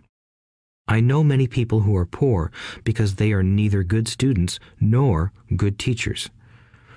Both of my dads were generous men. Both made it a practice to give first. Teaching was one of their ways of giving. The more they gave, the more they received. One glaring difference was in the giving of money. My rich dad gave lots of money away. He gave to his church, to charities, and to his foundation. He knew that to receive money, you had to give money. Giving money is the secret to most great wealthy families. That is why there are organizations like the Rockefeller Foundation and the Ford Foundation. These are organizations designed to take their wealth and increase it, as well as give it away in perpetuity. My educated dad always said, "When I have some extra money, I'll give it." The problem was that there was never any extra. So he worked harder to draw more money in rather than focus on the most important law of money. Give and you shall receive. Instead, he believed in receive and then you give. In conclusion, I became both dads. One part of me is a hardcore capitalist who loves the game of money making money. The other part is a socially responsible teacher who is deeply concerned with this ever-widening gap between the haves and have-nots. I personally hold the archaic educational system primarily responsible for this growing gap. Chapter 7. Overcoming Obstacles. The primary difference between a rich person and a poor person is how they manage fear. Once people have studied and become financially literate, they may still face roadblocks to becoming financially independent.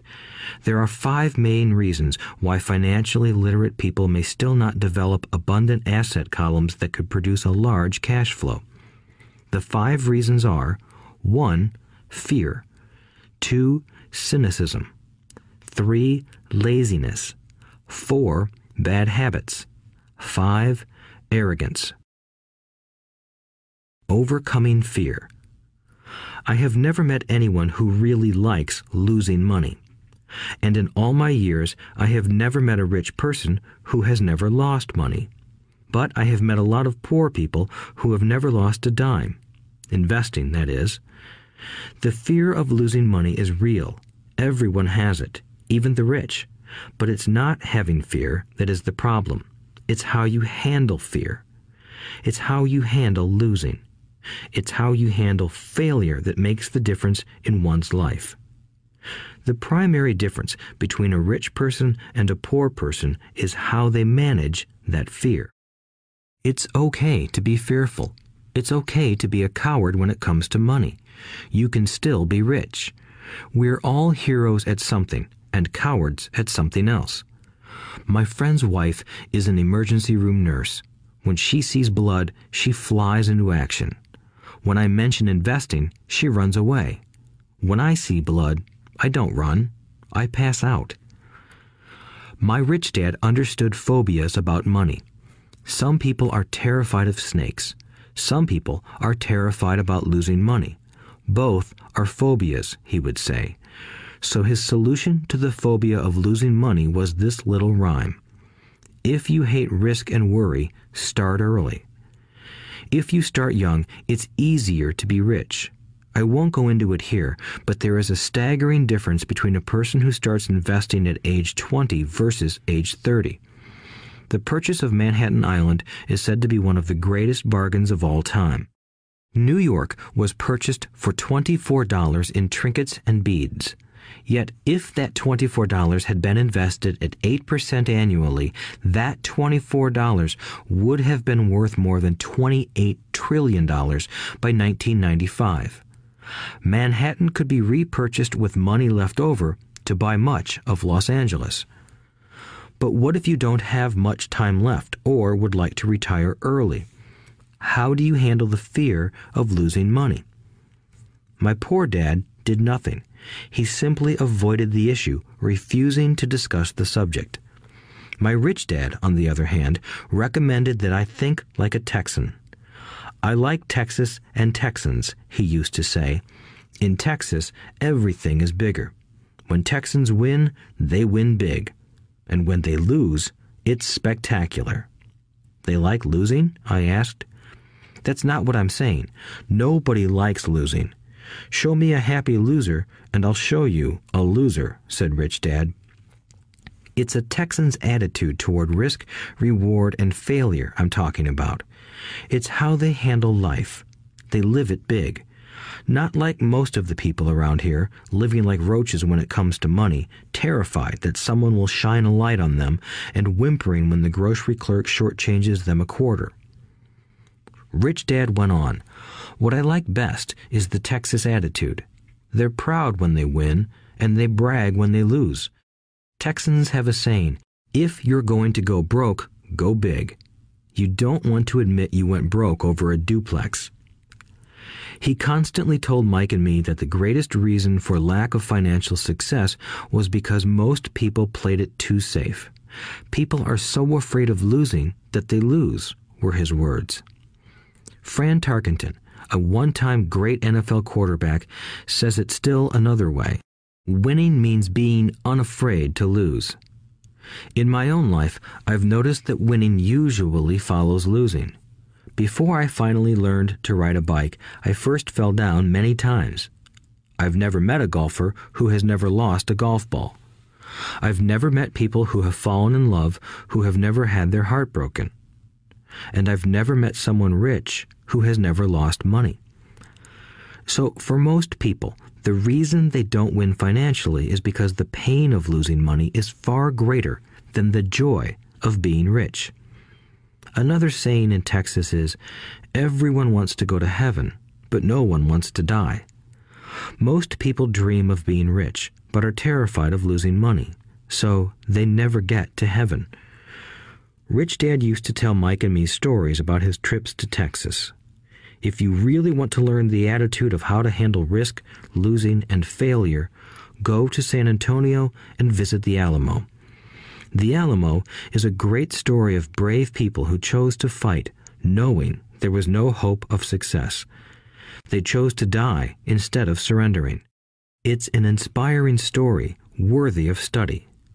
Nonetheless, it's still a tragic military defeat. They got their butts kicked. So, how do Texans handle failure?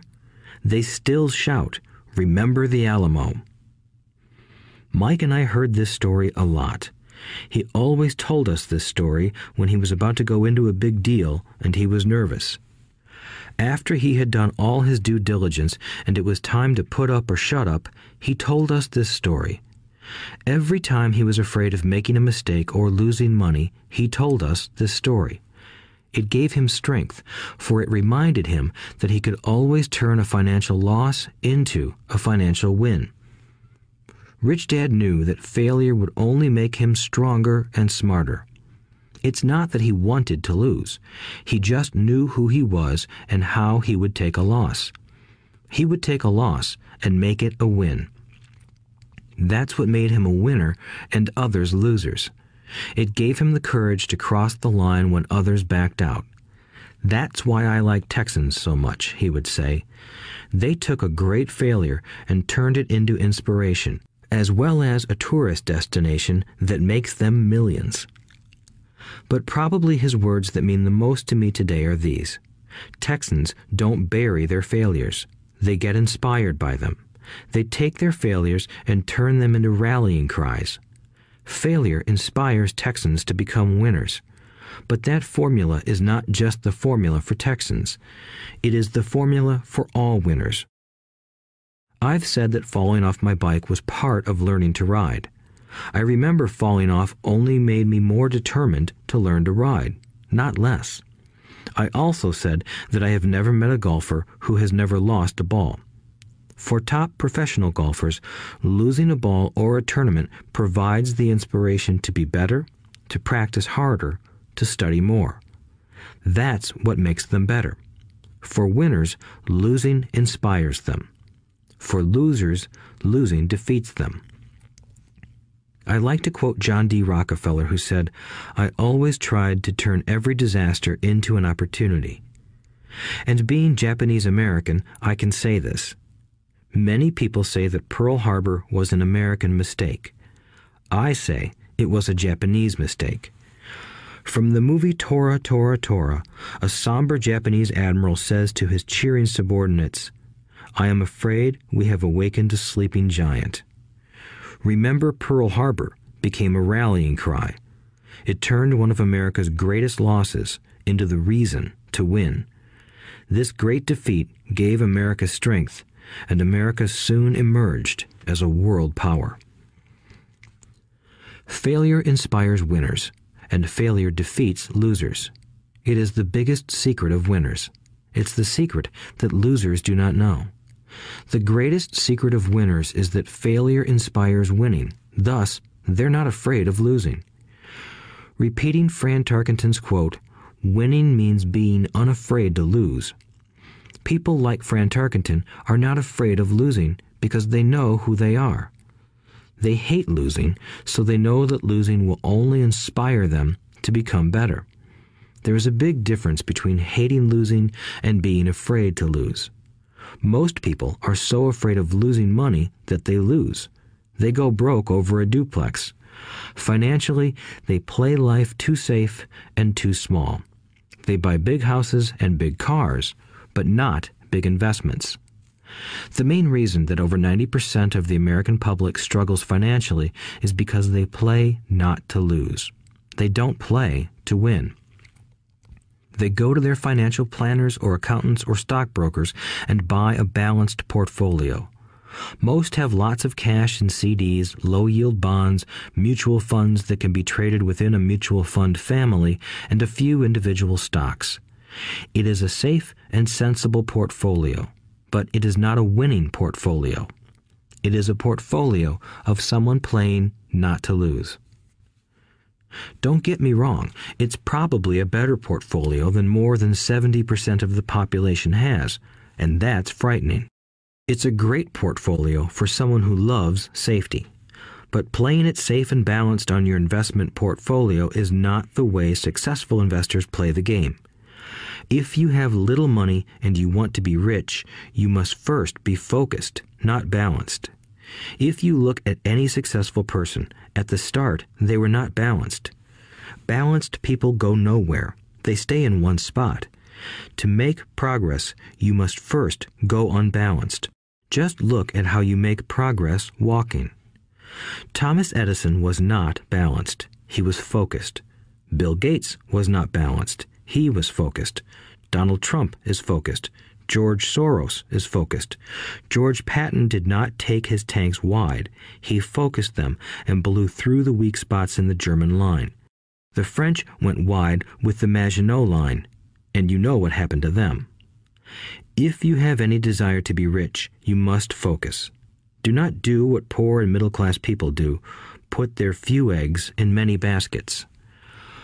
Put a lot of your eggs in a few baskets and focus. Follow one course until successful. If you hate losing, play it safe.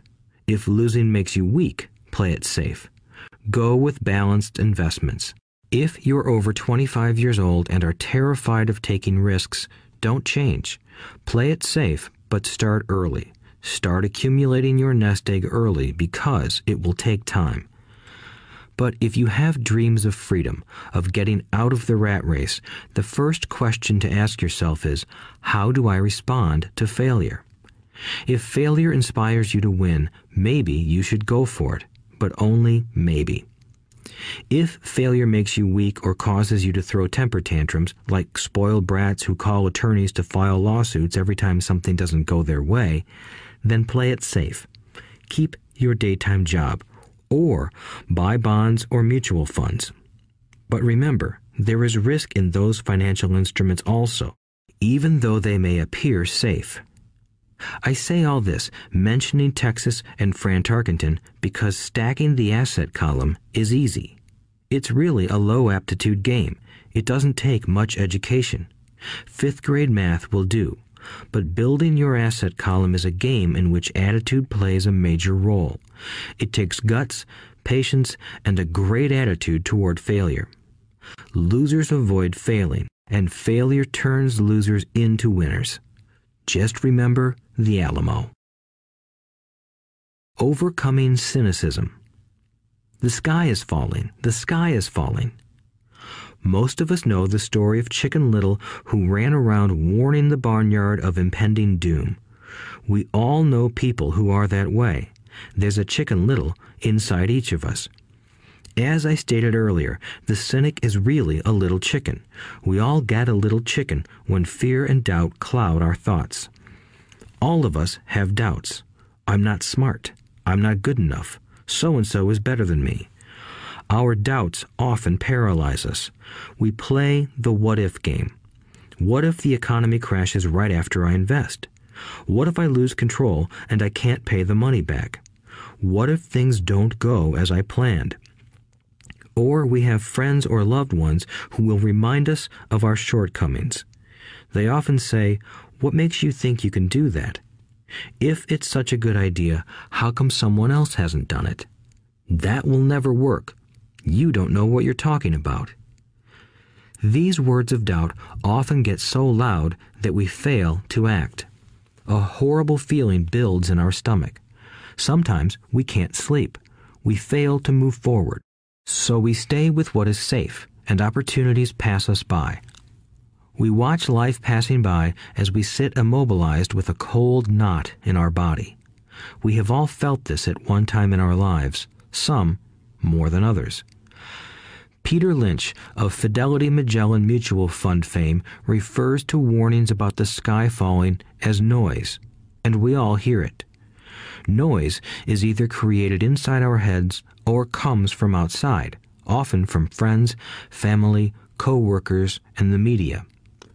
Lynch recalls the time during the 1950s when the threat of nuclear war was so prevalent in the news that people began building fallout shelters and storing food and water. If they had invested that money wisely in the market, instead of building a fallout shelter, they'd probably be financially independent today. When violence breaks out in a city, gun sales go up all over the country. A person dies from rare hamburger meat in the state of Washington, and the Arizona Health Department orders restaurants to have all beef cooked well done. A drug company runs a TV commercial in February showing people catching the flu. Colds go up as well as sales of cold medicine. Most people are poor because when it comes to investing, the world is filled with Chicken Littles running around yelling, "The sky is falling, the sky is falling." And Chicken Littles are effective because every one of us is a little chicken. It often takes great courage to not let rumors and talk of doom and gloom affect your doubts and fears. But a savvy investor knows that the seemingly worst of times is actually the best of times to make money. When everyone else is too afraid to act, they pull the trigger and are rewarded. Some time ago, a friend named Richard came from Boston to visit Kim and me in Phoenix. He was impressed with what we had done through stocks and real estate. The Phoenix real estate prices were depressed. We spent 2 days showing him what we thought were excellent opportunities for cash flow and capital appreciation. Kim and I are not real estate agents. We are strictly investors. After identifying a unit in a resort community, we called an agent who sold it to him that afternoon. The price was a mere $42,000 for a 2-bedroom townhome. Similar units were going for $65,000. He had found a bargain. Excited, he bought it and returned to Boston. 2 weeks later, the agent called to say that our friend had backed out. I called immediately to find out why. All he said was that he talked to his neighbor, and his neighbor told him it was a bad deal. He was paying too much. I asked Richard if his neighbor was an investor. Richard said he was not. When I asked why he listened to him, Richard got defensive and simply said he wanted to keep looking. The real estate market in Phoenix turned, and a few years later, that little unit was renting for $1,000 a month, $2,500 in the peak winter months. The unit was worth $95,000. All Richard had to put down was $5,000, and he would have had a start at getting out of the rat race. Today, he still has done nothing. Richard's backing out did not surprise me. It's called buyer's remorse, and it affects all of us. The little chicken won, and a chance at freedom was lost. In another example, I hold a small portion of my assets in tax lien certificates instead of CDs. I earn 16% per year on my money, which certainly beats the interest rates banks offer on CDs. The certificates are secured by real estate and enforced by state law, which is also better than most banks. The formula they're bought on makes them safe. They just lack liquidity. So I look at them as 2 to 7 year CDs. Almost every time I tell someone that I hold my money this way, especially if they have money in CDs, they will tell me it's risky. They tell me why I should not do it. When I ask them where they get their information, they say from a friend or an investment magazine. They've never done it, and they're telling someone who's doing it why they shouldn't. The lowest yield I look for is 16%, but people who are filled with doubt are willing to accept a far lower return. Doubt is expensive. My point is that it's those doubts and cynicism that keep most people poor and playing it safe. The real world is simply waiting for you to get rich. Only a person's doubts keep them poor. As I said, getting out of the rat race is technically easy. It doesn't take much education, but those doubts are cripplers for most people. Cynics never win, said Rich Dad. Unchecked doubt and fear creates a cynic. Cynics criticize and winners analyze was another of his favorite sayings. Rich Dad explained that criticism blinded while analysis opened eyes. Analysis allowed winners to see that critics were blind and to see opportunities that everyone else missed. And finding what people miss is key to any success. Real estate is a powerful investment tool for anyone seeking financial independence or freedom. It is a unique investment tool. Yet every time I mention real estate as a vehicle, I often hear, "I don't want to fix toilets." That's what Peter Lynch calls noise. That's what my rich dad would say is the cynic talking, someone who criticizes and does not analyze, someone who lets their doubts and fears close their mind instead of open their eyes. So when someone says, "I don't want to fix toilets, I want to fire back," what makes you think I want to? They're saying a toilet is more important than what they want. I talk about freedom from the rat race, and they focus on toilets. That is the thought pattern that keeps most people poor. They criticize instead of analyze. I don't once hold the key to your success, Rich Dad would say, because I too do not want to fix toilets. I shop hard for a property manager who does fix toilets. And by finding a great property manager who runs houses or apartments, well, my cash flow goes up. But more importantly, a great property manager allows me to buy a lot more real estate since I don't have to fix toilets.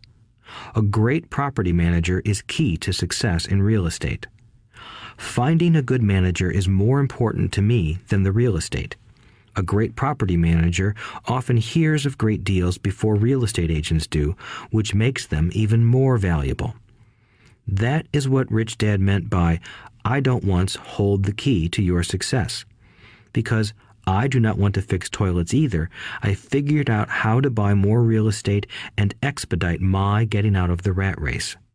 The people who continue to say, I don't want to fix toilets, often deny themselves the use of this powerful investment vehicle. Toilets are more important than their freedom. In the stock market, I often hear people say, I don't want to lose money. Well, what makes them think I or anyone else likes losing money? They don't make money because they choose to not lose money. Instead of analyzing, they close their minds to another powerful investment vehicle, the stock market. I was riding with a friend past our neighborhood gas station. He looked up and saw that the price of gas was going up and thus the price of oil. My friend is a worrywart, or a Chicken Little. To him, the sky is always going to fall, and it usually does, on him.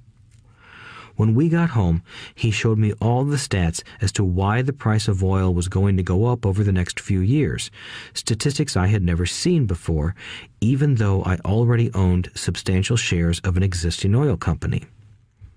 With that information, I immediately began looking for and found a new undervalued oil company that was about to find some oil deposits. My broker was excited about this new company, and I bought 15,000 shares for 65 cents per share. 3 months later, this same friend and I drove by the same gas station, and sure enough, the price per gallon had gone up nearly 15%. Again, the Chicken Little worried and complained.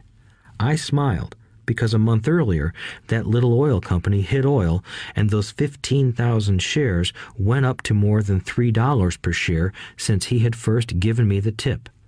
And the price of gas will continue to go up if what my friend says is true.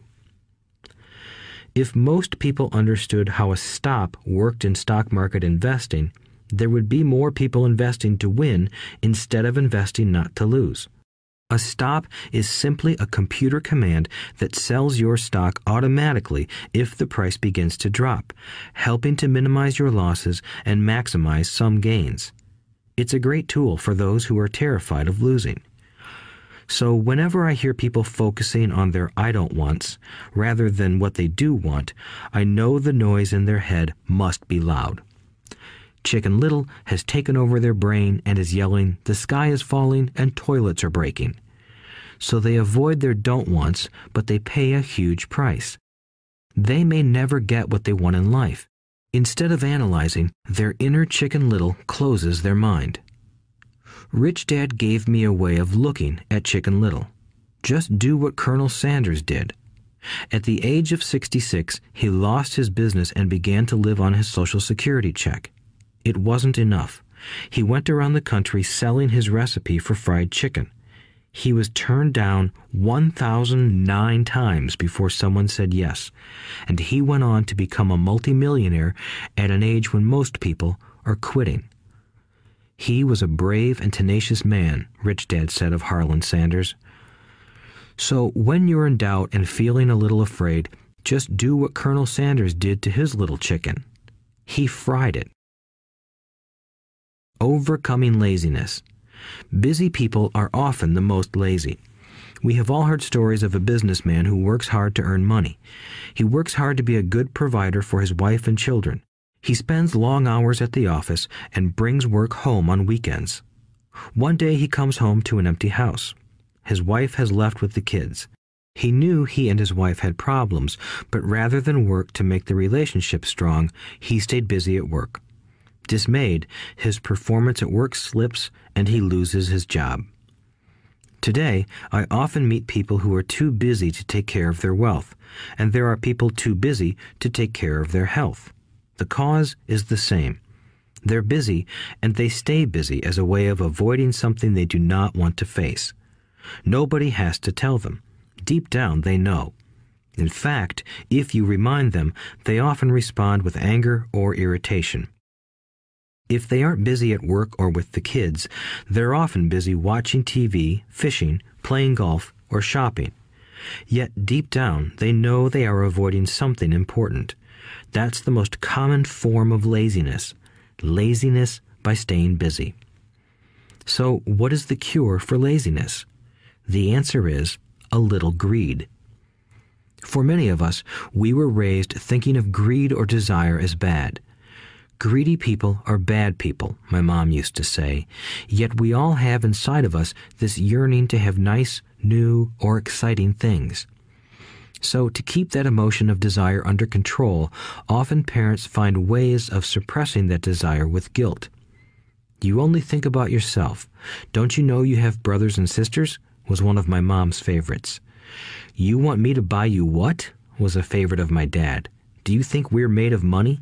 Do you think money grows on trees? We're not rich people, you know. It wasn't so much the words, but the angry guilt trip that went with the words that got to me. Or the reverse guilt trip was the I'm sacrificing my life to buy this for you. I'm buying this for you because I never had this advantage when I was a kid.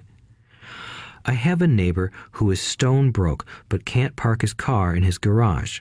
The garage is filled with toys for his kids. Those spoiled brats get everything they ask for. I don't want them to know the feeling of want are his everyday words. He has nothing set aside for their college or his retirement, but his kids have every toy ever made. He recently got a new credit card in the mail and took his kids to visit Las Vegas. I'm doing it for the kids, he said with great sacrifice. Rich Dad forbade the words, I can't afford it. In my real home, that's all I heard. Instead, Rich Dad required his children to say, how can I afford it? He believed that the words, I can't afford it, shut down your brain. It didn't have to think anymore. How can I afford it opened up the brain and forced it to think and search for answers. But most importantly, he felt the words, I can't afford it, were a lie, and the human spirit knows it. The human spirit is very, very powerful, he would say. It knows it can do anything. By having a lazy mind that says, I can't afford it, a war breaks out inside you. Your spirit is angry, and your lazy mind must defend its lie. The spirit is screaming, come on, let's go to the gym and work out. And the lazy mind says, but I'm tired. I worked really hard today. Or the human spirit says, I'm sick and tired of being poor. Let's get out there and get rich. To which the lazy mind says, rich people are greedy. Besides, it's too much bother. It's not safe. I might lose money. I'm working hard enough as it is. I've got too much to do at work anyway. Look at what I have to do tonight. My boss wants it finished by morning. I can't afford it also causes sadness, a helplessness that leads to despondency and often depression. How can I afford it opens up possibilities, excitement, and dreams. So Rich Dad was not so concerned about what we wanted to buy as long as we understood that how can I afford it creates a stronger mind and a dynamic spirit. Thus, he rarely gave Mike or me anything. He would instead ask, how can you afford it? And that included college, which we paid for ourselves. It was not the goal, but the process of attaining the goal that he wanted us to learn. The problem I see today is that there are millions of people who feel guilty about their desire or their greed. It's old conditioning from their childhood. While they desire to have the finer things that life offers, most have been conditioned subconsciously to say, I can't have that, or I'll never be able to afford that. When I decided to exit the rat race, it was simply a question of how can I afford to never work again? And my mind began to kick out answers and solutions. The hardest part was fighting my real parents' dogma. We can't afford that. Stop thinking only about yourself. Why don't you think about others? And other similar sentiments designed to instill guilt to suppress my greed. So, how do you beat laziness? Once again, the answer is a little greed. It's that radio station WIIFM, which stands for What's in it for me? A person needs to sit down and ask, what would my life be like if I never had to work again? What would I do if I had all the money I needed? Without that little greed, the desire to have something better, progress is not made. Our world progresses because we all desire a better life. New inventions are made because we desire something better. We go to school and study hard because we want something better. So whenever you find yourself avoiding something you know you should be doing, then the only thing to ask yourself is, what's in it for me? Be a little greedy. It's the best cure for laziness. Too much greed, however, as anything in excess can be, is not good. But just remember what Michael Douglas said in the movie Wall Street. Greed is good. Rich Dad said it differently. Guilt is worse than greed, for guilt robs the body of its soul. I think Eleanor Roosevelt said it best. Do what you feel in your heart to be right, for you'll be criticized anyway. You'll be damned if you do, and damned if you don't. Overcoming bad habits. Our lives are a reflection of our habits more than our education. After seeing the movie Conan the Barbarian, starring Arnold Schwarzenegger, a friend said, "I'd love to have a body like Schwarzenegger." Most of the guys nodded in agreement. "I even heard he was really puny and skinny at one time," another friend added. "Yeah, I heard that too," another one said. "I heard he has a habit of working out almost every day in the gym." "Yeah, I'll bet he has to." "Nah," said the group's cynic. "I'll bet he was born that way. Besides, let's stop talking about Arnold and get some beers." This is an example of habits controlling behavior. I remember asking my rich dad about the habits of the rich. Instead of answering me outright, he wanted me to learn through example, as usual. "When does your dad pay his bills?" Rich Dad asked. "The first of the month," I said. "Does he have anything left over?" he asked. "Very little," I said. "That's the main reason he struggles," said Rich Dad. "He has bad habits. Your dad pays everyone else first. He pays himself last, but only if he has anything left over." "Which he usually doesn't," I said. "But he has to pay his bills, doesn't he? You're saying he shouldn't pay his bills?" "Of course not," said Rich Dad. "I firmly believe in paying my bills on time. I just pay myself first, before I pay even the government." "But what happens if you don't have enough money?" I asked. "What do you do then?" "The same," said Rich Dad. "I still pay myself first, even if I'm short of money. My asset column is far more important to me than the government." "But," I said, "don't they come after you?" "Yes, if you don't pay," said Rich Dad. "Look, I did not say not to pay. I just said I pay myself first, even if I'm short of money." "But," I replied, "how do you do that?" "It's not how. The question is why," Rich Dad said. "Okay, why?" "Motivation," said Rich Dad. "Who do you think will complain louder if I don't pay them? Me or my creditors?" "Your creditors will definitely scream louder than you," I said, responding to the obvious. "You wouldn't say anything if you didn't pay yourself." So you see, after paying myself, the pressure to pay my taxes and the other creditors is so great that it forces me to seek other forms of income. The pressure to pay becomes my motivation. I've worked extra jobs, started other companies, traded in the stock market, anything, just to make sure those guys don't start yelling at me. That pressure made me work harder, forced me to think, and all in all, made me smarter and more active when it comes to money. If I had paid myself last, I would have felt no pressure, but I'd be broke. So it is the fear of the government or other people you owe money to that motivates you? "That's right," said Rich Dad. You see, government bill collectors are big bullies. So are bill collectors in general. Most people give in to those bullies. They pay them and never pay themselves.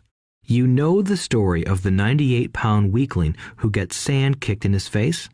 I nodded. I see that ad for weightlifting and bodybuilding lessons in the comic books all the time. Well, most people let the bullies kick sand in their faces. I decided to use the fear of the bully to make me stronger. Others got weaker. Forcing myself to think about how to make extra money is like going to the gym and working out with weights. The more I work my mental money muscles out, the stronger I get. Now I'm not afraid of those bullies. I liked what Rich Dad was saying, so if I pay myself first, I get financially stronger mentally and fiscally. Rich Dad nodded.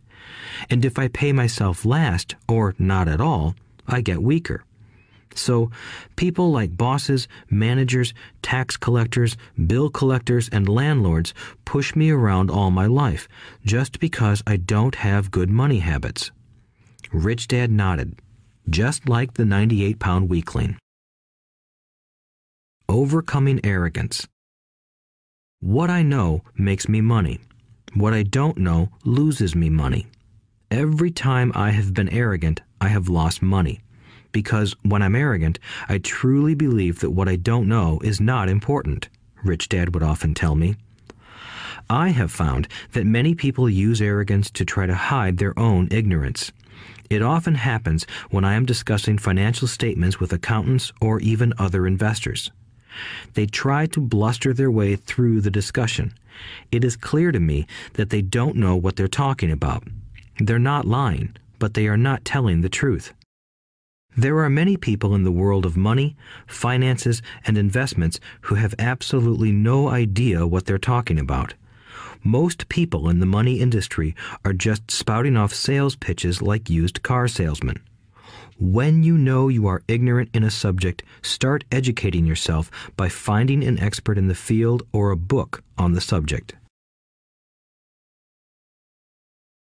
Chapter 8. Getting Started. There is gold everywhere. Most people are not trained to see it.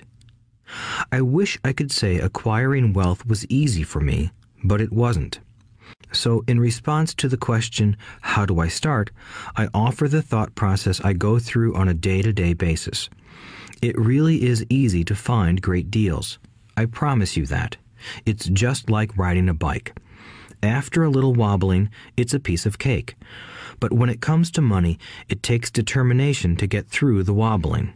That's a personal thing. To find million-dollar deals of a lifetime requires us to call on our financial genius. I believe that each of us has a financial genius within us. The problem is that our financial genius lies asleep, waiting to be called upon. It lies asleep because our culture has educated us into believing that the love of money is the root of all evil. It has encouraged us to learn a profession so we can work for money, but failed to teach us how to have money work for us. It taught us not to worry about our financial future because our company or the government would take care of us when our working days are over. However, it is our children, educated in the same school system, who will end up paying for this absence of financial education. The message is still to work hard, earn money, and spend it. And when we run short, we can always borrow more. Unfortunately, 90% of the Western world subscribes to the above dogma, simply because it's easier to find a job and work for money. If you are not one of the masses, I offer you the following 10 steps to awaken your financial genius. I simply offer you the steps I have personally followed. If you want to follow some of them, great. If you don't, make up your own.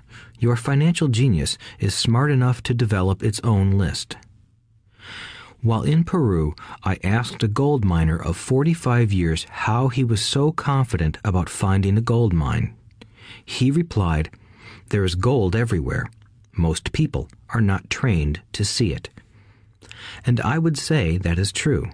In real estate, I can go out and in a day come up with 4 or 5 great potential deals.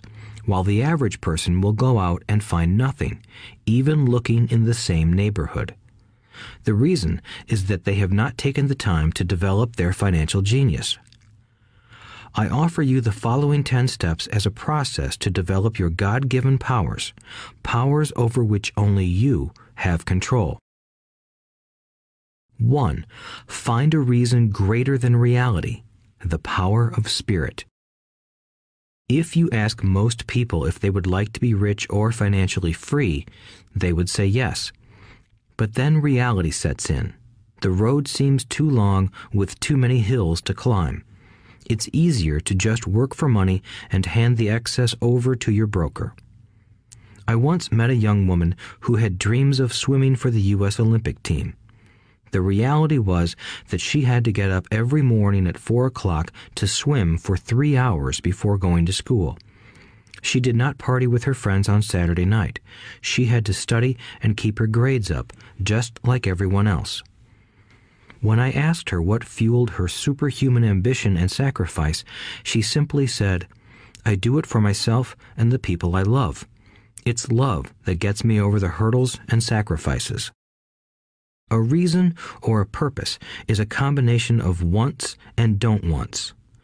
When people ask me what my reason for wanting to be rich is, I tell them that it is a combination of deep emotional wants and don't wants.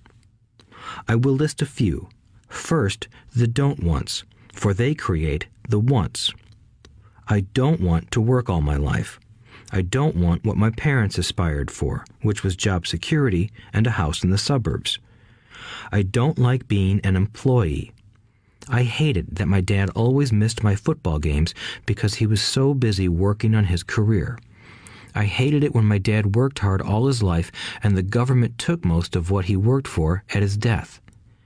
He could not even pass on what he worked so hard for when he died. The rich don't do that. They work hard and pass it on to their children. Now, the wants. I want to be free to travel the world and live in the lifestyle I love. I want to be young when I do this. I want to simply be free. I want control over my time and my life. I want money to work for me. Those are my deep-seated emotional reasons. What are yours? If they are not strong enough, then the reality of the road ahead may be greater than your reasons. I have lost money and been set back many times, but it was the deep emotional reasons that kept me standing up and going forward. I wanted to be free by age 40, but it took me until I was 47, with many learning experiences along the way.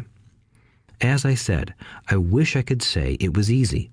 It wasn't, but it wasn't that hard either. I've learned that without a strong reason or purpose, anything in life is hard. If you do not have a strong reason, there is no sense listening further. It will sound like too much work. 2. Make daily choices. The power of choice. Choice is the main reason people want to live in a free country. We want the power to choose. Financially, with every dollar we get in our hands, we hold the power to choose our future, to be rich, poor, or middle class.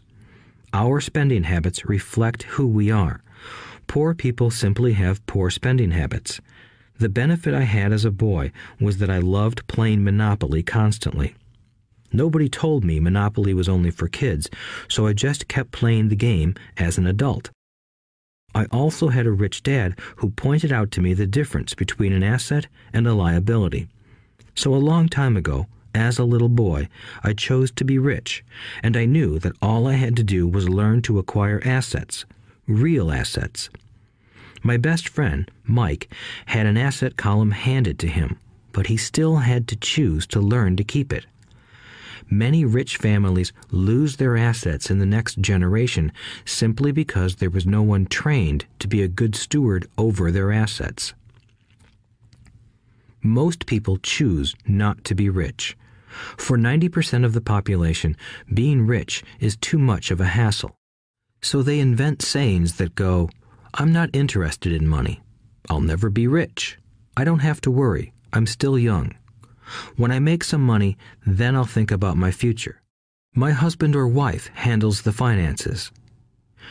The problem with those statements is that they rob the person who chooses to think such thoughts of two things. One is time, which is your most precious asset. The second is learning. Having no money should not be an excuse to not learn, but that is a choice we all make daily. The choice of what we do with our time, our money, and what we put in our heads. That is the power of choice. All of us have choice. I just choose to be rich, and I make that choice every day. Invest first in education. In reality, the only real asset you have is your mind, the most powerful tool we have dominion over. Each of us has the choice of what we put in our brain once we're old enough. You can watch TV, read golf magazines, or go to ceramics class or a class on financial planning. You choose. Most people simply buy investments rather than first investing in learning about investing. A friend of mine recently had her apartment burglarized. The thieves took her electronics and left all the books. And we all have that same choice. 90% of the population buys TV sets, and only about 10% buy business books. So what do? I go to seminars. I like it when they are at least 2 days long because I like to immerse myself in a subject. In 1973, I was watching this guy on TV who was advertising a 3-day seminar on how to buy real estate for nothing down. I spent $385, and that course has made me at least $2 million, if not more. But more importantly, it bought me life. I don't have to work for the rest of my life because of that one course. I go to at least 2 such courses every year. I love CDs and audiobooks. The reason? I can easily review what I just heard. I was listening to an investor say something I completely disagreed with. Instead of becoming arrogant and critical, I simply listened to that 5-minute stretch at least 20 times, maybe more. But suddenly, by keeping my mind open, I understood why he said what he said. It was like magic. I felt like I had a window into the mind of one of the greatest investors of our time. I gained tremendous insight into the vast resources of his education and experience. The net result? I still have the old way I used to think, and I now have a new way of looking at the same problem or situation. I have 2 ways to analyze a problem or trend, and that is priceless. Today, I often say, how would Donald Trump do this, or Warren Buffett, or George Soros? The only way I can access their vast mental power is to be humble enough to read or listen to what they have to say. Arrogant or critical people are often people with low self-esteem who are afraid of taking risks. That's because if you learn something new, you are then required to make mistakes in order to fully understand what you have learned. If you have listened this far, arrogance is not one of your problems.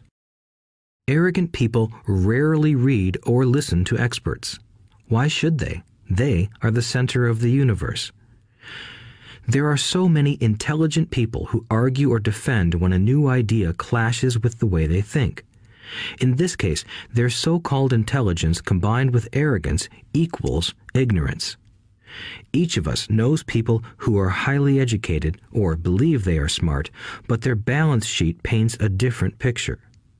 A truly intelligent person welcomes new ideas, for new ideas can add to the synergy of other accumulated ideas.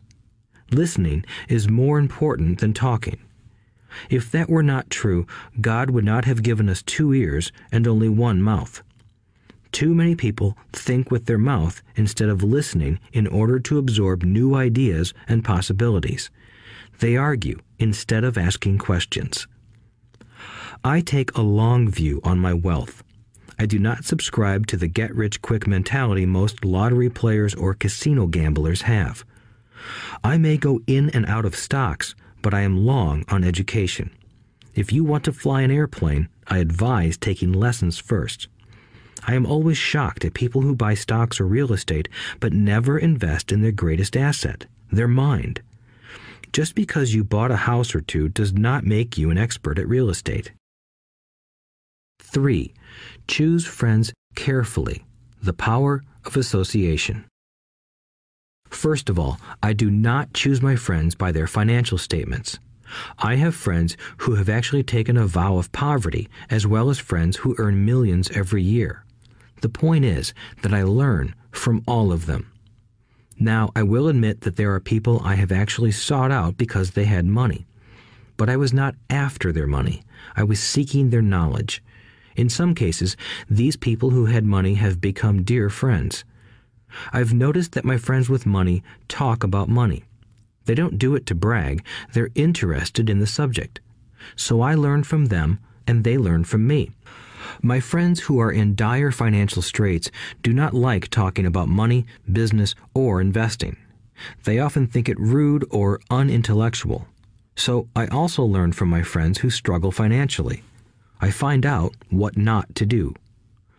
I have several friends who have generated over $1 billion in their short lifetimes. The 3 of them report the same phenomenon. Their friends who have no money have never come to them to ask them how they did it, but they do come asking for one of 2 things, or both, a loan or a job. Warning: don't listen to poor or frightened people. I have such friends, and while I love them dearly, they are the Chicken Littles of life. To them, when it comes to money, especially investments, it's always the sky is falling, the sky is falling. They can always tell you why something won't work. The problem is that people listen to them. But people who blindly accept doom and gloom information are also Chicken Littles. As that old saying goes, birds of a feather flock together. If you watch business channels on TV, they often have a panel of so-called experts. One expert will say the market is going to crash, and the other will say it's going to boom. If you're smart, you listen to both. Keep your mind open, because both have valid points. Unfortunately, most poor people listen to Chicken Little. I have had many close friends try to talk me out of a deal or an investment. Not long ago, a friend told me he was excited because he found a 6% certificate of deposit. I told him I earned 16% from the state government. The next day, he sent me an article about why my investment was dangerous.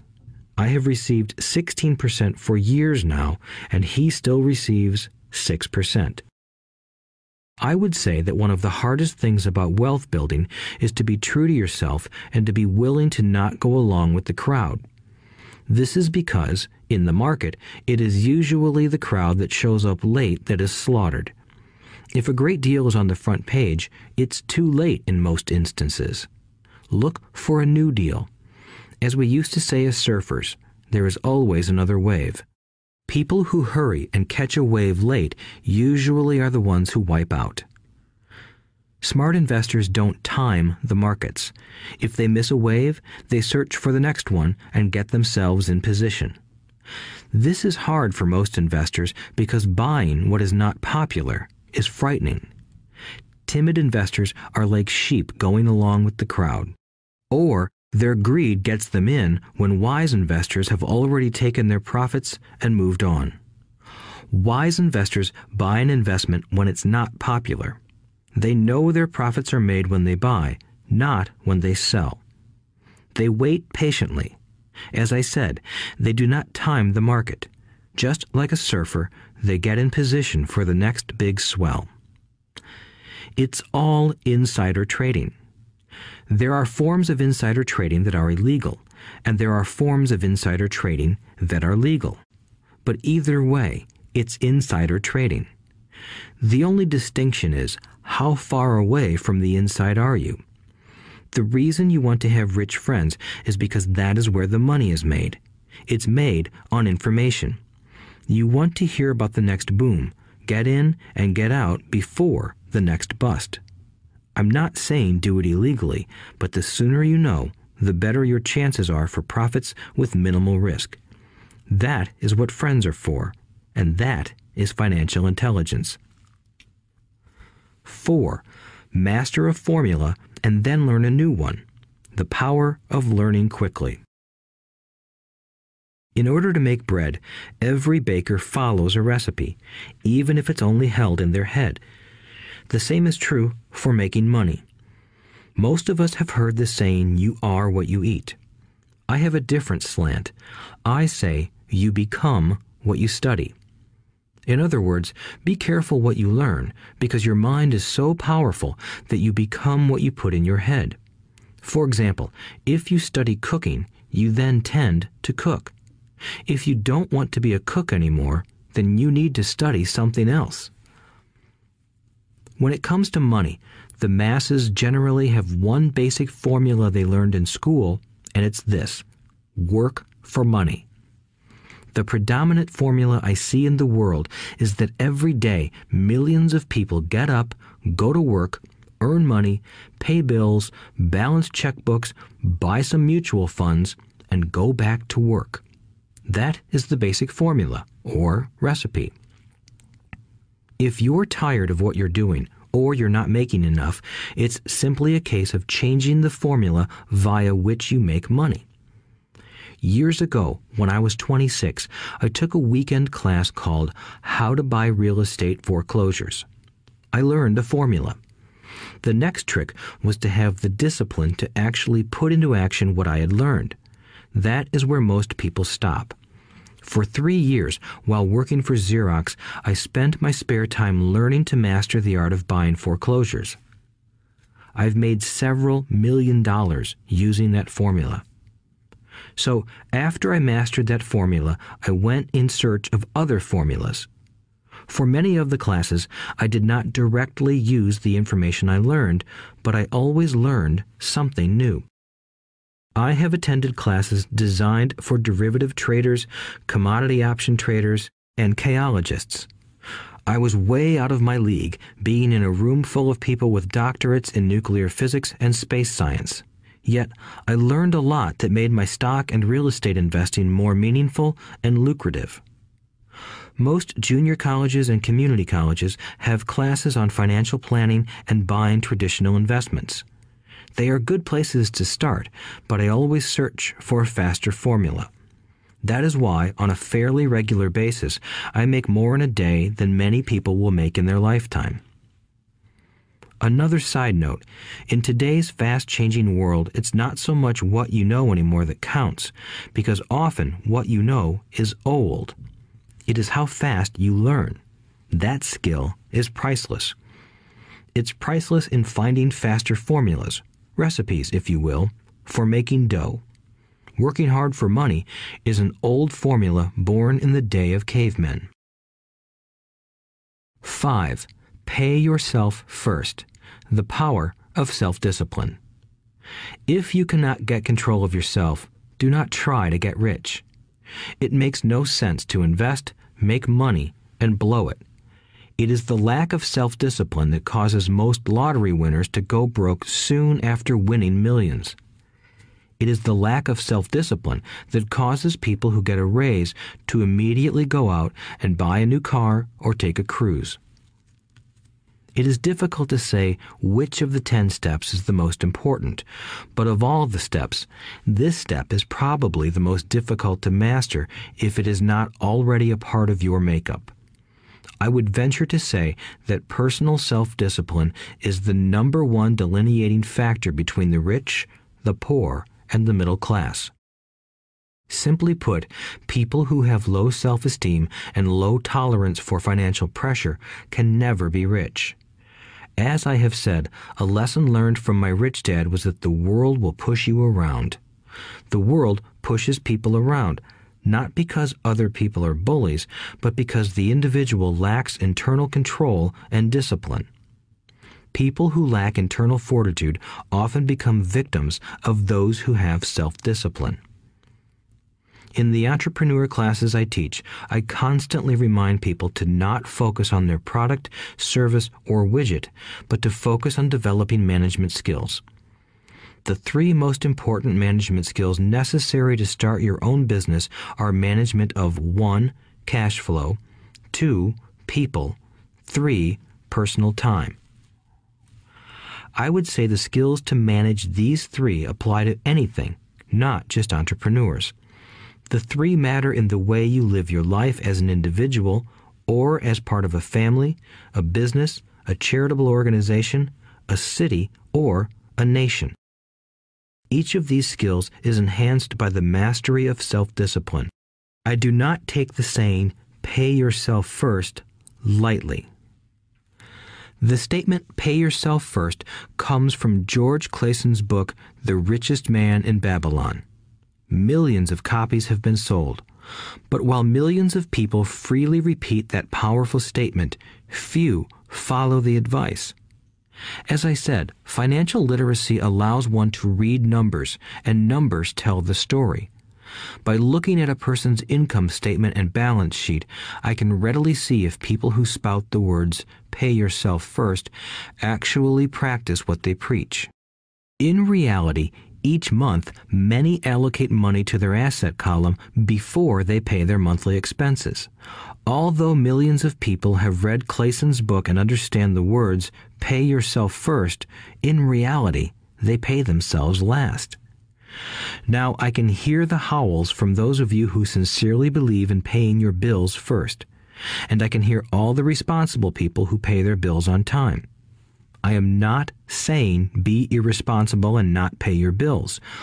All I am saying is do what the book says, which is pay yourself first.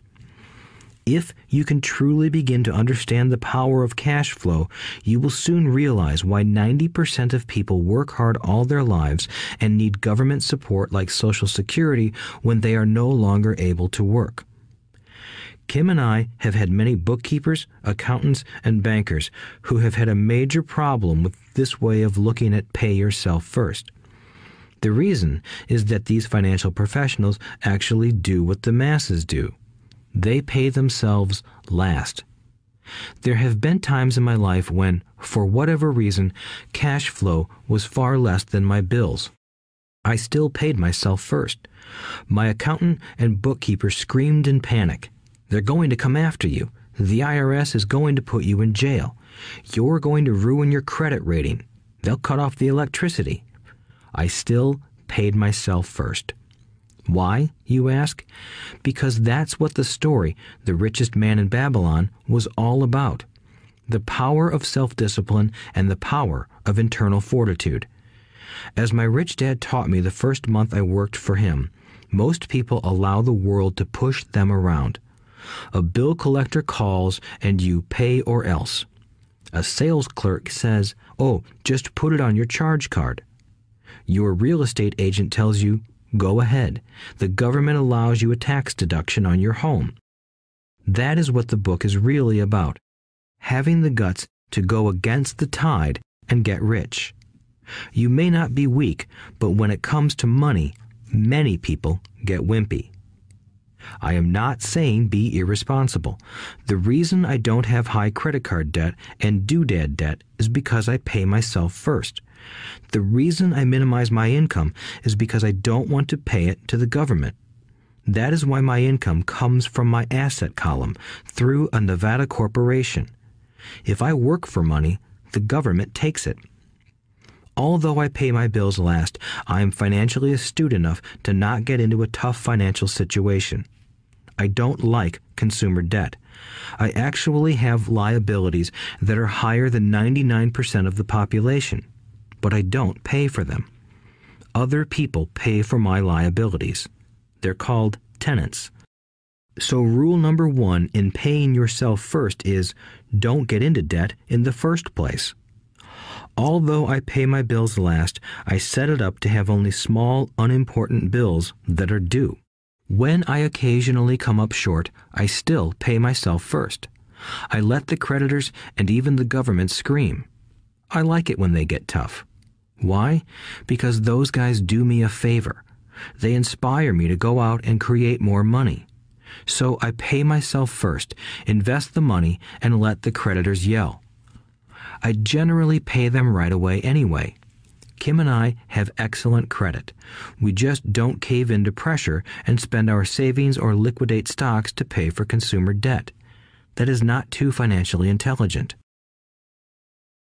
To successfully pay yourself first, keep the following in mind. 1. Don't get into large debt positions that you have to pay for. Keep your expenses low. Build up assets first. Then buy the big house or nice car. Being stuck in the rat race is not intelligent. 2.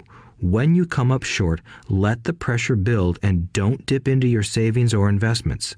Use the pressure to inspire your financial genius to come up with new ways of making more money and then pay your bills.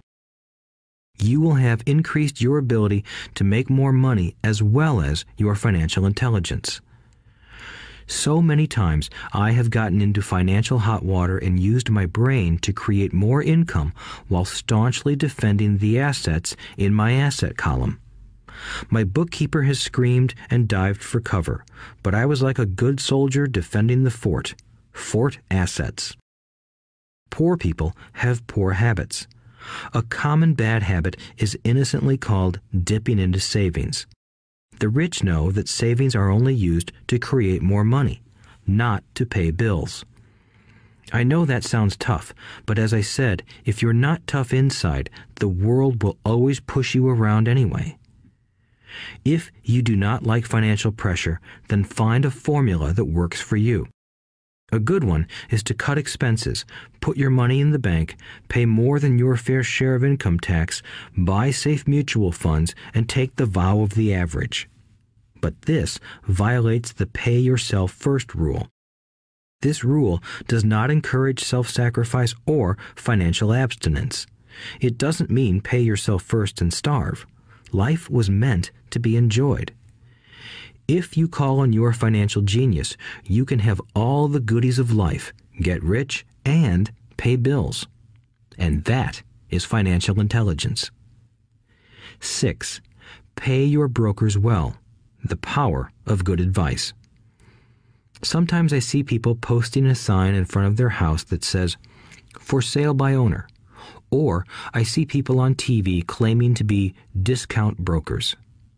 My rich dad taught me to take the opposite approach. He believed in paying professionals well, and I have adopted that policy also. Today, I have expensive attorneys, accountants, real estate brokers, and stockbrokers. Why? Because if, and I do mean if, the people are professionals, their services should make you money. And the more money they make, the more money I make. We live in the information age. Information is priceless. A good broker should provide you with information as well as take the time to educate you. I have several brokers who do that for me. Some taught me when I had little or no money, and I am still with them today.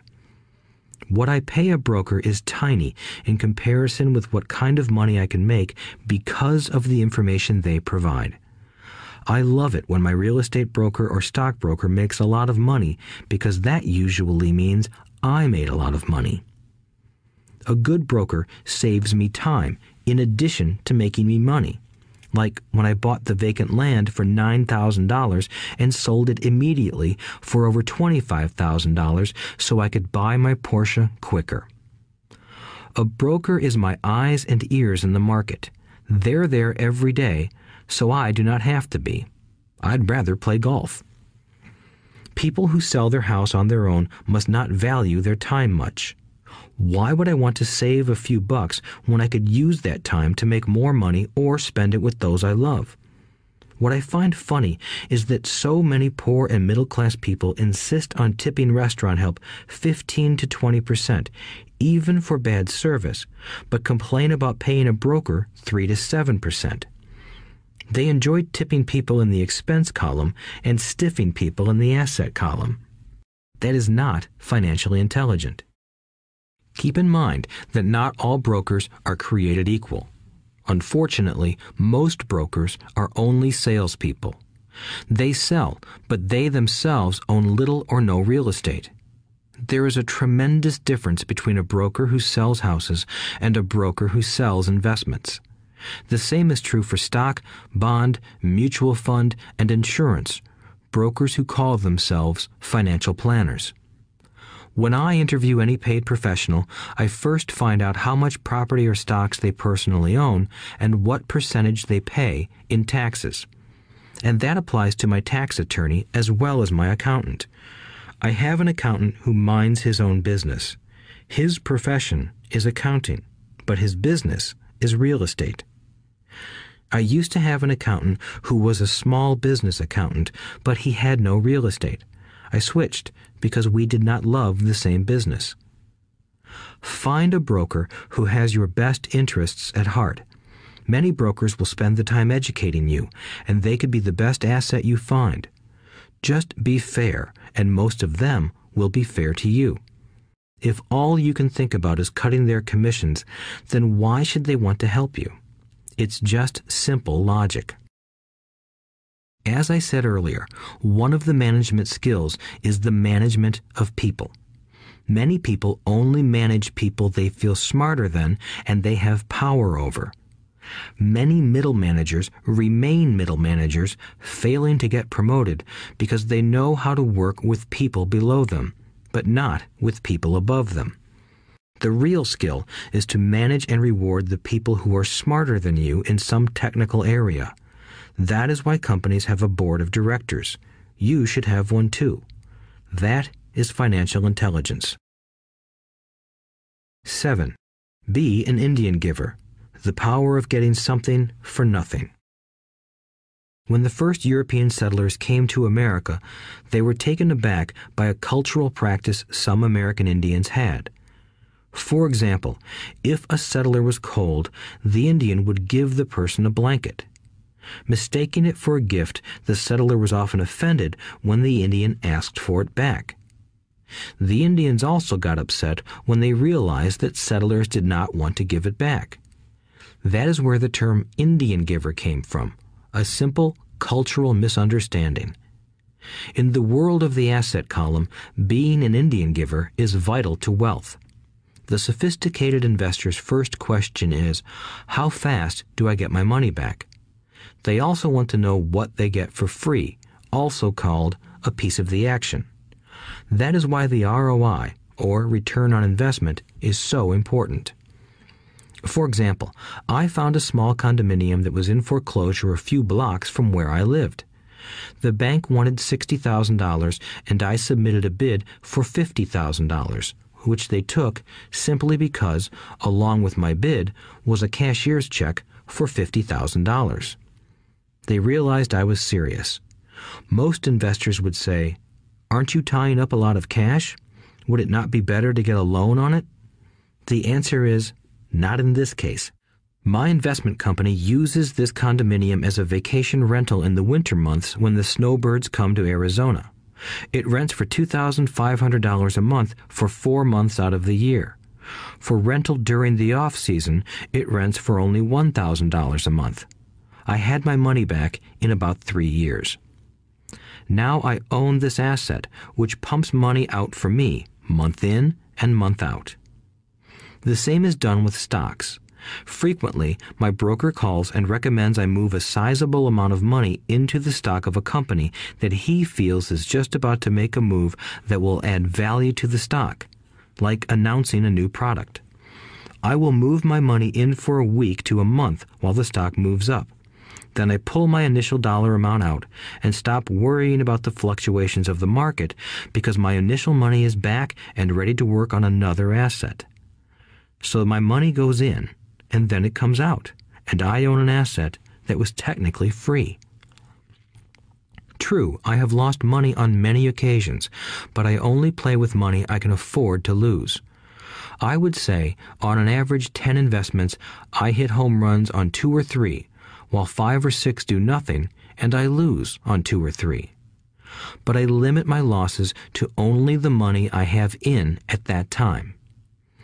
People who hate risk put their money in the bank. In the long run, safe savings are better than no savings.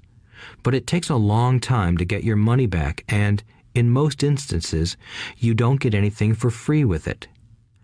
On every one of my investments, there must be an upside, something for free, like a condominium, a mini storage, a piece of free land, a house, stock shares, or an office building. And there must be limited risk or a low-risk idea. There are books devoted entirely to this subject, so I will not talk about it here. Ray Kroc, of McDonald's fame, sold hamburger franchises, not because he loved hamburgers, but because he wanted the real estate under the franchise for free. So wise investors must look at more than ROI. They look at the assets they get for free once they get their money back. That is financial intelligence. 8. Use assets to buy luxuries. The power of focus. A friend's child has been developing a nasty habit of burning a hole in his pocket. Just 16, he wanted his own car. The excuse? All his friends' parents gave their kids cars. The child wanted to go into his savings and use it for a down payment. That was when his father called me and then came to see me. Do you think I should let him do it, or should I just buy him a car? I answered, it might relieve the pressure in the short term, but what have you taught him in the long term? Can you use this desire to own a car and inspire your son to learn something? Suddenly, the lights went on and he hurried home. 2 months later, I ran into my friend again. Does your son have his new car? I asked. No, he doesn't.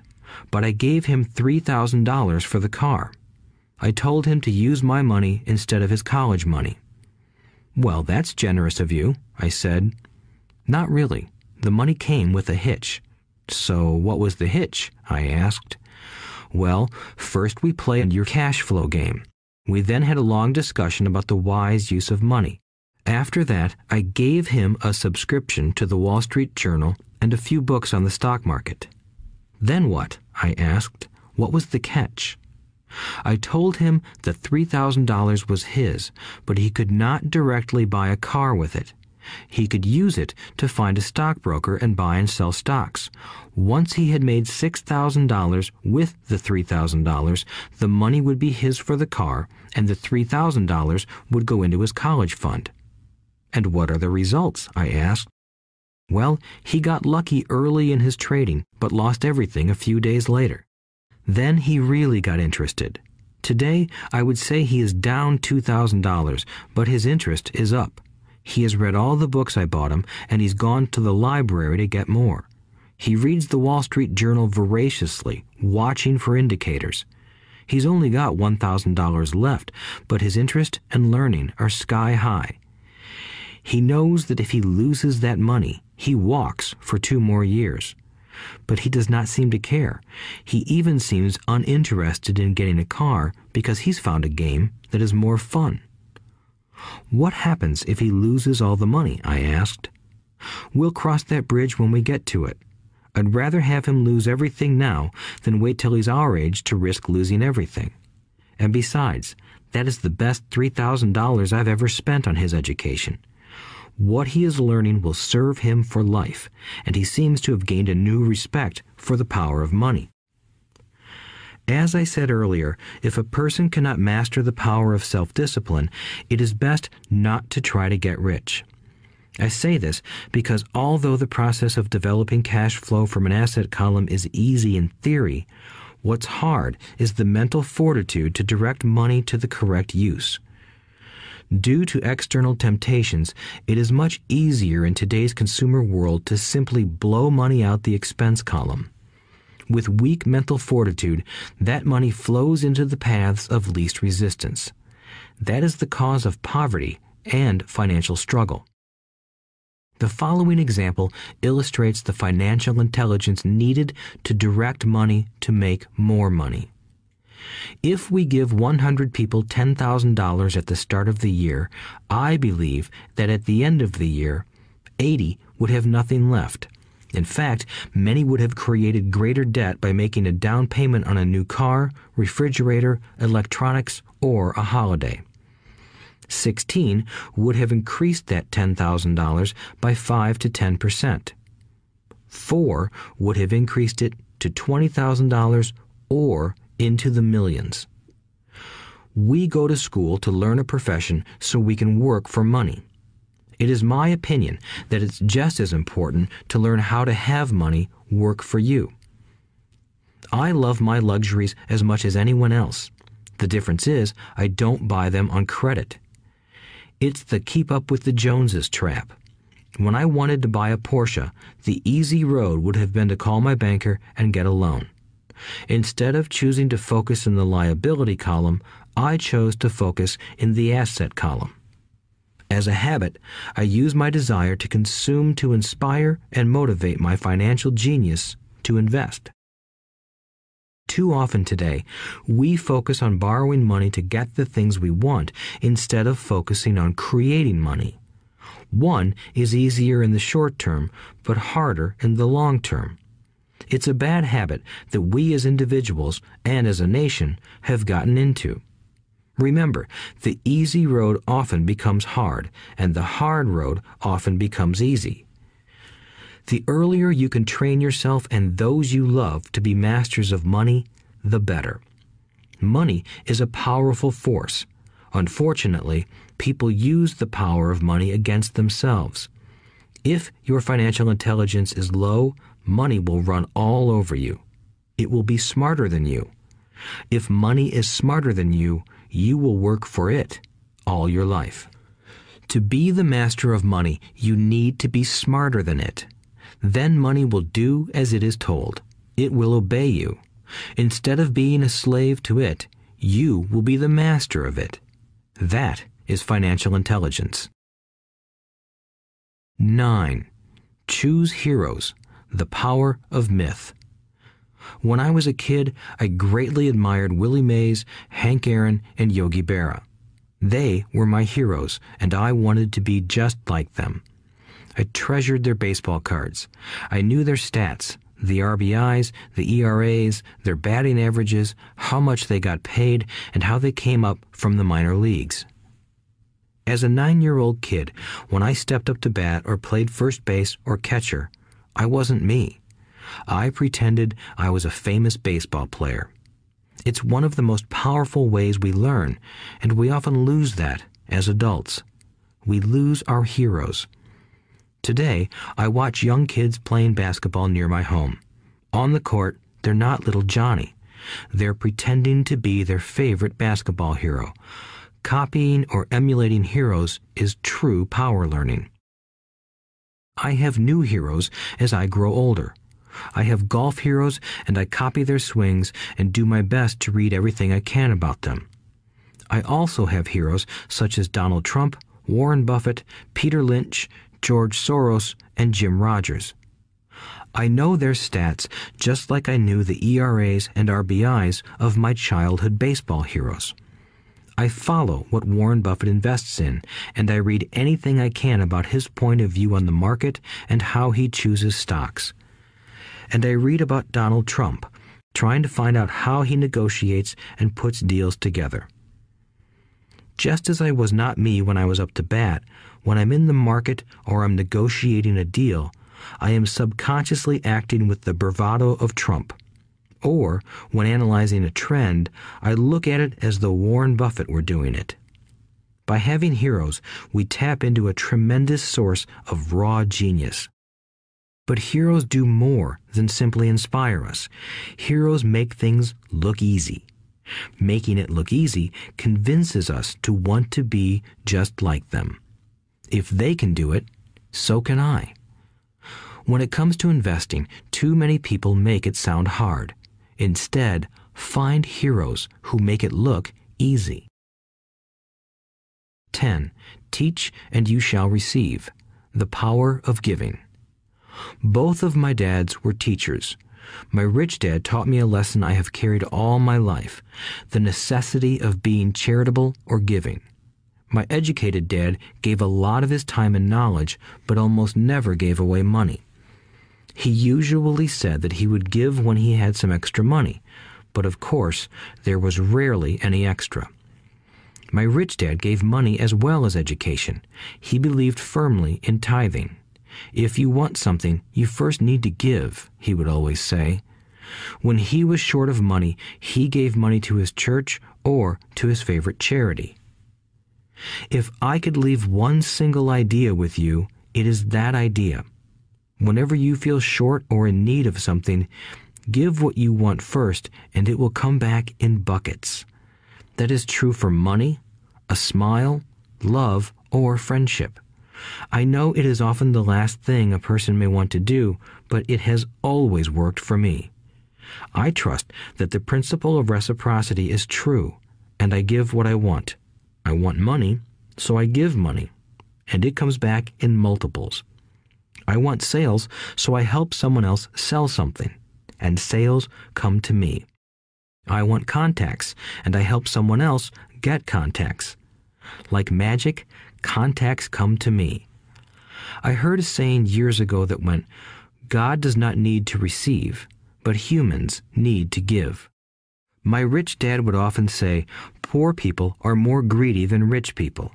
He would explain that if a person was rich, that person was providing something that other people wanted. In my life, whenever I have felt needy or short of money or short of help, I simply went out or found in my heart what I wanted and decided to give it first. And when I gave, it always came back. It reminds me of the story of the guy sitting with firewood in his arms on a cold, freezing night. He is yelling at the pot-bellied stove, "When you give me some heat, then I'll put some wood in you." And when it comes to money, love, happiness, sales, and contacts, all one needs to remember is to give first.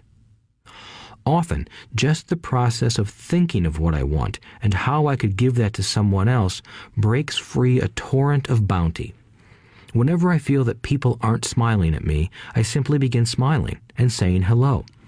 Like magic, the next thing I know, I'm surrounded by smiling people. It is true that your world is only a mirror of you. So that's why I say, teach and you shall receive. I have found that the more I teach those who want to learn, the more I learn. If you want to learn about money, teach it to someone else. A torrent of new ideas and finer distinctions will come in. There are times when I have given and nothing has come back, or what I have received is not what I wanted. But upon closer inspection and soul-searching, I was often giving to receive in those instances, instead of giving for the joy that giving itself brings. My dad taught teachers, and he became a master teacher. My rich dad always taught young people his way of doing business. In retrospect, it was their generosity with what they knew that made them smarter. There are powers in this world that are much smarter than we are. You can get there on your own, but it's easier with the help of the powers that be. You only need to be generous with what you have. Chapter 9. Still want more? Here are some to-dos. Many people may not be satisfied with my 10 steps. They see them more as philosophies than actions. I think understanding the philosophy is just as important as the action. There are many people who want to do instead of think, and then there are people who think but do not do. I would say that I am both. I love new ideas, and I love action. So for those who want a to-do list on how to get started, I will share with you some of the things I do in abbreviated form. Stop doing what you're doing. In other words, take a break and assess what is working and what is not working. The definition of insanity is doing the same thing over and over and expecting a different result. Stop doing what is not working and look for something new. Look for new ideas. For new investing ideas, I go to bookstores and search for books on different and unique subjects. I call them formulas. I buy how-to books on formulas I know nothing about. For example, in the bookstore I found the book The 16% Solution by Joel Moskowitz. I bought the book and read it, and the next Thursday I did exactly as the book said. Most people do not take action, or they let someone talk them out of whatever new formula they are studying. My neighbor told me why 16% would not work. I did not listen to him because he's never done it. Find someone who has done what you want to do. take them to lunch, and ask them for tips and tricks of the trade. As for 16% tax lien certificates, I went to the county tax office and found the government employee who worked in that office.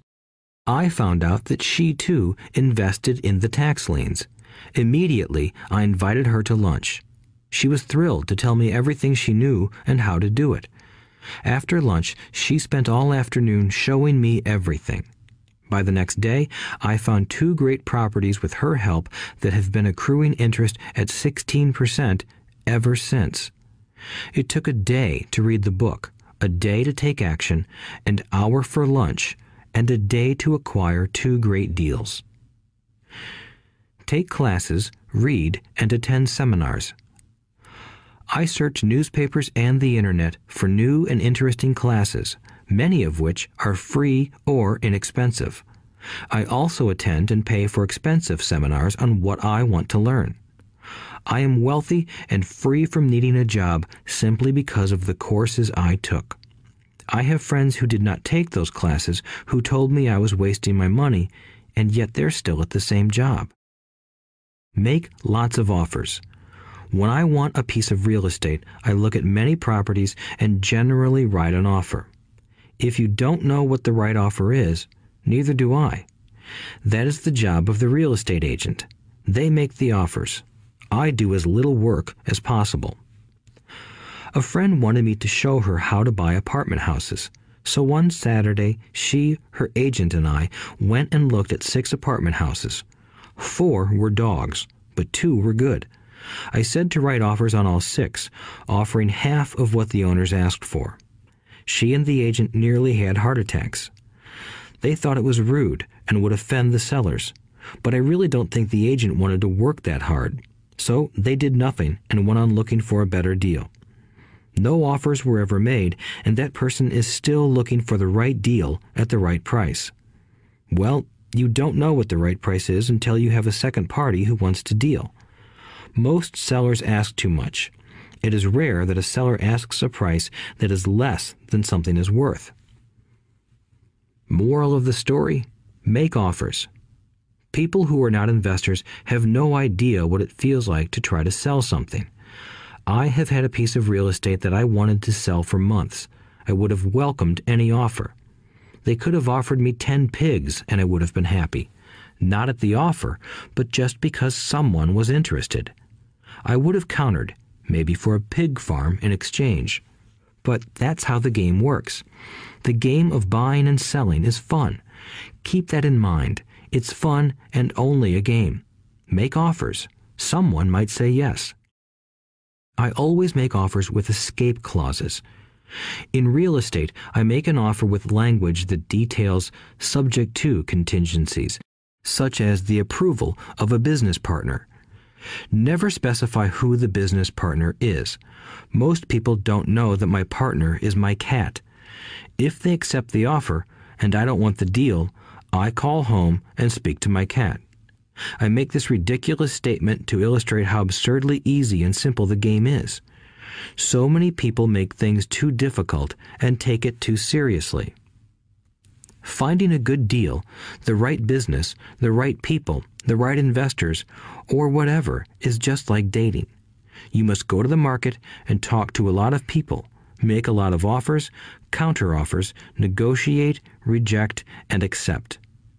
I know single people who sit at home and wait for the phone to ring, but it's better to go to the market, even if it's only the supermarket. Search, offer, reject, negotiate, and accept are all parts of the process of almost everything in life. Jog, walk, or drive a certain area once a month for 10 minutes. I have found some of my best real estate investments doing this. I will jog a certain neighborhood for a year and look for change. For there to be profit in a deal, there must be 2 elements: a bargain and change. There are lots of bargains, but it's change that turns a bargain into a profitable opportunity. So when I jog a neighborhood I might like to invest in. It is the repetition that causes me to notice slight differences. I notice real estate signs that are up for a long time. That means the seller might be more agreeable to deal. I watch for moving trucks going in or out. I stop and talk to the drivers. I talk to the postal carriers. It's amazing how much information they acquire about an area. I find a bad area, especially an area that the news has scared everyone away from. I drive it for sometimes a year, waiting for signs of something changing for the better. I talk to retailers, especially new ones, and find out why they're moving in. It takes only a few minutes a month, and I do it while doing something else, like exercising or going to and from the store. Shop for bargains in all markets. Consumers will always be poor.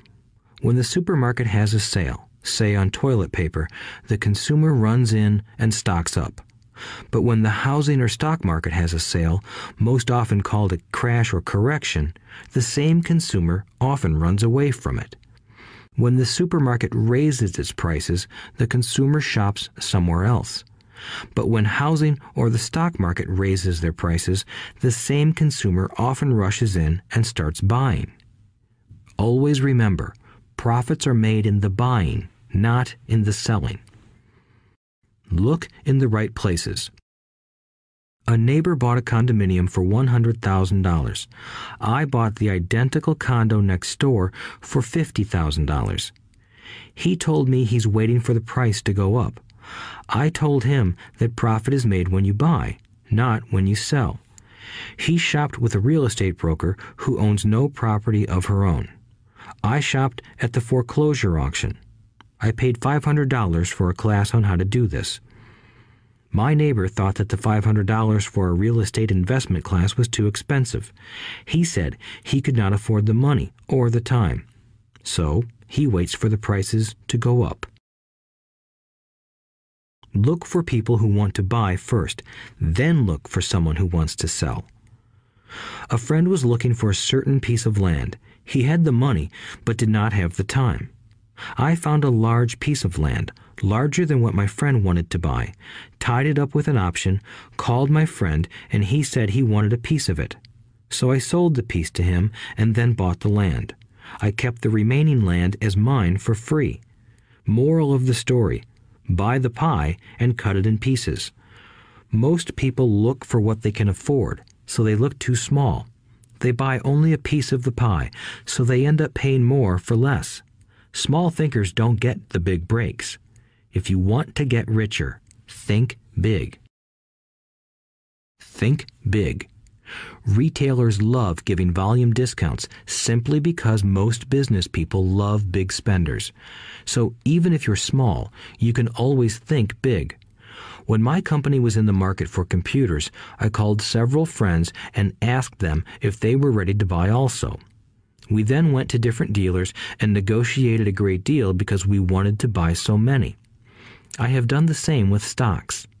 Small people remain small because they think small, act alone, or don't act at all. Learn from history. All the big companies on the stock exchange started out as small companies. Colonel Sanders did not get rich until after he lost everything in his 60s. Bill Gates was one of the richest men in the world before he was 30.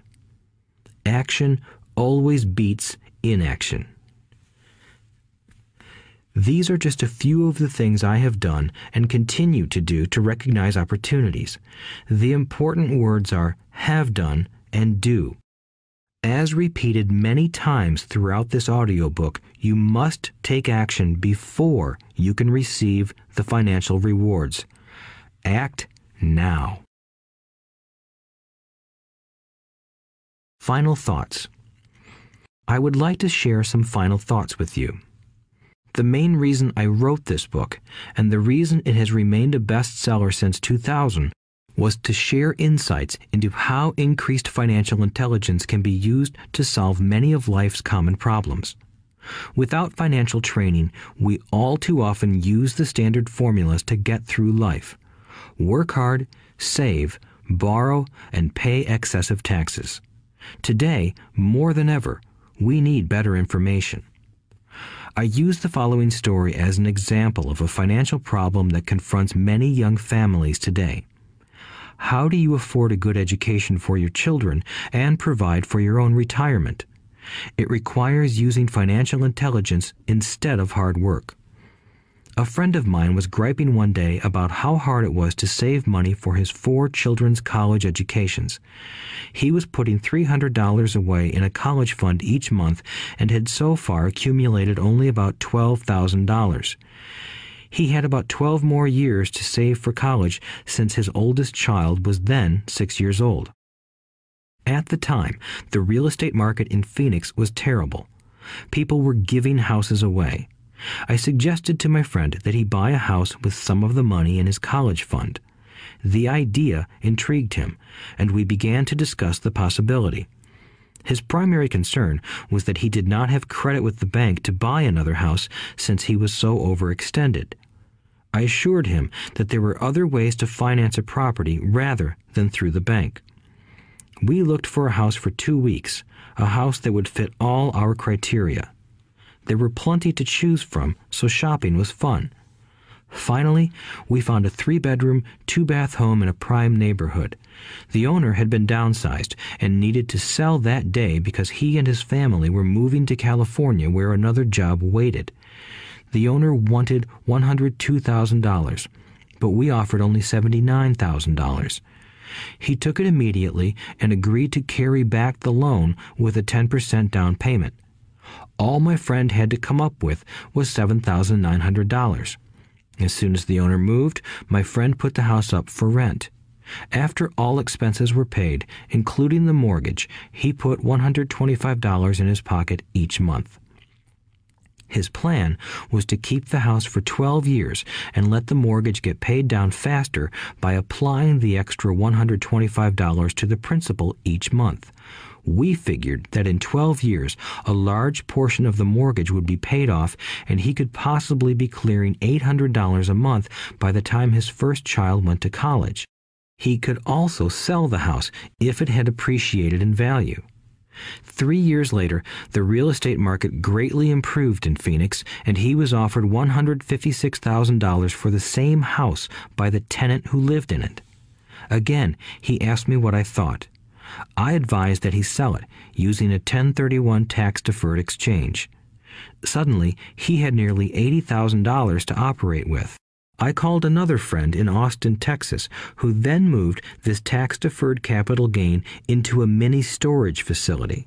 Within 3 months, he began receiving checks for a little less than $1,000 a month, which he then poured back into the college fund.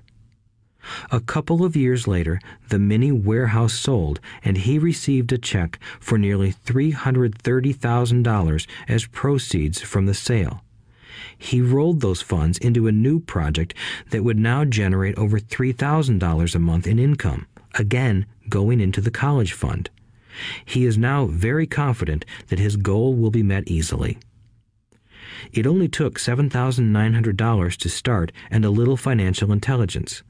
His children will be able to afford the education they want, and he will then use the underlying asset, wrapped in his legal entity, to pay for his retirement.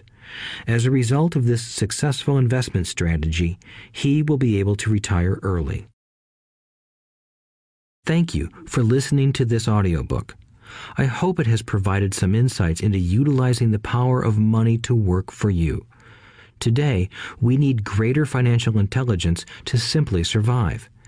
The idea that it takes money to make money is the thinking of financially unsophisticated people.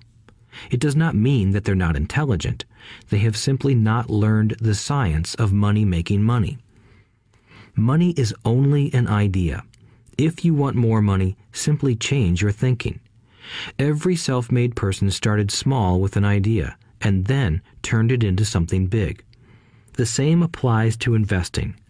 It takes only a few dollars to start and grow it into something big. I meet so many people who spend their lives chasing the big deal or trying to amass a lot of money to get into a big deal. But to me, that is foolish. Too often, I have seen unsophisticated investors put their large nest egg into one deal and lose most of it rapidly. They may have been good workers, but they were not good investors. Education and wisdom about money are important. Start early. Buy a book. Go to a seminar. Practice. Start small. I turned $5,000 cash into a $1 million asset, producing $5,000 a month cash flow in less than 6 years. But I started learning as a kid. I encourage you to learn because it's not that hard. In fact, it's pretty easy once you get the hang of it. I think I have made my message clear. It's what is in your head that determines what is in your hands. Money is only an idea. There is a great book called Think and Grow Rich. The title is not Work Hard and Grow Rich. Learn to have money work hard for you, and your life will be easier and happier. Today, don't play it safe. Play it smart. The 3 incomes. In the world of accounting, there are 3 different types of income. 1. Ordinary earned. 2. Portfolio. 3. Passive. When my poor dad said to me, "Go to school, get good grades, and find a safe, secure job," he was recommending I work for earned income.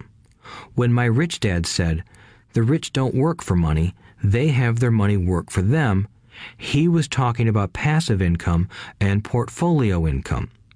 Passive income, in most cases, is income derived from real estate investments.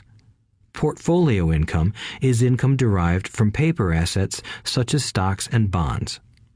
Portfolio income is the income that makes Bill Gates the richest man in the world, not earned income. Rich Dad used to say, the key to becoming wealthy is the ability to convert earned income into passive income or portfolio income as quickly as possible. He would say, taxes are highest on earned income. The least taxed income is passive income. That is another reason why you want your money working hard for you. The government taxes the income you work hard for more than the income your money works hard for. In my second book, Rich Dad's Cash Flow Quadrant, I explain the 4 different types of people who make up the world of business. They are E, employee, S, self-employed, B, business owner, and I, investor. Most people go to school to learn to be an E or an S. The cash flow quadrant is written about the core differences of these 4 types and how people can change their quadrant. In fact, most of our products are created for people in the B and I quadrants.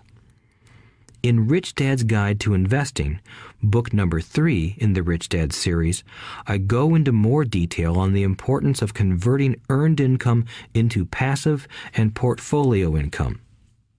Rich Dad used to say, all a real investor does is convert earned income into passive and portfolio income. If you know what you're doing, investing is not risky. It's just common sense. The key to financial freedom.